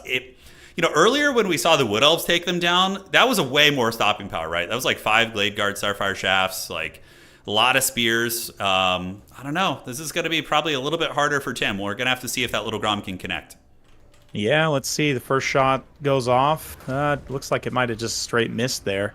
Yeah. But, yeah, I mean, it's going to be interesting to see sort of the different usage as well. It looks like Sora from the start is, he's kind of leading with the Thunder Tusks. So let's see if he tries to take more of a long skirmish game or if he's going to develop a rush and quickly try and get in there and mix things up in melee. But, yeah, I mean, the healing too here could be like if Sora is able to manage the damage, right, and kind of take damage on one, pull it back, heal, while the other takes damage, and then kind of cycle them back and forth in order to sort of spread the damage around. It's going to be up to Tim to make sure he's disciplined on focus firing, and not spreading that damage out too much. Indeed. And now the Snowballs of Doom, Dov, they're here. We do see the big Thunder Tusk dropping the snowballs on the Kislevite Warriors. And on top of that, people forget that Thunder Tusks have I don't know if they're anti-large. I'm pretty sure they are. But their Howdas on top, they throw the Hunter Javelins, which makes them insanely good. So already the Ice Witch has taken a lot of damage. She's taken like almost 1,000 damage. Ogre's calling in some reserves in the back. We do see the Ogre Bulls and the Noblars rushing towards the Kislevite's home objective. Tim does call in a Snow Leopard summon from his Ice Witch, and now he's going to have to push back soon, lest the Ogres get too far ahead on points. Yeah, Soli's definitely applying that early pressure, kind of making sure Tim is not just able to sit contently and shoot him and build up his forces, obviously. But yeah, the Howdah, I didn't realize the ogres on the Howdah did quite so much damage. They're already putting in some serious work against the Snow Leopard, while the Thunder Tusk is just mooning it, just facing away. Already leadership broken, so the summon there, not really having too much of an impact. Little Grom is doing some damage. One Thunder Tusk is about quarter HP down, but that's something that can pretty easily be healed, so not too impactful yet. Oh, dude, it's time. Oof. Monster fight. We have the Incarnate Elemental Beast coming out. Now, I don't know how I feel about this pick. It's an anti-infantry fighter. It does okay against big targets. Thunder Tusk will probably outtrade it with the Javelin fighters on top. Ogres are pressing the home objective of Kislev, which Kislev really doesn't want to lose because that will take away so much time for them to fight. Although we do see the Ogre Paymaster, it looks like the Ice Witch. What was that? So the Ice Witch is using some sort of witchcraft on him? Is it the Ice Shard ability, the Bound Magic Missile? Have you seen that before? Rarely, but using the Frostbite to good effect there, going to try and trap the Packmaster. The Ogres did get a good block, though. The Bulls were able to kind of stop the Incarnate Elemental Beast from getting in there. And right now, the Paymaster's in a bit of trouble. The Thunder Tusks probably need to run over there and fight in melee with him, give him some support. But right now, that Frostbite and the damage... I mean, granted, if he is lost, it's not a ton of cost. Like, losing your Lord definitely doesn't feel good. But he's pretty cheap, so it's not the worst loss in the world. Yeah, the Ice Witch is getting work done, man. And that Incarnate Elemental also with some nice AoEs. And it seems the Ogres are getting routed off on Objective 3. And that is one of the dangers in Domination of going, like, pure heavy SE. Though it's very strong and hard to break at times, you know, a more mobile army can take advantage of your lack of battlefield presence. And the Paymaster probably regretting being so aggressive. You know, Soli had a good thing going, hanging out on Objective 2 and just poking Tim. But now Tim is able to swing back. So it looks like Palpatine going to be Force Lightning his apprentice here. And we do see the Paymaster get karate chopped. And the Ogre Butcher, by the way, is trapped here. But big AoE damage from that snowball, potentially countered by the Salax Lullaby. Yeah, it's getting some good contact there. The other Thunder Tusk kind of ran into the front line to help try and maybe tear out some units. He is cycle charging these Pigback Riders as well in the infantry fight. As well as getting one back and shutting down that Little Grom momentarily. The Dervishes are going to come through. They're going to lose pretty badly to those Pigback Riders, I would imagine. Although, Pigbacks might have not had a countercharge orders, so it'll take them some time. But let's see. This one Thunder Tusk getting pretty deep stuck in here. The Ice Witch, you know, trading okay for now, but the Dervish, or the Horse Archers, rather, having some tough leadership issues. Butcher also getting leadership routed here as he gets surrounded by the Kislev Warriors and Horse Archers and whatnot. Ooh, we got some Man-Eater's Great Weapons coming, though. Some Elite Anti-Large. Looking to collapse that pocket. Let's see what they can do. Yeah, they'll definitely be very good against the Horse Archers in any of the cav. There are some Kislev Warriors there to provide some anti-large buffering. And I think if Sora had actually lost the Butcher there, like if it had died, that probably would have been game over because you would lose the Troll Guts on the big Thunder Tusks. But he does manage to salvage it and does get a Troll Guts up here on the Thunder Tusk fighting your objective number 3. But look at this, the Kislev Monster Core, the Incarnate Elemental proving me wrong, as well as the Ice Witch just getting a ton of work in. And if that Thunder Tusk does get broken off the battlefield, which I anticipate it will because Tim the Wilder is on point with his Dervish Call-in, that's probably GG. I think that that's going to be pretty brutal. The points are close enough that Tim isn't super far behind, and with one big expensive Thunder Tusk routing off at almost full health, that's probably going to be, in the words of the old Chappelle Show, game blouses. Patriarch just healing here, the Kislev Warriors holding like absolute chads. And the other Thunder Tusk Dob is also quite low as well. Yeah, it's definitely taking a serious beating, and that Thunder Tusk, you know, base leadership's not incredible. It's maybe the one biggest weakness. It's 70 base, which is okay, but for a big, expensive monsters, you'd like it to be a little bit more. But getting the leadership break there on the pretty much full health one, able to chase it off. This Incarnate also, that AoE kind of Flock of Doom effect. Mortis Engine is just feasting on this big blob right now, and it's looking pretty grim for the Ogres, but they're still fighting back on the far side here. Let's see what they can do to try and stabilize. Looks like that one Thunder Tusk, the one that is remaining, is pretty much heal capped at this point. It's been able to shut down the Siddlegrom. Piggyback Knights are doing all right, although getting shot in the back by the Kossar Spears. But let's see. Tim definitely pushing in the back line here. Yeah, the backfield situation for the Ogres, I mean, getting the push on the Little Grom is very, very good. Potentially something that can kind of help them claw back a little bit. But the Incarnate Elemental in tandem with the Ice Witch, I think, are going to be too much for the Ogres to handle. They're just not going to have anything on the field that can contest those units. We do see Sora calling in the Ogre Paymaster again, but he is just going to be tar-pitted either by Kiss of Light Halberds, or the Ice Witch is just going to be like, all right, you ready for round 2? And she's going to come in with her anti-large and just bully. Yeah, Incarnate Elemental is feasting at full health.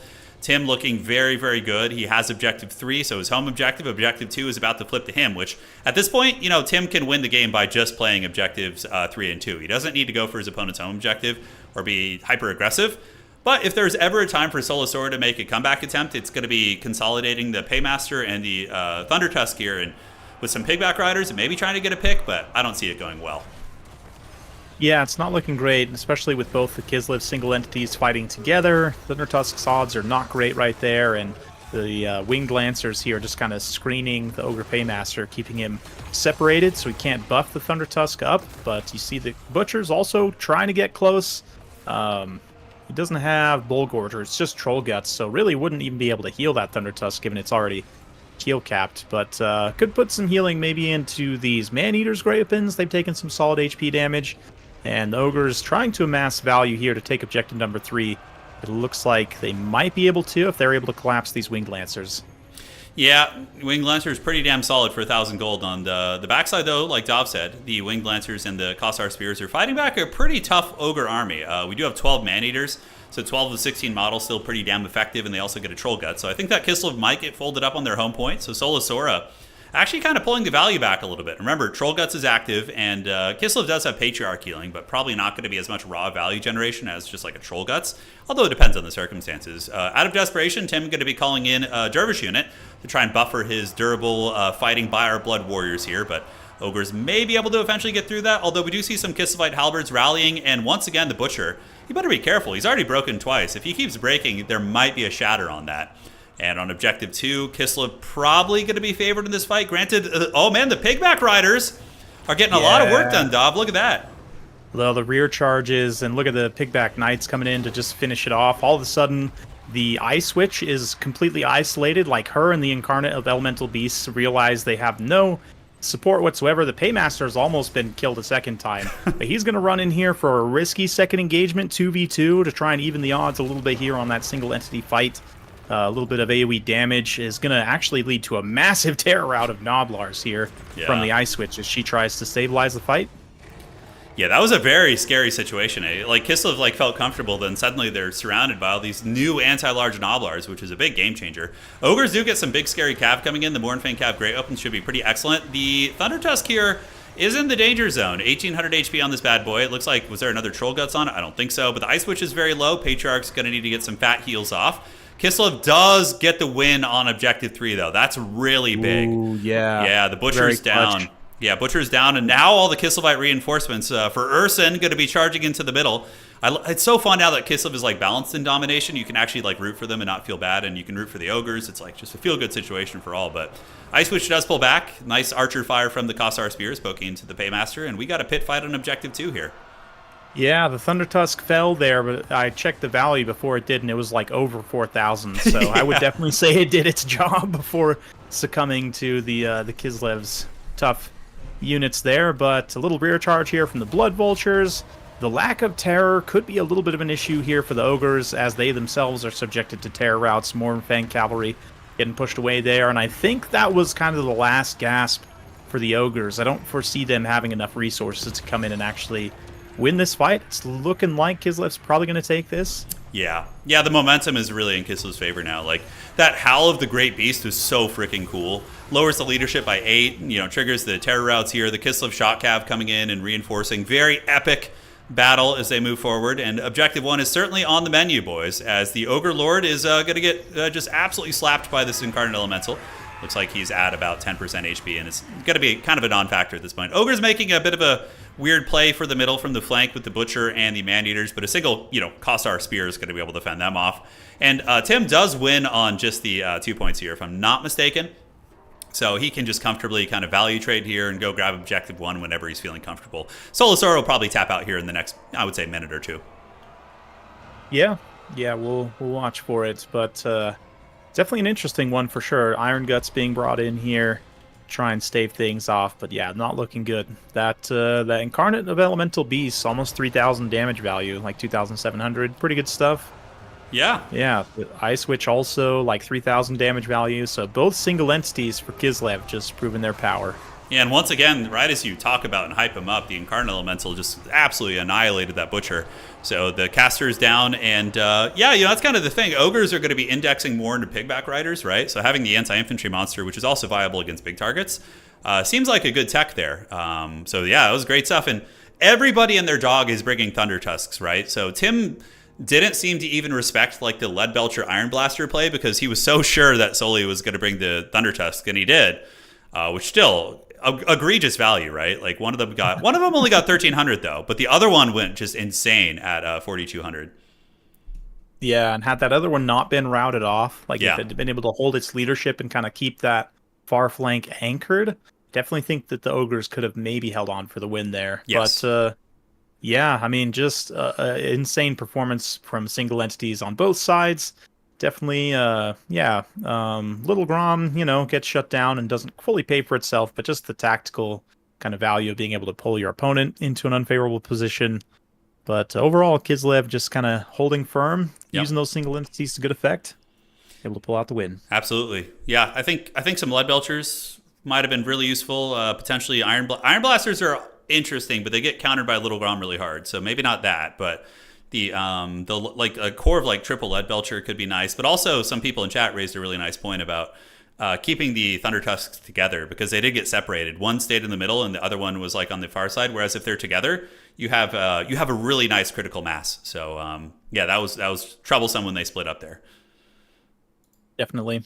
Okay, so now we got we're even now 1-1, yeah. 1-1. So Palpatine and Lord Vader here are 1-1 here in their best of 5 as we're going to be going into Game 3 of the finals, which is best of 5. So potentially more time. It could go a lot longer if we go to the rubber match. I mean, this could be another like hour and a half, 2 hours, right? So that's total Warhammer for you. Let's see what the map is. So we have this is a cool one, Dub. You're going to like this one too. This is the Terracotta Graveyard, which is a Cathay inspired map.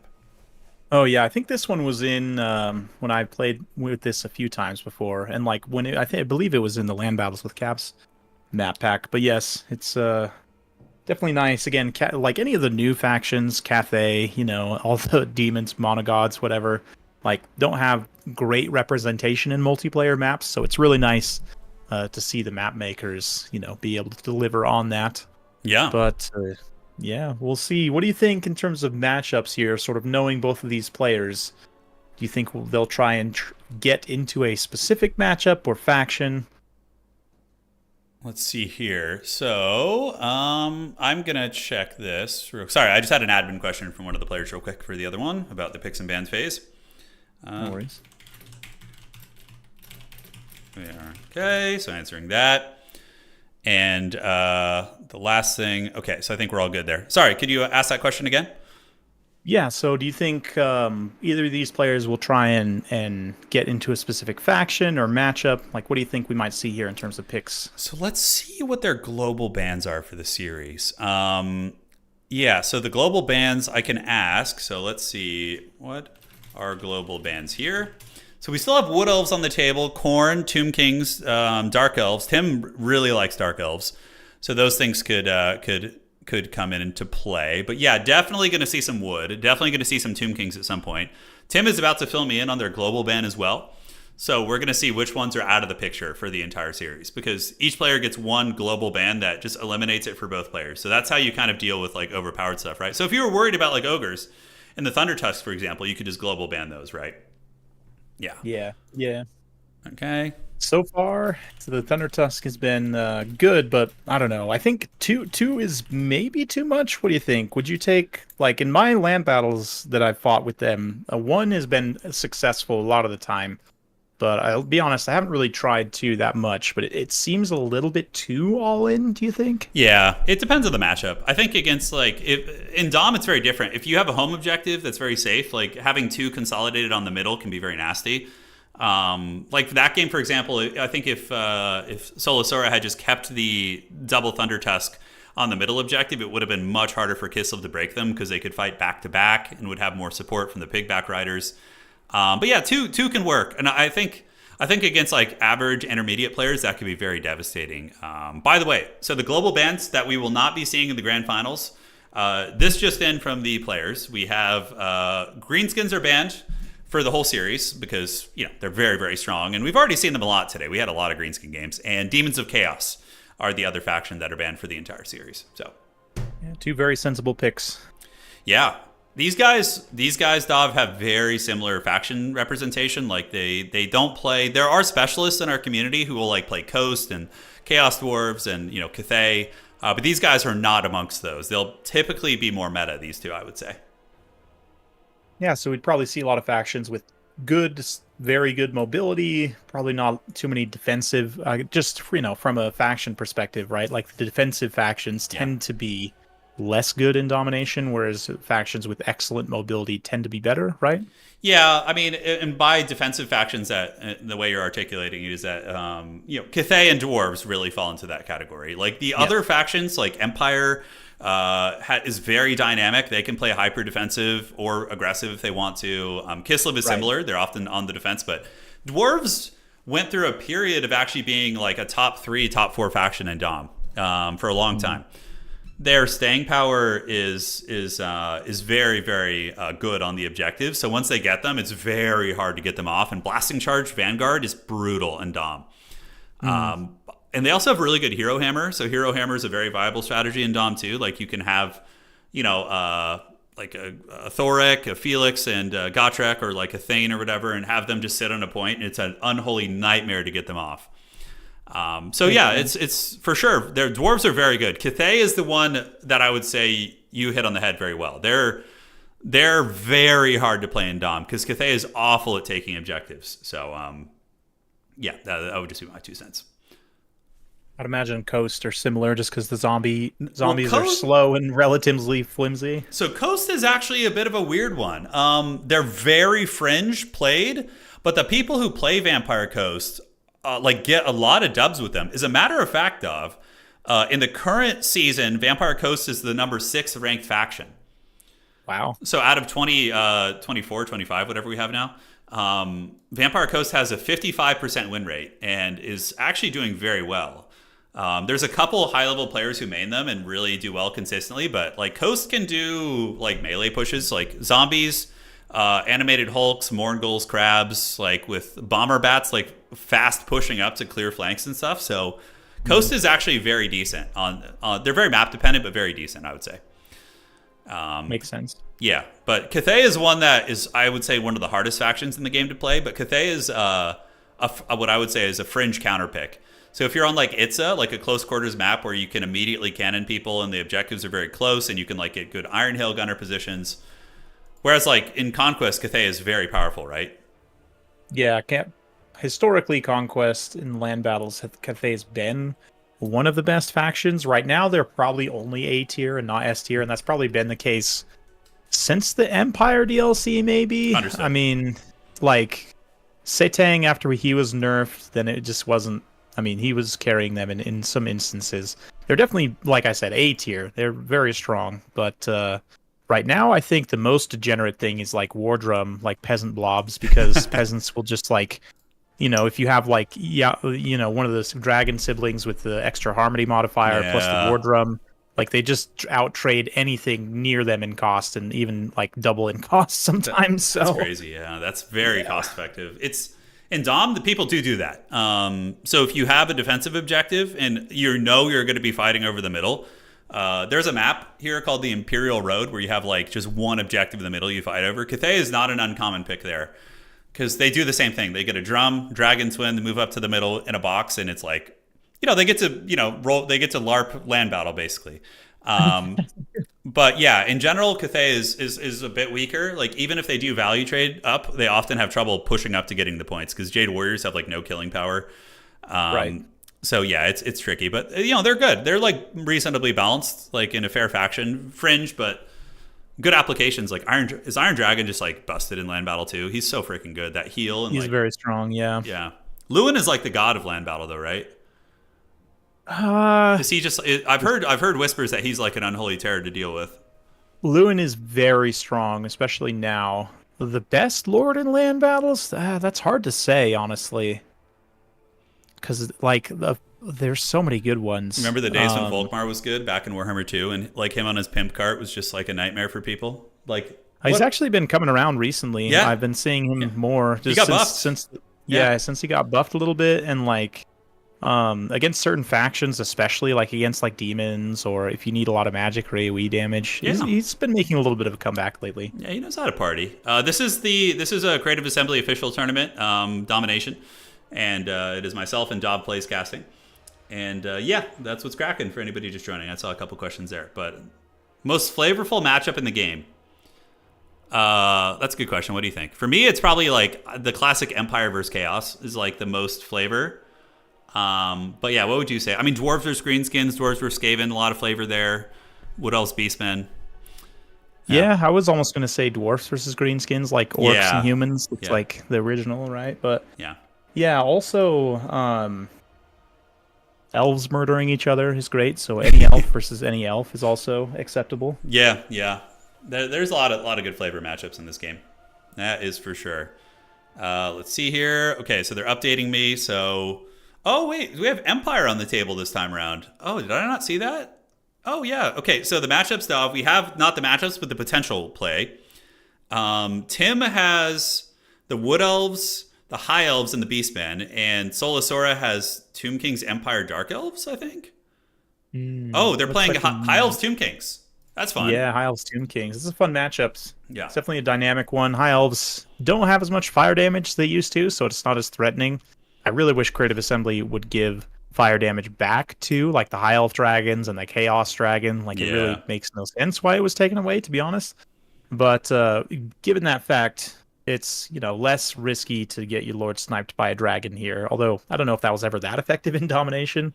To be honest. It is. Lord sniping is still very big. It's not as much as land battle, but it does exist, and it's very effective in some matchups. Here, I mean, it's hard to snipe Tomb King's Lords too, though, because the Sepulchral Stalker ROR is like always cackling in the backfield, just waiting for you, and they have such good tar pit cav. Like Skeleton Horsemen, Nehekar Horsemen are just so annoying if they can surround you. It takes they have good enough mass to pin down SEs. Yeah, Soli here. This map does have a fair amount of line of sight blocking and like terrain. Screaming Meme Catapults could be viable. Maybe one Ushapti Great Bow, like the ROR, probably going to be brought by Soli. I wonder how Tim will play this. I wonder if he's got like some weird forbidden SE tech, like what we saw earlier for him to defeat Ahriman. Like maybe he's got like the birds, like the Flamespire Phoenixes with their bombardments can wreck skeletons. I don't know. Should be interesting. Yeah, I could see a Lord of Fire caster for sure. The nice thing about High Elves is you have almost all the you do have all the common lores in the game, right? Plus high magic. Yeah, just no necromancy, basically. Yeah. Yeah, you're set for choice, but in this matchup, like Burning Head historically has been the bane of Tomb Kings, and I think it just got a slight buff in this patch, if I'm not mistaken. Wasn't it a nerf? You might be right. It seems more effective, anecdotally, but it's also possible I just haven't used Burning Head in a while. Yeah, it's very good. I mean, Burning Head is freaking sweet. And yeah, it's pretty much an auto take. I mean, Tim, though, is the type of guy to go like Life Bloom spam, like go very wide and use like Life Bloom to just get like mass army-wide healing nonstop. Fireborn are kind of cute in this matchup, but they're very weak against Great Bows, and also the Sepulchral Stalkers can poke them pretty effectively. Yeah, Tomb Kings are really solid in Dom. They're like just this battle line, and it's very lore friendly. Like this, this phalanx of skeletons just backed up by just really nasty stopping power. Very fun. But yeah, the meta has been Cetra, actually. Is it like that in Conquest 2? Because nowadays people just use Cetra on the Sphinx. He's super meta with Usirian's incantation to counter the high heavy cav. Yeah, same thing. The Sphinxes in general, yes, super meta, and especially Cetra in particular. I mean, his magic kit, like Blessed Blade of Petra, if you have the money for it, gives him blinded, and just he's really good. Yeah, and I think I'm trying to remember. I'd have to actually look at Fruit Rules. I know they came out recently with some more restrictions because Sphinxes are so strong. I want to say, are they not limited to one? Are they? I think they're two, but I think Necro Sphinxes count as the same unit, so you can't take like 2 War Sphinxes and a Necro Sphinx. But yes, they're one of the most cost-effective best monsters in the game, for sure. Yeah, I understand them being restricted in land battle and stuff, for sure. And Dom, you don't really need to restrict big monsters too much, just because the nature of objective play spreads them out and makes them less effective in a consolidated fight. Yeah, so Double Sphinx is common. It does sometimes lose in the same way that you saw the Thunder Tusks lose in the previous games, in that they couldn't like control the field as much. But yeah, doubles. I wouldn't be surprised to see a double Sphinx for sure. But like Imric can bully them a little bit. High Elves do have nets if they want to also. But yeah, I doubt we'll see like Sisters of Avalorn. I'm gonna go refill my water real quick. I've just run out, and yeah, you hang tight and enjoy yourself with chat here, and I'll be back in about 45 seconds. Absolutely. My pleasure. Hopefully everyone's doing well over there in Turin's chat. I don't actually have it pulled up to read right now, but you all are great. And yeah, it's been very enjoyable today. Yeah, domination. I haven't been always the biggest domination supporter, but Creative Assembly's improved it a lot over time, and most of my issues have been ironed out. I still personally prefer to play land battles and conquest, but casting this event between the qualifier and this today has been very enjoyable, and it's definitely made me think that maybe I need to host, a couple domination events every now and then, and again, just as a nice change of pace, because it is a little bit of a different game, very similar, but some minor differences as we have been discussing this whole time. But definitely a lot of fun. So, more power to people who enjoy playing different game modes. I think it's great to have some variety, and like I know people who enjoy switching between the two different game modes, right? Some people prefer one over the other, which is totally fine. But it's nice to be included in an event like this for sure. So it looks like both players are almost ready to go here.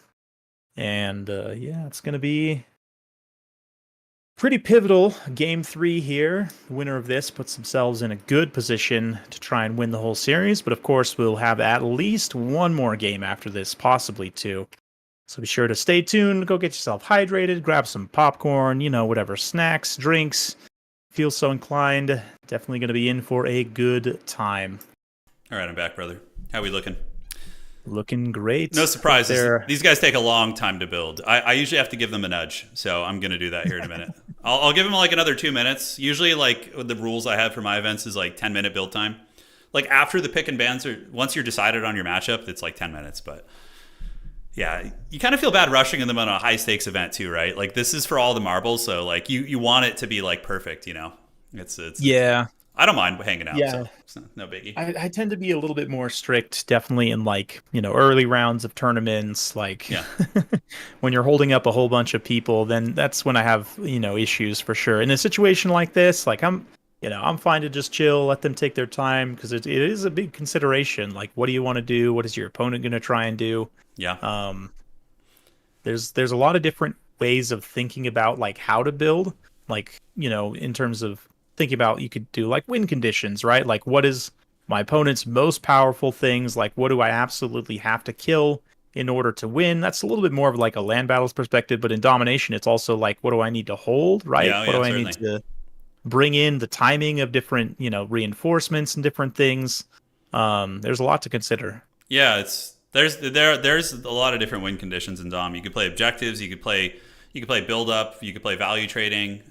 Lord sniping is certainly viable too. There's like builds that like to do that. But those are very high risk in Dom. Whereas you remember in Warhammer 2, the World Championship was decided by like a Lord snipe in the first like 30 seconds. Do you remember? It was Game 7. It was Evenstar versus Alfredinho. It's like it was literally just like one Tempest caught the Wood Elf Lord, and he just like died to missiles, and it was over. It was like the whole match just done, right? Yeah. Those games always feel kind of bad. Yep, Cetra. We got Cetra as we load in, you could see. And Tim with the dreaded light archers, dude. The extra 10 armor coming in the clutch, huh? Yeah, they'll have a little bit of extra melee defense as well, actually. So nice. If they do get run down by like skeleton horsemen, should be able to fight them back just fine. Yeah, that'll be fun. We got melee Shopti, some other neat stuff. But yeah, Osirians is really good. And I think that's a Firecaster. Oh, no, it's an Archmage of Life. Okay, so he is going to be doing the Earthbloom spam, which is Tim's like favorite thing. He loves it. Now, with wide armies, definitely works very well, and especially high elves, because they have such great leadership and just overall good stats. Like you prolong your martial prowess potentially, right? Like you're helping to shore up their own defensive stats, so it gets some good direct synergy. Oh, dude, you absolutely, man, absolutely. And how do you like this map, by the way? Take a look. Isn't it cool? You got all the warpstone craters and everything. Super cool. This massive like pile of like discarded sentinels. Yeah. Oh, I didn't even notice that. Oh, I just looked close. Wow. So they have those textures in the game. That's so rad. Yeah, like the old like this is the elephant graveyard here, but for the Sentinels. Now, would you like to talk about the Tomb King's army? I would love to. I love the Tomb King's aesthetic. So iconic to Warhammer. Yeah. And we've got two War Sphinxes here standing proud and ready. A couple of melee Ushabti as well, skeleton spears, one Nehekara warrior tastefully for some anti-infantry. And that's pretty much it. So, like you said, phalanx plus constructs, very classic Tomb Kings. Yeah, it's good stuff. Cameron War Sphinx is pretty brutal. I'm curious to how the High Elf army, which doesn't seem to have too much mass, will deal with them. So we got Reavers on Vanguard to contest mobility, grab objectives early. The rest of the battle line is going to be the most vanilla of High Elf armies, which is literally Spearbow. So it's going to be Spearmen to hold with their 50-plus melee defense while the defensive buffs are active. Archers are decent in this matchup. They can deal with the enemy skirmishers, skeleton horseman archers. But High Elves are going to need some stopping power to deal with those melee Shopti as well as these Sphinxes. And the Archmage is on a dragon, which is certainly up to the task of maybe fighting one Sphinx, but two Sphinxes, including one which is Cetra, no mere Sphinx, but the mighty imperishable one. It's going to be tough. So I would wager the High Elves will have to call in something, maybe Fireborn. Looking at the Tomb King's army, though, Dov, it doesn't seem like they have great answers against the Fireborn, right? Outside of maybe just Sphinx attrition. Yeah, Sphinx attrition, maybe some Sepulchral Stalkers since they have Vanguard in the reserve.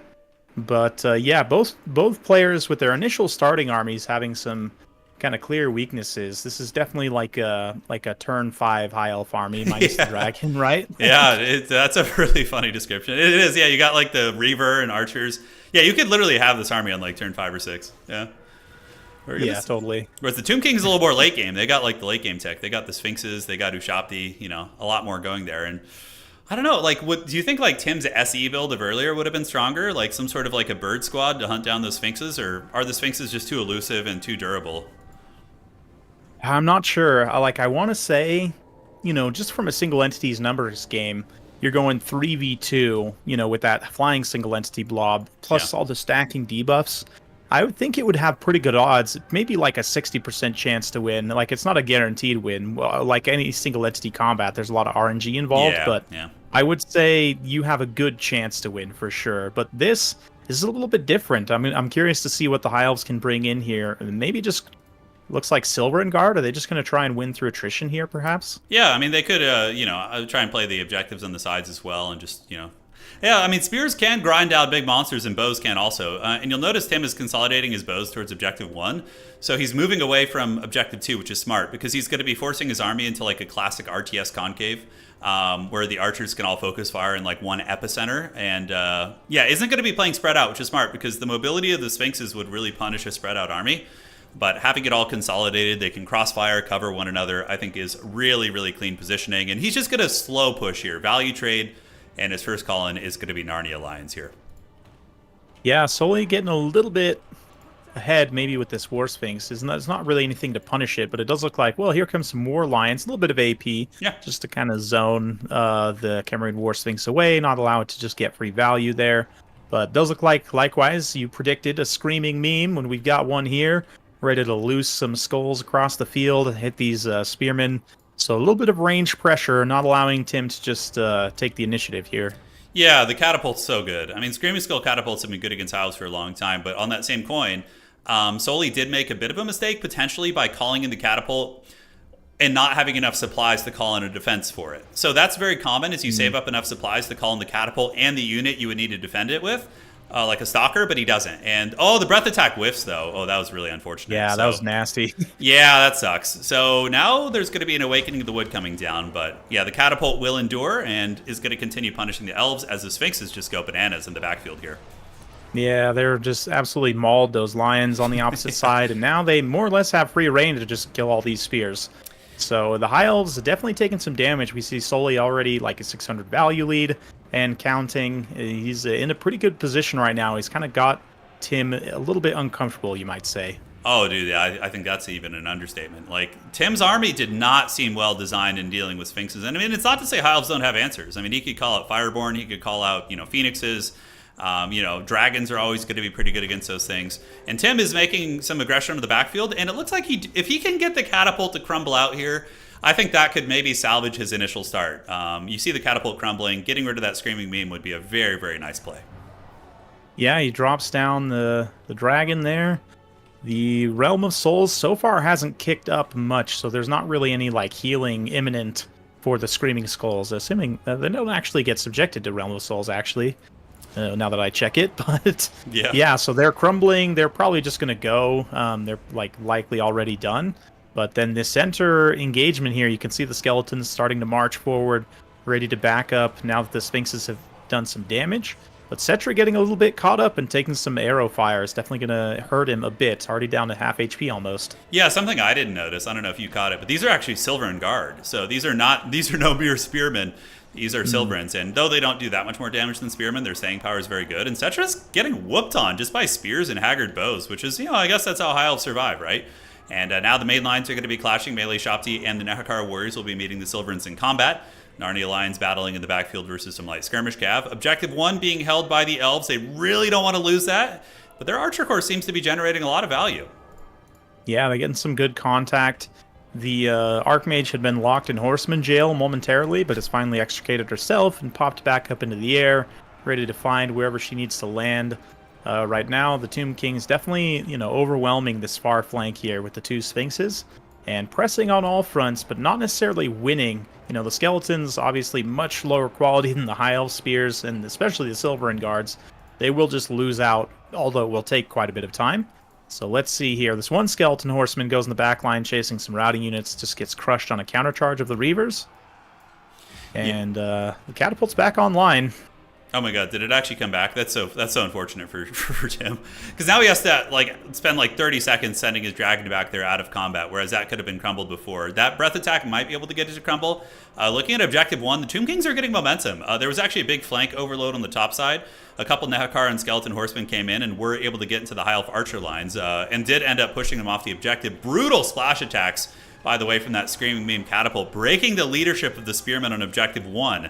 So overall, the High Elves look like they're getting routed. They're going to need to find a way to reinforce that, while on Objective 2, the Silverans getting slapped by Usirian's Incantation of Vengeance, which is going to do considerable damage. And the Elves, though they're value trading evenly, do seem to be on the back foot in terms of battlefield control.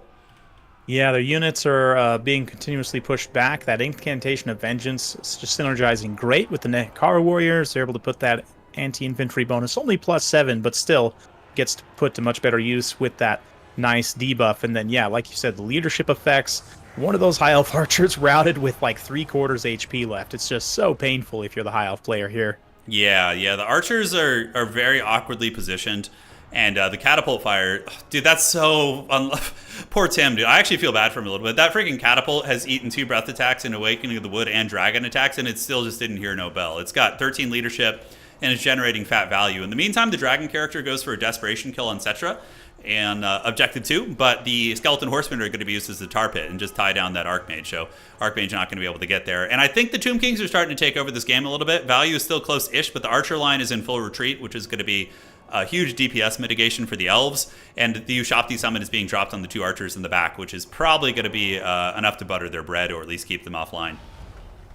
Yeah, the more time the archers spend marching, less time shooting, right? Like you said, DPS drops, and that time can be used well by the Tomb Kings to continue developing attacks in other areas, dealing damage with the Sphinxes, and just finishing off the Silveran Guard, which, they're not the cheapest unit to be just getting killed like this, so... It's definitely, although Sully's value lead isn't huge right now, it's his battlefield control is definitely very impressive. Yeah, Cestra's just kind of kiting the dragon and just cackling, and of course does have spears to fall back on. Could even turn around and fight the dragon with the assistance of the other Khemerian War Sphinx, which would probably be the metaphorical Bane Batman backbreak here, as we see the Archmage fully surrounded, being attacked by these Sphinxes, and also there's going to be some Nehakar horsemen coming in to make sure the dragon cannot escape. And I would say that's probably GG here. I don't see too many avenues for the Elves to get back. They're just stuffed back. Their Lord is going to be probably surrounded and or potentially killed here, which is going to be just brutal. The Archer lines do reform the ranks. You can see that the Archers have been split up, so Tim has staggered his lines well. But man, he is just so far behind on points as well. And Sora really is just the master of this brutal pin-you-in playstyle that seems to be punishing Tim's Archer playstyle here, as the dragon character does go down, and Tim will probably tap out in the next 30 seconds. Oh, called it. There it is. Yep. All right. It is. Yeah, GG. That was a very, very crushing victory. Tim just didn't have answers for the SEs. I mean, you have to know the Khemerian War Sphinxes are coming, and he just had the dragon and archers, and he made the best of it. Like, he did get Setcher down low quickly with his spears and archers, which was great. But, like, melee Shopti, Sphinxes, he had no answers for any of those things, you know? Yeah, it's a little bit surprising just given how strong the Sphinxes are right now. I would have thought that they'd be sort of something you almost plan your entire build around, but it just really seems like Tim lacked the tools he Yeah. needed. And like you said, made the best of it. Was able to do some good damage, but ultimately just couldn't measure up to the quality of the War Sphinxes there. Well, that's where Chadrick comes into play, because Imric has always, I would say, been the kind of soft count, not even in count, a bit of a soft attack against the soft counter against the Sphinxes. He can bully them super hard.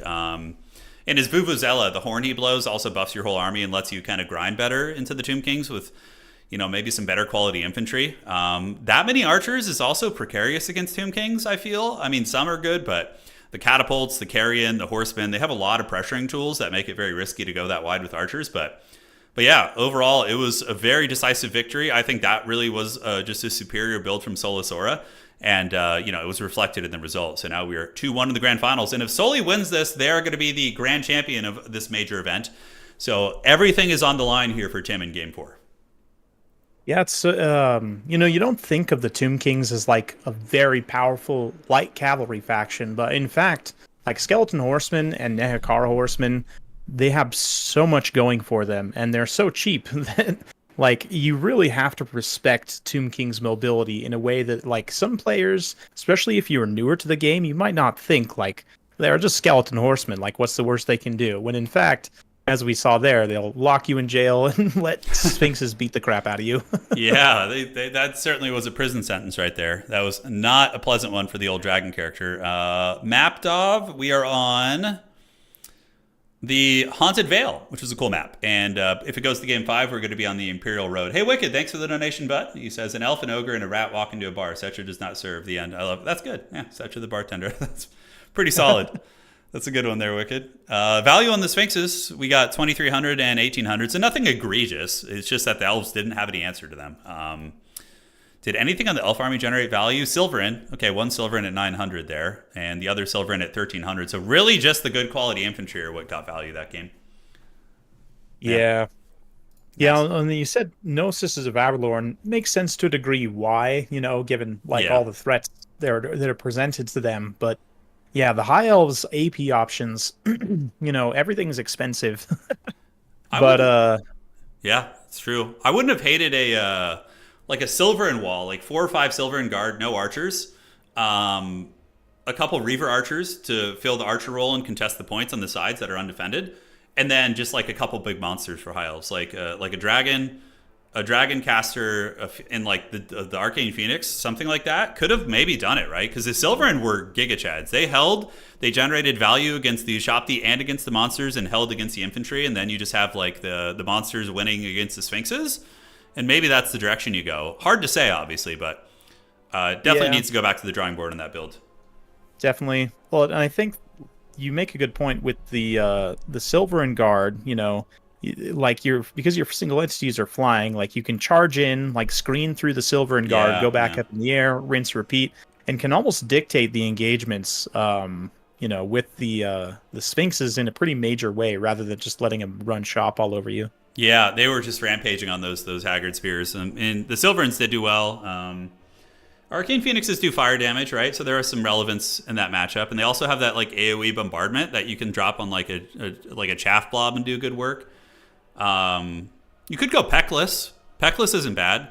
Like you go Techless on Bird, and he has a net, right? So Peckless on Bird with self-healing, and then you mix in another Arcane Phoenix with him, and then like you can net down the Sphinxes, stop them when they move into your spears, you net them. You double charge them with Arcane Phoenix and just, potentially can them pretty quickly. And the bonus too, because he's got Kindle Flame, that net will increase the damage of the Sphinxes. Hell right? Yeah, hell yeah. Yeah, so there's definitely ways for High Elves to beat Tomb Kings. Tim is such a skilled player. He would not have picked that matchup if he hadn't won with it before or hadn't won in that matchup before. So clearly it's doable, but I think just he needed some sauce there. Let's see if he's sending me the matchups for this one. Okay, here he comes. So, we got even more different faction variety. And, man, this is really... I don't know if it's like this. I'd be curious to hear your take on Land Battle and Dom and stuff, or Conquest, but this is like the golden age for the meta. Like, there's so many viable factions in competitive Dom. You almost like we have single faction tournaments like 5 or 6 times a week, and there's almost a different winner every single time in terms of the factions. But Wood Elves, Skaven, and Norska on one side, and then it's going to be, what does DL stand for? DL, is that dwarfs? No, that's not dwarfs, right? Am I crazy? What would DL stand for on a pick matrix, Dov? Dark. Dark elves? Yeah, probably I dark don't elves. know. I think it's Dark Elves. I think you just mistyped. And then Tomb Kings and Ogre Kingdoms on the other side. But yeah, like, is the meta very varied in Conquest, or is it mainly just like the same 5 factions crushing it? Yeah, I mean, you do see, I would say between the S tier and the A tier, there's enough factions. Oh, and also the pick and ban formats as well. Like, you see a pretty good variety of matchups for sure. Who's S tier right now? Who are the big dogs? I mean, it'll definitely be changing with this update, but previously it would have been like Dwarfs, Empire, Kislev, Tzeentch, and Cathay's one like, others. It depends on who you ask. Like Lizardmen, depending on some people might say, another faction, but copy that. yeah, the A tier, the A tier and the S tier is where most of the factions are right now, I would say. Like, there's really not too many that are like B or below. Like, I'd have to really sit down and think hard. I haven't actually done a tier list in a while. Yeah. But like, I just thinking through the different factions right now, like, I don't know. Most of the factions have matchups where you can take them, and especially in like a multiple game series, like a 3 or 5 game series, depending on how the picks and bans go, like you'll have opportunities for them to shine for sure. Yeah, that's good to hear.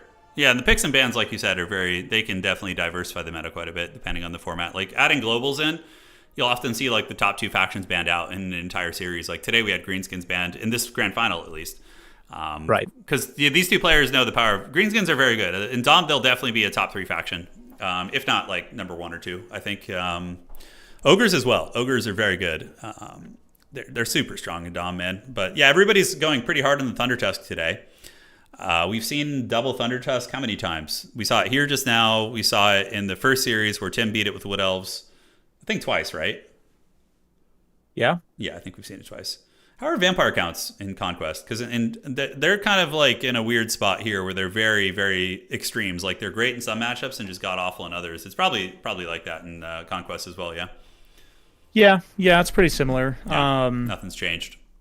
Yeah, they're honestly, vampire counts, I really wish they would give Blood Knights a similar treatment to what they gave Grail Knights. Yeah. Because right now they should be a smaller, more elite unit, probably with armor piercing, like anti-large. It would help the vampire counts a lot, because right now, like, your anti-large AP options are not good. Although, I think the Goose got a buff. It's okay. It's not great. I have been seeing some double Vargulf builds floating around again. I think Vargulfs are great. They're just fast, annoying, regenerating. Yeah, they're solid monsters. Definitely a classic. And the buffs to the Black Coach, actually, I've seen some games with it getting like, 15, 1800, 2000 plus values. So yeah, from an anti-infantry standpoint, the Black Coach is a pretty viable option now, actually. That's interesting. Yeah, I'm happy to hear that. The Black Coach is such a funny unit. But yeah, it did get those fat buffs, I remember. And did it get a damage increase? I think it's just easier to get its abilities activated now, right? Wasn't that one of the buffs? Yes, that was one of the buffs, and they all 3 activate at the same time. They don't like cycle through one after the other, which I don't remember if it was that way before. I can't actually. Yeah, anyway. It charges up a little bit faster. I think it has a damage buff. I want to say, did they give it a mass buff as well? I want to say. I don't remember all the details, but yeah, definitely is quite effective. And especially if you have good chariot micro, where you can keep it cycle charging the whole time, it will definitely do a lot of damage and take very little in return. Yeah. I mean, I hope they become good again. So vampire counts, they do not have. Yeah, they're missing some units. So they're missing. I don't know if it's enough for a full DLC. So the vampire counts have a mount option, which is called an Abyssal Terror. And they also have a Coven Throne, which in tabletop, vampire counts can ride a Coven Throne. So it's kind of like a Blood Shrine that the Dark Elves have. And they also have a Abyssal Terror, which is like another monstrous mount option. They're also missing... Yeah, they're missing, I think, a Tomb Banshee, right? I think so. They have a hero... No, they have that, right? No. Yeah, they have the hero banshee. Yeah, they have the hero banshee. Yeah, so they have that. Let's see what else. Spirit hosts, right? Is like an infantry, like a Yes, low tier ghost yes, infantry. yeah. So the spirit hosts aren't around. I'm looking at their units right now. Really, I mean, they have most of everything though. It's just the abyssal terror. They have a unit in tabletop called a necromantic acolyte, which is like a really low tier necromancer, but I don't think that would happen. It's kind of redundant. Um, yeah, overall, I mean, they're not missing much. I guess I don't know what you would add. Yeah, Yeah. Does anybody in the chat two know? guard. Any like Warhammer Fantasy people? Spirit hosts are ethereal swarm unit. Okay, so they're like yeah, got it. Yeah, they could. I guess CA could like make some stuff up or like add some legendary lords, obviously, because vampires have a lot of legendary lords, right? You have like Neferata, Conrad von Yeah, Karstein. a lot of legendary characters, legendary lords and heroes are always a great option. Yeah, Yeah, I mean the graveguards with halberds. Like I am not a vampire counts player. I'm actually known as a vampire counts hater. So take that as you will. But the graveguard halberds, in my limited experience, definitely help some yeah, matchups. yeah, They're pretty absolutely. specialized. But like yeah, like Bretonia for example is obvious. But like Bretonia ogres, like any faction where you might need anti-large infantry, they help. Yeah, I think the halberds were a nice addition, and vampire counts will probably just get like some lord pack where they get like a couple legendary lords, a legendary hero, and then they add the swarm host and maybe the throne. Maybe they would add that throne thing and the abyssal terror as like standalone units. Hey, Bio, thank you for the donation. He says release the fishmen, Solasora. Fishmen are they an actual race in Warhammer Fantasy? The fishmen? Like They're like a mythical like they've been I think they've been mentioned in the lore, but they've never had any official like army or anything. yeah. Yeah, there's a lot of like weird fringe armies, right? Like Yeah. getting Moosey. Oh, Norska versus Dark Elves is the matchup. Okay, that's fun. All Let me right. make sure they're on the right map because they haven't switched maps. Okay, aces. Switch to right map. Okay, I don't know who the host is. It might be Solasora. Different map. There we go. Okay, it looks like we got it now. So we're all set on the Haunted Vale. So this map is very land battle-esque. You basically have you have 3 points in the middle that are all in a direct line with one another. So nobody has a home objective. You have the 2 forests where the armies emerge from. It's like a Vampire Count Sylvanian map. It's really cool, like graveyards and stuff. And yeah, it's just like a battle over the 2 middle objectives with like fringe skirmishing usually over the 3rd one on the outside. So this should be fun. What does Norska bring against Dark Elves, do you think? Probably just like a lot of good, like cheap infantry that are effective, and then javelins with like skin wolves. Yeah. That's probably what I would go for. Yeah, Definitely skin wolves. I mean, you don't have to worry about a ton of armor with the dark elves. Like they might bring like one armored unit, so yeah, AP is not super important. Yeah, like just like maximum DPS, I would think. yeah, probably maybe like a black. You could see like a fringe black guard in this matchup occasionally. I've seen. Solasora does. Oh well, Solasora's on Norska, but Solasora does play Dark Elves too and likes to use the Harganeth and the elite infantry, which is fun. But probably won't see that here today. Tim is gonna go, yeah, just chaff centric with repeater crossbows. He might even try his Scourge Runners again. Actually, they're not terrible against Norska, but I like the repeater crossbows more myself.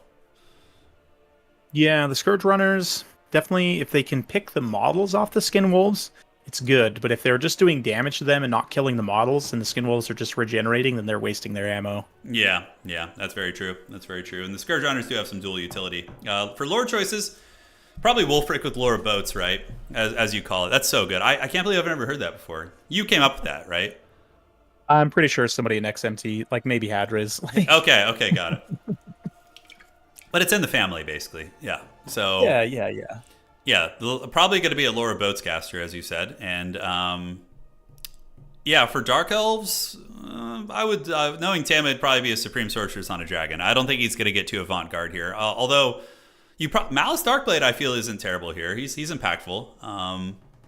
Yeah, he's got 2 lives. Malice is solid. Honestly, like a wild Hellebron, like countercharge, very aggressive. No, I don't think Tim would do that, but I've seen that at least in land battles be Yeah. very effective. You can catch the Norscan player off guard and just smash them in the face. Yeah, that happens sometimes in Dom too. There's a couple players, Catholic Alcoholic, Serkia.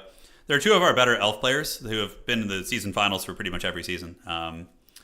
Yeah, so those guys will do that. LeBron James, they'll get her in there and steamroll a little bit, which is fun. Yeah, it's definitely a much riskier style though. That's like kind of gambling. I feel you're like gambling your opponent isn't going to have some tech against your infantry. Magic for Norska, probably Shadow Magic, or I mean Death is okay. Buna is kind of expensive, but if you're desperate to kill a repeater crossbow, you can pop it on them. Yeah, Fire's also Yeah, great Fire's against always Norska. good, man. Just Burning Head is just Value City because both these factions are pretty heavy in the lightly armored infantry. Yeah, definitely. Yeah. And Dark Elves don't have access to metal, do they? Um, I do not believe so. No, they don't have Final Transmutation. Norska They can probably definitely bring it. could. The lore metal is like I think one of the most ubiquitous, like steady lores. Like Searing Doom is good in like every matchup. I feel it's cheap, it's Yes. spammable, it's safe. So like my favorite, if I am like in a potato situation where I need to figure out like, okay, I don't know what magic's good in this matchup, I'm just gonna go Searing Doom and Final Transmutation. It hedges your bets, right? Because Final Transmutation will counter blobs and SE blobs, and then you have the Searing Doom, which is good against like everything else basically. Yeah, it's really nice. Yeah, Rex Cavalry especially. Oh yeah, butters their bread up. Looks like Tim is almost ready.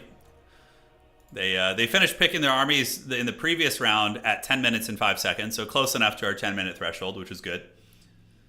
Yeah, Puggington in chat, a true OG. He says that against Dark Elves, you definitely bring fire. Yeah, Puggington's great. He's you remember Puggington from Warhammer 2, right? He's of course Yeah. he's been crushing it in Dom when he shows up as well. We've had many good scraps over the years. Is Pug in XMT? Is he in XMT? Yeah, I think he came in. He was in QSA, and then when QSA was folded into XMT, basically the clans, right? Like XMT is the crab of clans. Like all the clans eventually evolve into XMT over time. Yeah, Extreme Meme Team. They've- Yeah, they've got a lot of good players too, and yes, you got XMT, you got the Rat Clan is a new up and coming one, which was fun. RTK, VM, ODM, BB is BBB still around?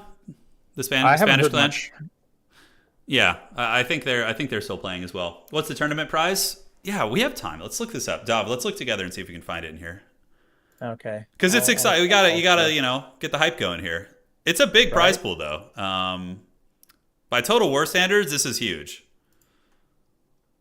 Usually for my season finals, it's like $500 is the cash prize, which is big, but this is like next level. I could have sworn he posted it somewhere. Is it here?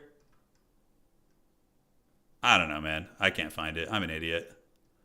I also have no idea. It's a lot though. It's like it's substantial. I saw it this morning and I just can't remember where, but I'm pretty sure it's like I think the total prize pool is like between 2,000. It's 2,000 pounds, I believe. So I think it's 1,500 for no.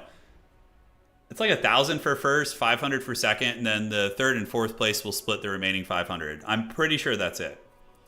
That sounds right. Yeah, can Professor Pone be the prize and come to your house and hang out? Oh, that's a nice prize. You get to hang out with Pone for a day. Yeah. It's great, man. Phone always sends me nice like birthday wishes and everything. He's such a great guy. He's the GOAT, dude. He's the GOAT of Total War. That's the running thing. The prize is to visit the Shadow Realm. I don't think so. So Dark Elves are ready. Oh wait, Medusas could be. Oh, Medusas are actually good in this matchup. Yeah, I mean anti-large and melee, their shooting attack is Yeah. multi-purpose. Yeah, I think we could see that from Tim. Tim likes them. I've seen him use them before, if memory serves, unless I'm thinking of maybe Catholic. But yeah, the Medusa could be a nice kind of a surprise pick. Mammoth would be pretty ballsy here against Dark Elves. They're good at bringing down the Mumakil. Very Yeah, good. I like. I could see though if Soli's like confident enough in his ability to shut down because the crossbows are short enough range. Yeah. That the Mammoth, like, it's a lot easier to shut down than say like long range high elf crossbows or something, Sure. or high elf bows or something else. Yeah. But yeah, like Mammoth plus mobility, maybe. This might be the time you get to see the classic domination Dark Shard line. This is a very good map for the Dark Shard battle line because you could actually hug the border of the field and kind of press two objectives at once with the Dark Shard line. It's very tough to break. So Tim might do that.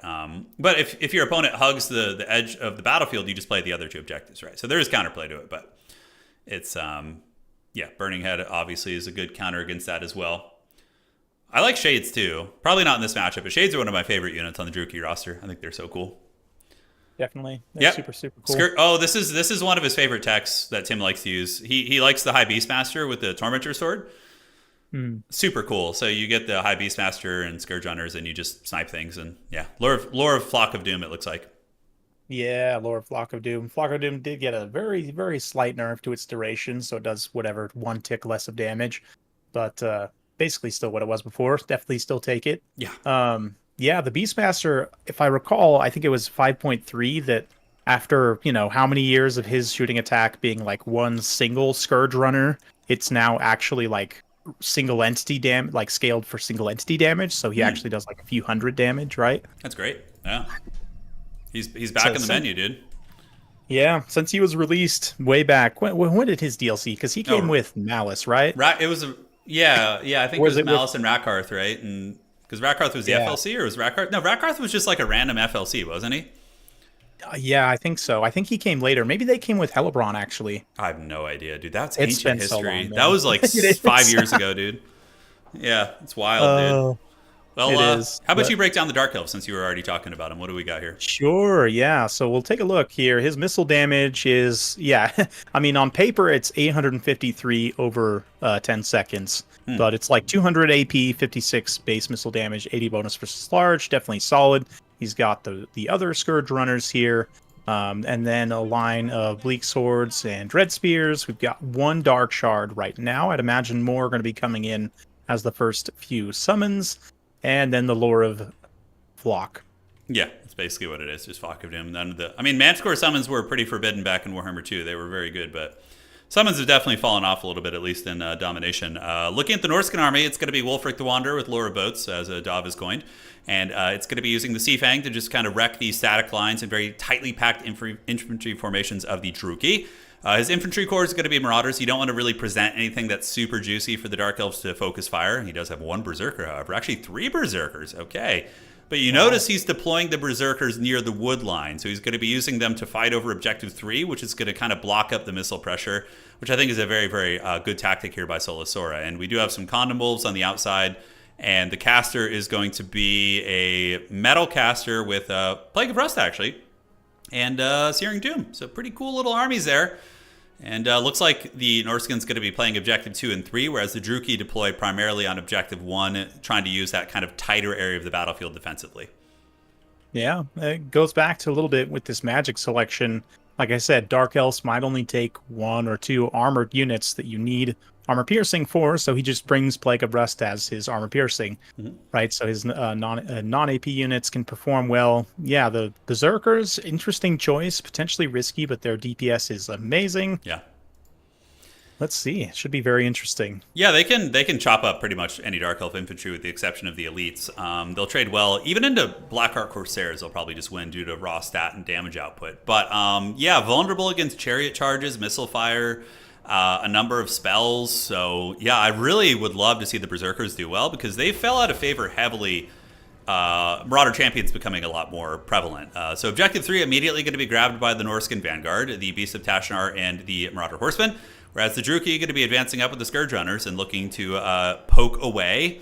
And yeah, very good targets. I mean, you just shoot at the Marauder Horsemen. That's very cost effective. Tim for sure needs to focus and make sure he grabs these objectives, as the Dark Elves, I think, call in more Dark Shards, just like the prophetic Dov saw coming. And now Norska going to be unga-bungaing into the trees and just chilling out and letting Tim grab the objectives. Yeah, so it looks like just going to try and build up some value here. Both forces kind of split, aligned between these 2 different woods. And he's got some kind of counter tools here, so it doesn't necessarily have to just sit back and take this. But let's see.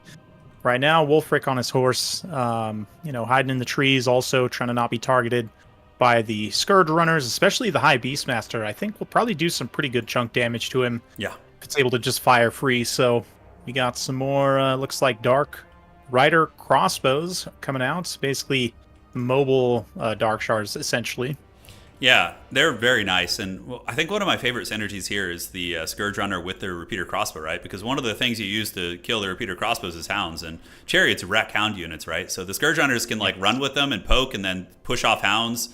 Skin Wolves are a little bit problematic if they can catch these units, obviously, but the Scourge Runners also do have anti-large shooting. So In many ways, I like Tim's tech quite a bit, and now the tables have kind of turned from the previous games where Sora was the one who was triple capping and kind of pushing Tim back, but Tim seems to be the bully a little bit more in this situation. Yeah, Solus is just brought another Skin Wolf out there, so he's looking like he's trying to get as many Skin Wolves and other mobile units on the field as possible just before he advances here to try and make sure, as he fights in melee, he can potentially screen out these ranged units with his own mobility, try and protect these Berserkers as they go to town on this Dark Elf infantry formation. Yeah, this is going to be a build-up. So we haven't seen it yet today, really, but this is a very common playstyle I've seen amongst RTK players, where they'll, if they really don't like what they see out of the gates, they're going to be doing a build-up, and they'll try and just use an overwhelming number of troops to alpha strike. But although Sora not going to be waiting too long. I've seen build-ups go 4, 5, 6, 7 minutes into the game and then pushing, which is really sketchy. But some people like it. But in this case, Soli's going to be moving out right now. We see the Norskin Unga Bunga monkey formation moving out of the trees towards Objective 1 and 2, while their Forest Bandits over here on Objective 3 are going to be advancing and pushing out. Wolfric on the hunt after that Beastmaster, though. Yeah, the Scourge Runner's speed, 84. Wolfric's 90, so you know what's coming right now. Debuff. Tormentor? It's got to be a Tormentor sword, potential snipe. Now this is going to be bad. Oh, this is not good for Wolfric if he goes for the strike here. Although the Norskins are nearby. You can see him there. Yeah, the Norskins do have some support nearby. It's not completely hopeless. He also burned that Hunter of Champions. Yeah. But yeah, you see the damage once it starts to come in is pretty significant. Wolfric having to run, but bringing in some Skin Wolves. On the other side, the Chariot's getting a cheeky little charge there into the Berserkers, but not pulling out very quickly. They're going to very quickly start to get bursted down. Yeah, that's not great. I mean, they do have 80 armor, but their melee defense is only 23, so they'll be getting connected with pretty hard. I think what Tim needs to do right now is he's had his fun in games and gotten a bit of a points lead. I would like to see Tim consolidate his army back to his main formation and just hold Objective 1 and 2, rather than trying to hold the triple cap against the much more aggressive melee-centric Norscan army. But we're going to see how it works out. We see the Dark Shards are now firing off at the infantry, and the Dark Elves are forming ranks, but Norska does get the 2 objectives, and that Searing Doom might do a lot of damage here. Yeah, at the very least, forces the Dark Shards to move, since they can't fire on the move, prevents them from firing while the Norskin's advancing. Here we get some charges. The Marauder Berserkers in the center hitting those Bleak Swords. The Skin Wolves also pursuing the Scourge Runner Chariots over on the far side. We'll see if they try and overrun. I heard the boats go off, too. It looks like they just wrecked a Bleak Sword in the center. Yeah, super cost-effective. Lure boats doing some serious work. Norska definitely getting really, really crunk in the infantry department, starting to fold up some of the Dark Elf lines near Objective 2. On Objective 1, Norska's dense infantry and the Skin Wolves are doing some damage, but also are the epicenter of the Dark Elf focus fire. And we do see a very rare column of a Manticore, which for some godforsaken reason is being sent into a spear unit, so maybe just trying to get a terror route, but overall that's a little bit of a sketchy play. Yeah, the Manticore is not nearly what they once were. Certain patches in the past, especially in Warhammer 2, they were very good, extremely cost-effective. Now they're less good, but here, if they can get a good terror route going, it could definitely prove tactically effective at least. But Norska definitely pushing on all fronts. Dark Elves have taken a lot of damage.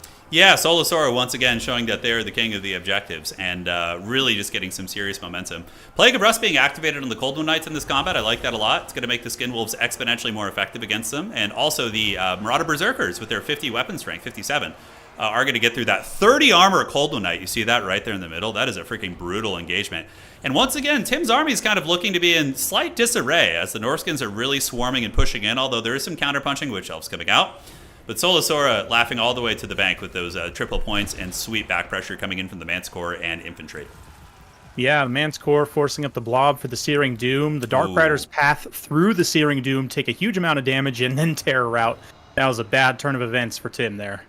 Yeah, it's it's interesting, the way that Sora is playing, it looks simplistic, but the build and just everything seems to execute well.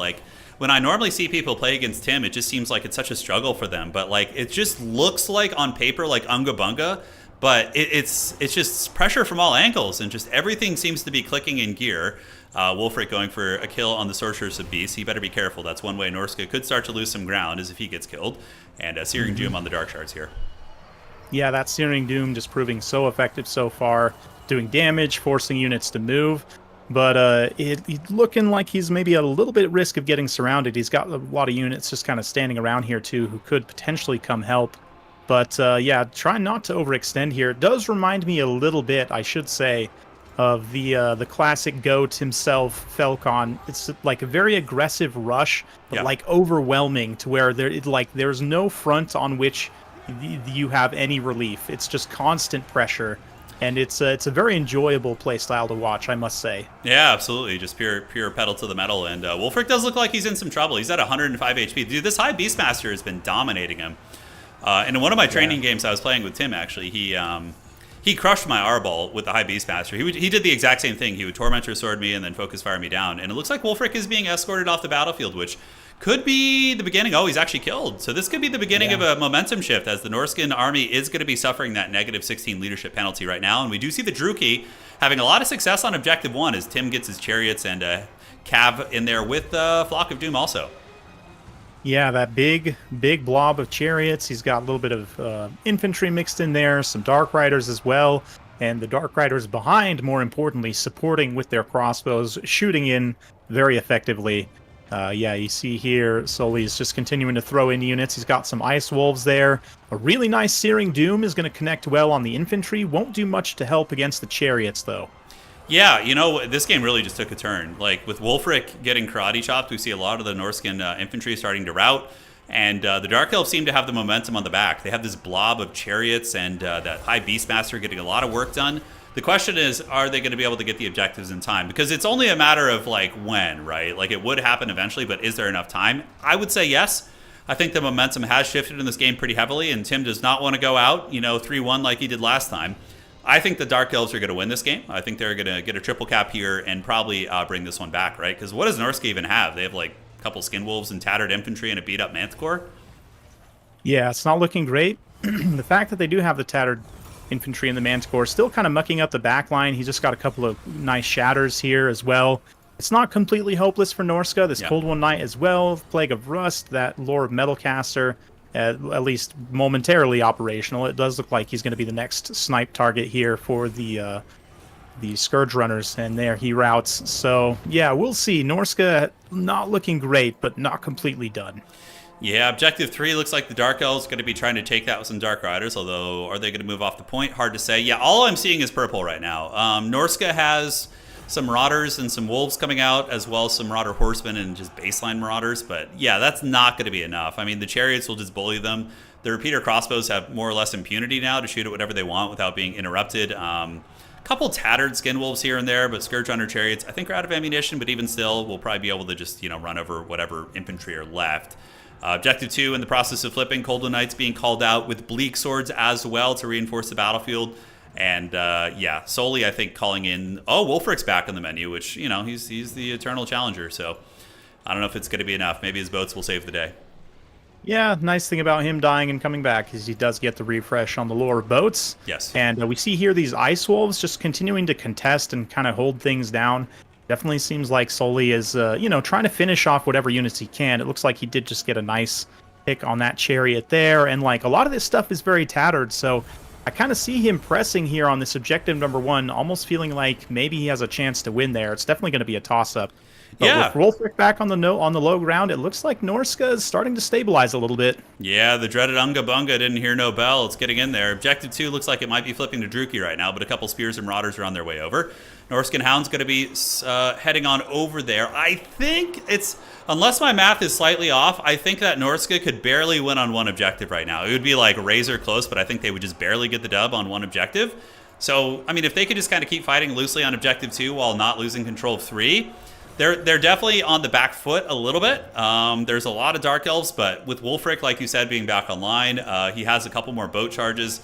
Looks like the Shaman Sorcerer is still alive as well. Maybe Wolfric is going to be able to carry the day on that objective 3 and just get that really grindy win, but it's going to be tough. Yeah, really nice late game summon here. These Ice Wolves, they just trade so well against the Dark Riders. They're Frostbite. I really like them here to try and hold this objective number 3, although they're now 2v1 versus these Dark Riders hiding here in the woods. You don't quite know it yet, but this is quite a scrap. Definitely very back and forth right now. Yeah, it turned into a pretty good game. I mean, it kind of looked a little bit, bad for each player at various points in the game. and they both kind of found their way back. Objective 1 is precarious, though. The Dark Elves don't have a lot there. They do have a Dark Shard unit fighting with some Spears and Bleak Swords, but that Dark Shard's about to be compromised. And then maybe Norska might be able to threaten Objective 1, which would be freaking huge. In the meantime, fighting still rages on Objective 2 as the High Beastmaster pops his Tormentor Sword perpetually to try and keep Wulfric in check. Wulfric is getting smashed up again. Objective 3, though, Dov, could be under the threat of the Druchii. Yeah, it's got a little bit of cavalry developing here, multiple Dark Riders coming through. We have more Ice Wolves and some proper infantry coming in to hold as well. So the Ice Wolves did their job. They were able to hold long enough for the Marauders to show up, but then these Tattered Chariots in here as well. Yeah, the thing is, as long as Sully can keep scrapping, that's the thing. Yes. As long as he can keep the contest, that's going to be his key to victory here. Yeah, and I mean, that turning of events on Objective 1 is probably going to seal the deal. I mean, I really thought the Dark Elves were going to run away with this game. At one point, it looked really bad for Norska, but Solo Sora just showing their caliber of a player and decision-making and just rerouting, rallying units to get them to where they need to be. Objective 1 goes to Norska, which is really backbreaking for Tim, because that's not going to be easy to wrestle, right? There's a Manticore over there to counter the Chariot and still some infantry. I was going to say, this Manticore's still alive just from the back door with the terror-causing steel chair, you know? I've been talking a lot of crap about Manticores the last few patches because I don't tend to find them great, but in this objective here, just getting these critical terror routes, kind of helping to try and stabilize things and, you know, keep this objective held against the Chariots and the Dark Riders. This Manticore's coming in super clutch right now. On the opposite side, though, looks like a huge scrum. Yeah, that's just a Royal Rumble, which is certainly going to be favoring Norska due to the infantry presence. Most of the Dark Elf units are just kind of like desperation capture weight units. There's not a lot of meat. You know, mostly potatoes there. The Dark Rider and the High Beastmaster are trying, but I think Norska, at this point, Norska wins on 1, right? And if Norska just sends waves and waves of their infantry towards Objective 3, the Dark Elves don't really have the killing power there. We do see a Tormentor Sword going down, but overall, I think that Norska is probably just going to hold, and that is going to be it, ladies and gentlemen. Dov predicting the dreaded comeback, and now that is a 3-1 victory for Solo Sora. Exact same outcome as our recent match. Close games for sure, but a very well-earned championship there. Major event win for Solo Sora. A round of applause for me for both players. Man, what a series, what an event. Absolute blast. And who would have thought the Unga Bunga unupdated faction, you know, on this, you know, celebration of this new DLC, which has so many things which we love and which we've shown today. It's the Unga Bunga updated 2017 faction that comes in and wins the day. Yeah, they did great, man. And we did have a good showcase of the other factions as well. We had every new faction got represented: Khorne, Ogres, and Greenskins, with good results too. I mean, of course, some of them did lose, but they all performed well. We got to see a fair amount of new units. None of the new legendary lords in action, which I understand. People are still getting used to them. I don't think Golg is very good. He's okay. He's average. And then you got Skulltaker, probably not great. But the best of them, I would say, is Arbol. But yeah, Norska doesn't need no DLC. They're strong, independent, Northerners. They got it done, man. That was a good game. It was scrappy. Cool to see Scourge Runners in action with the High Beastmaster. That's a very cool combo from Tim. Yeah, definitely. I have a soft spot for unloved generic lords, and the High Beastmaster definitely fits into that category, I feel. So a really cool tech for sure, and almost won it out. It was very close. Definitely could have gone either way on a number of different contingencies, but yeah, Dark Shards there getting some mad value, at least one of them. The one thing, the Cold One Knights just they were not effective at all in their intended role. Yeah. And died pretty horribly. The Witch Elves too was another one that he didn't get the value he needed to out of that DPS.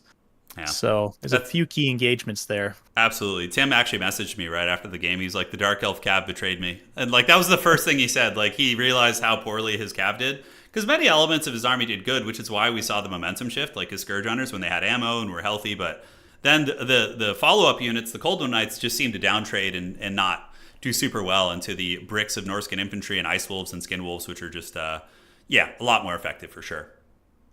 Definitely. Yeah, well, that was a lot of fun. I think that's going to be wrapping it up for today. So congrats to our glorious winner, Solo Sora.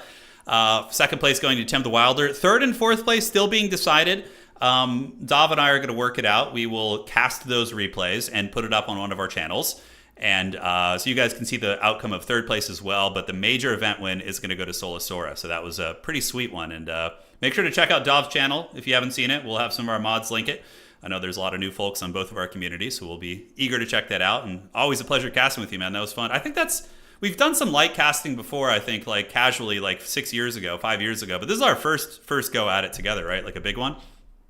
Yeah, this is our first like proper major event together, and I mean, from my perspective, I had an absolute blast. It's been a pleasure, man. Just really, really fun games, really fun casting with you, and yeah, thanks for having me. Yeah, likewise, man, and we'll do it again. So whenever there's another clash, maybe we'll try and next time we'll try and see if CA wants to do a domination and a conquest one. That would be a lot of fun. I think it'd be cool to mix it up and get all the communities involved. But yeah, it was a pleasure, man. I'm looking forward to working with you again, and we'll be chatting soon. And GG's, brother. Yeah, thank you very much. We'll see you all later. See you, Dov. Take care, man. All right, guys, and there you have it. Big shout out to Dov Plays. Honestly, his casting was amazing. That was awesome. His knowledge is great. It was really, really fun. Hopefully you guys enjoyed it, and I look forward to working with him again. That's honestly some of the best partner casting I've ever worked with. So congrats to Sora. That is a great victory there. Really, really solid ones, making that Unga Bunga look strong. Convincing victories too. Tim was in a couple of those games for sure. He was a scrapper. Tim is always a scrapper, and you know, he's a sweat. He'll be back. Tim will be back training, waiting for that next major event, which is not going to be that long actually. The next major event is going to be like a month from now, because we're ending season 8 of Total Tavern, and we're going to end it early because of the new update, and we're going to have a season 8 finals, which is going to be awesome. So. Very excited. Yeah, so Professor Pone dropped a link to Dov's channel. Make sure to check that out if you guys haven't. Let me see if I can get a link. Where is that? Yeah, let me pull this up real quick here. I don't want to jump scare 1 sec with ads. Sometimes when you click on people's channel, it'll like blast you with ads. Okay, 1 second. Let me get this going. Perfect. It'll also be pinned in the comments as well. He does mostly land battle and conquest, but he, as you can see, he knows domination. He dabbles in it, and he does like qualifiers.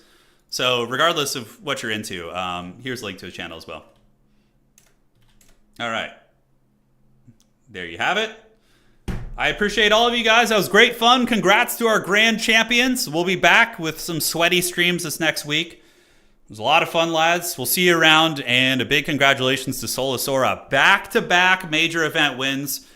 Rapidly approaching, honestly, if Sora wins the next major event, they're going to be tying Houseplant for major event wins in Warhammer 3, which is going to be approaching the GOAT conversation, right? If Soli keeps winning like this, major events, dude, that's like GOAT tier, right? We're getting to that, which is going to be really, really hyped to follow. So I'm eager to follow their career.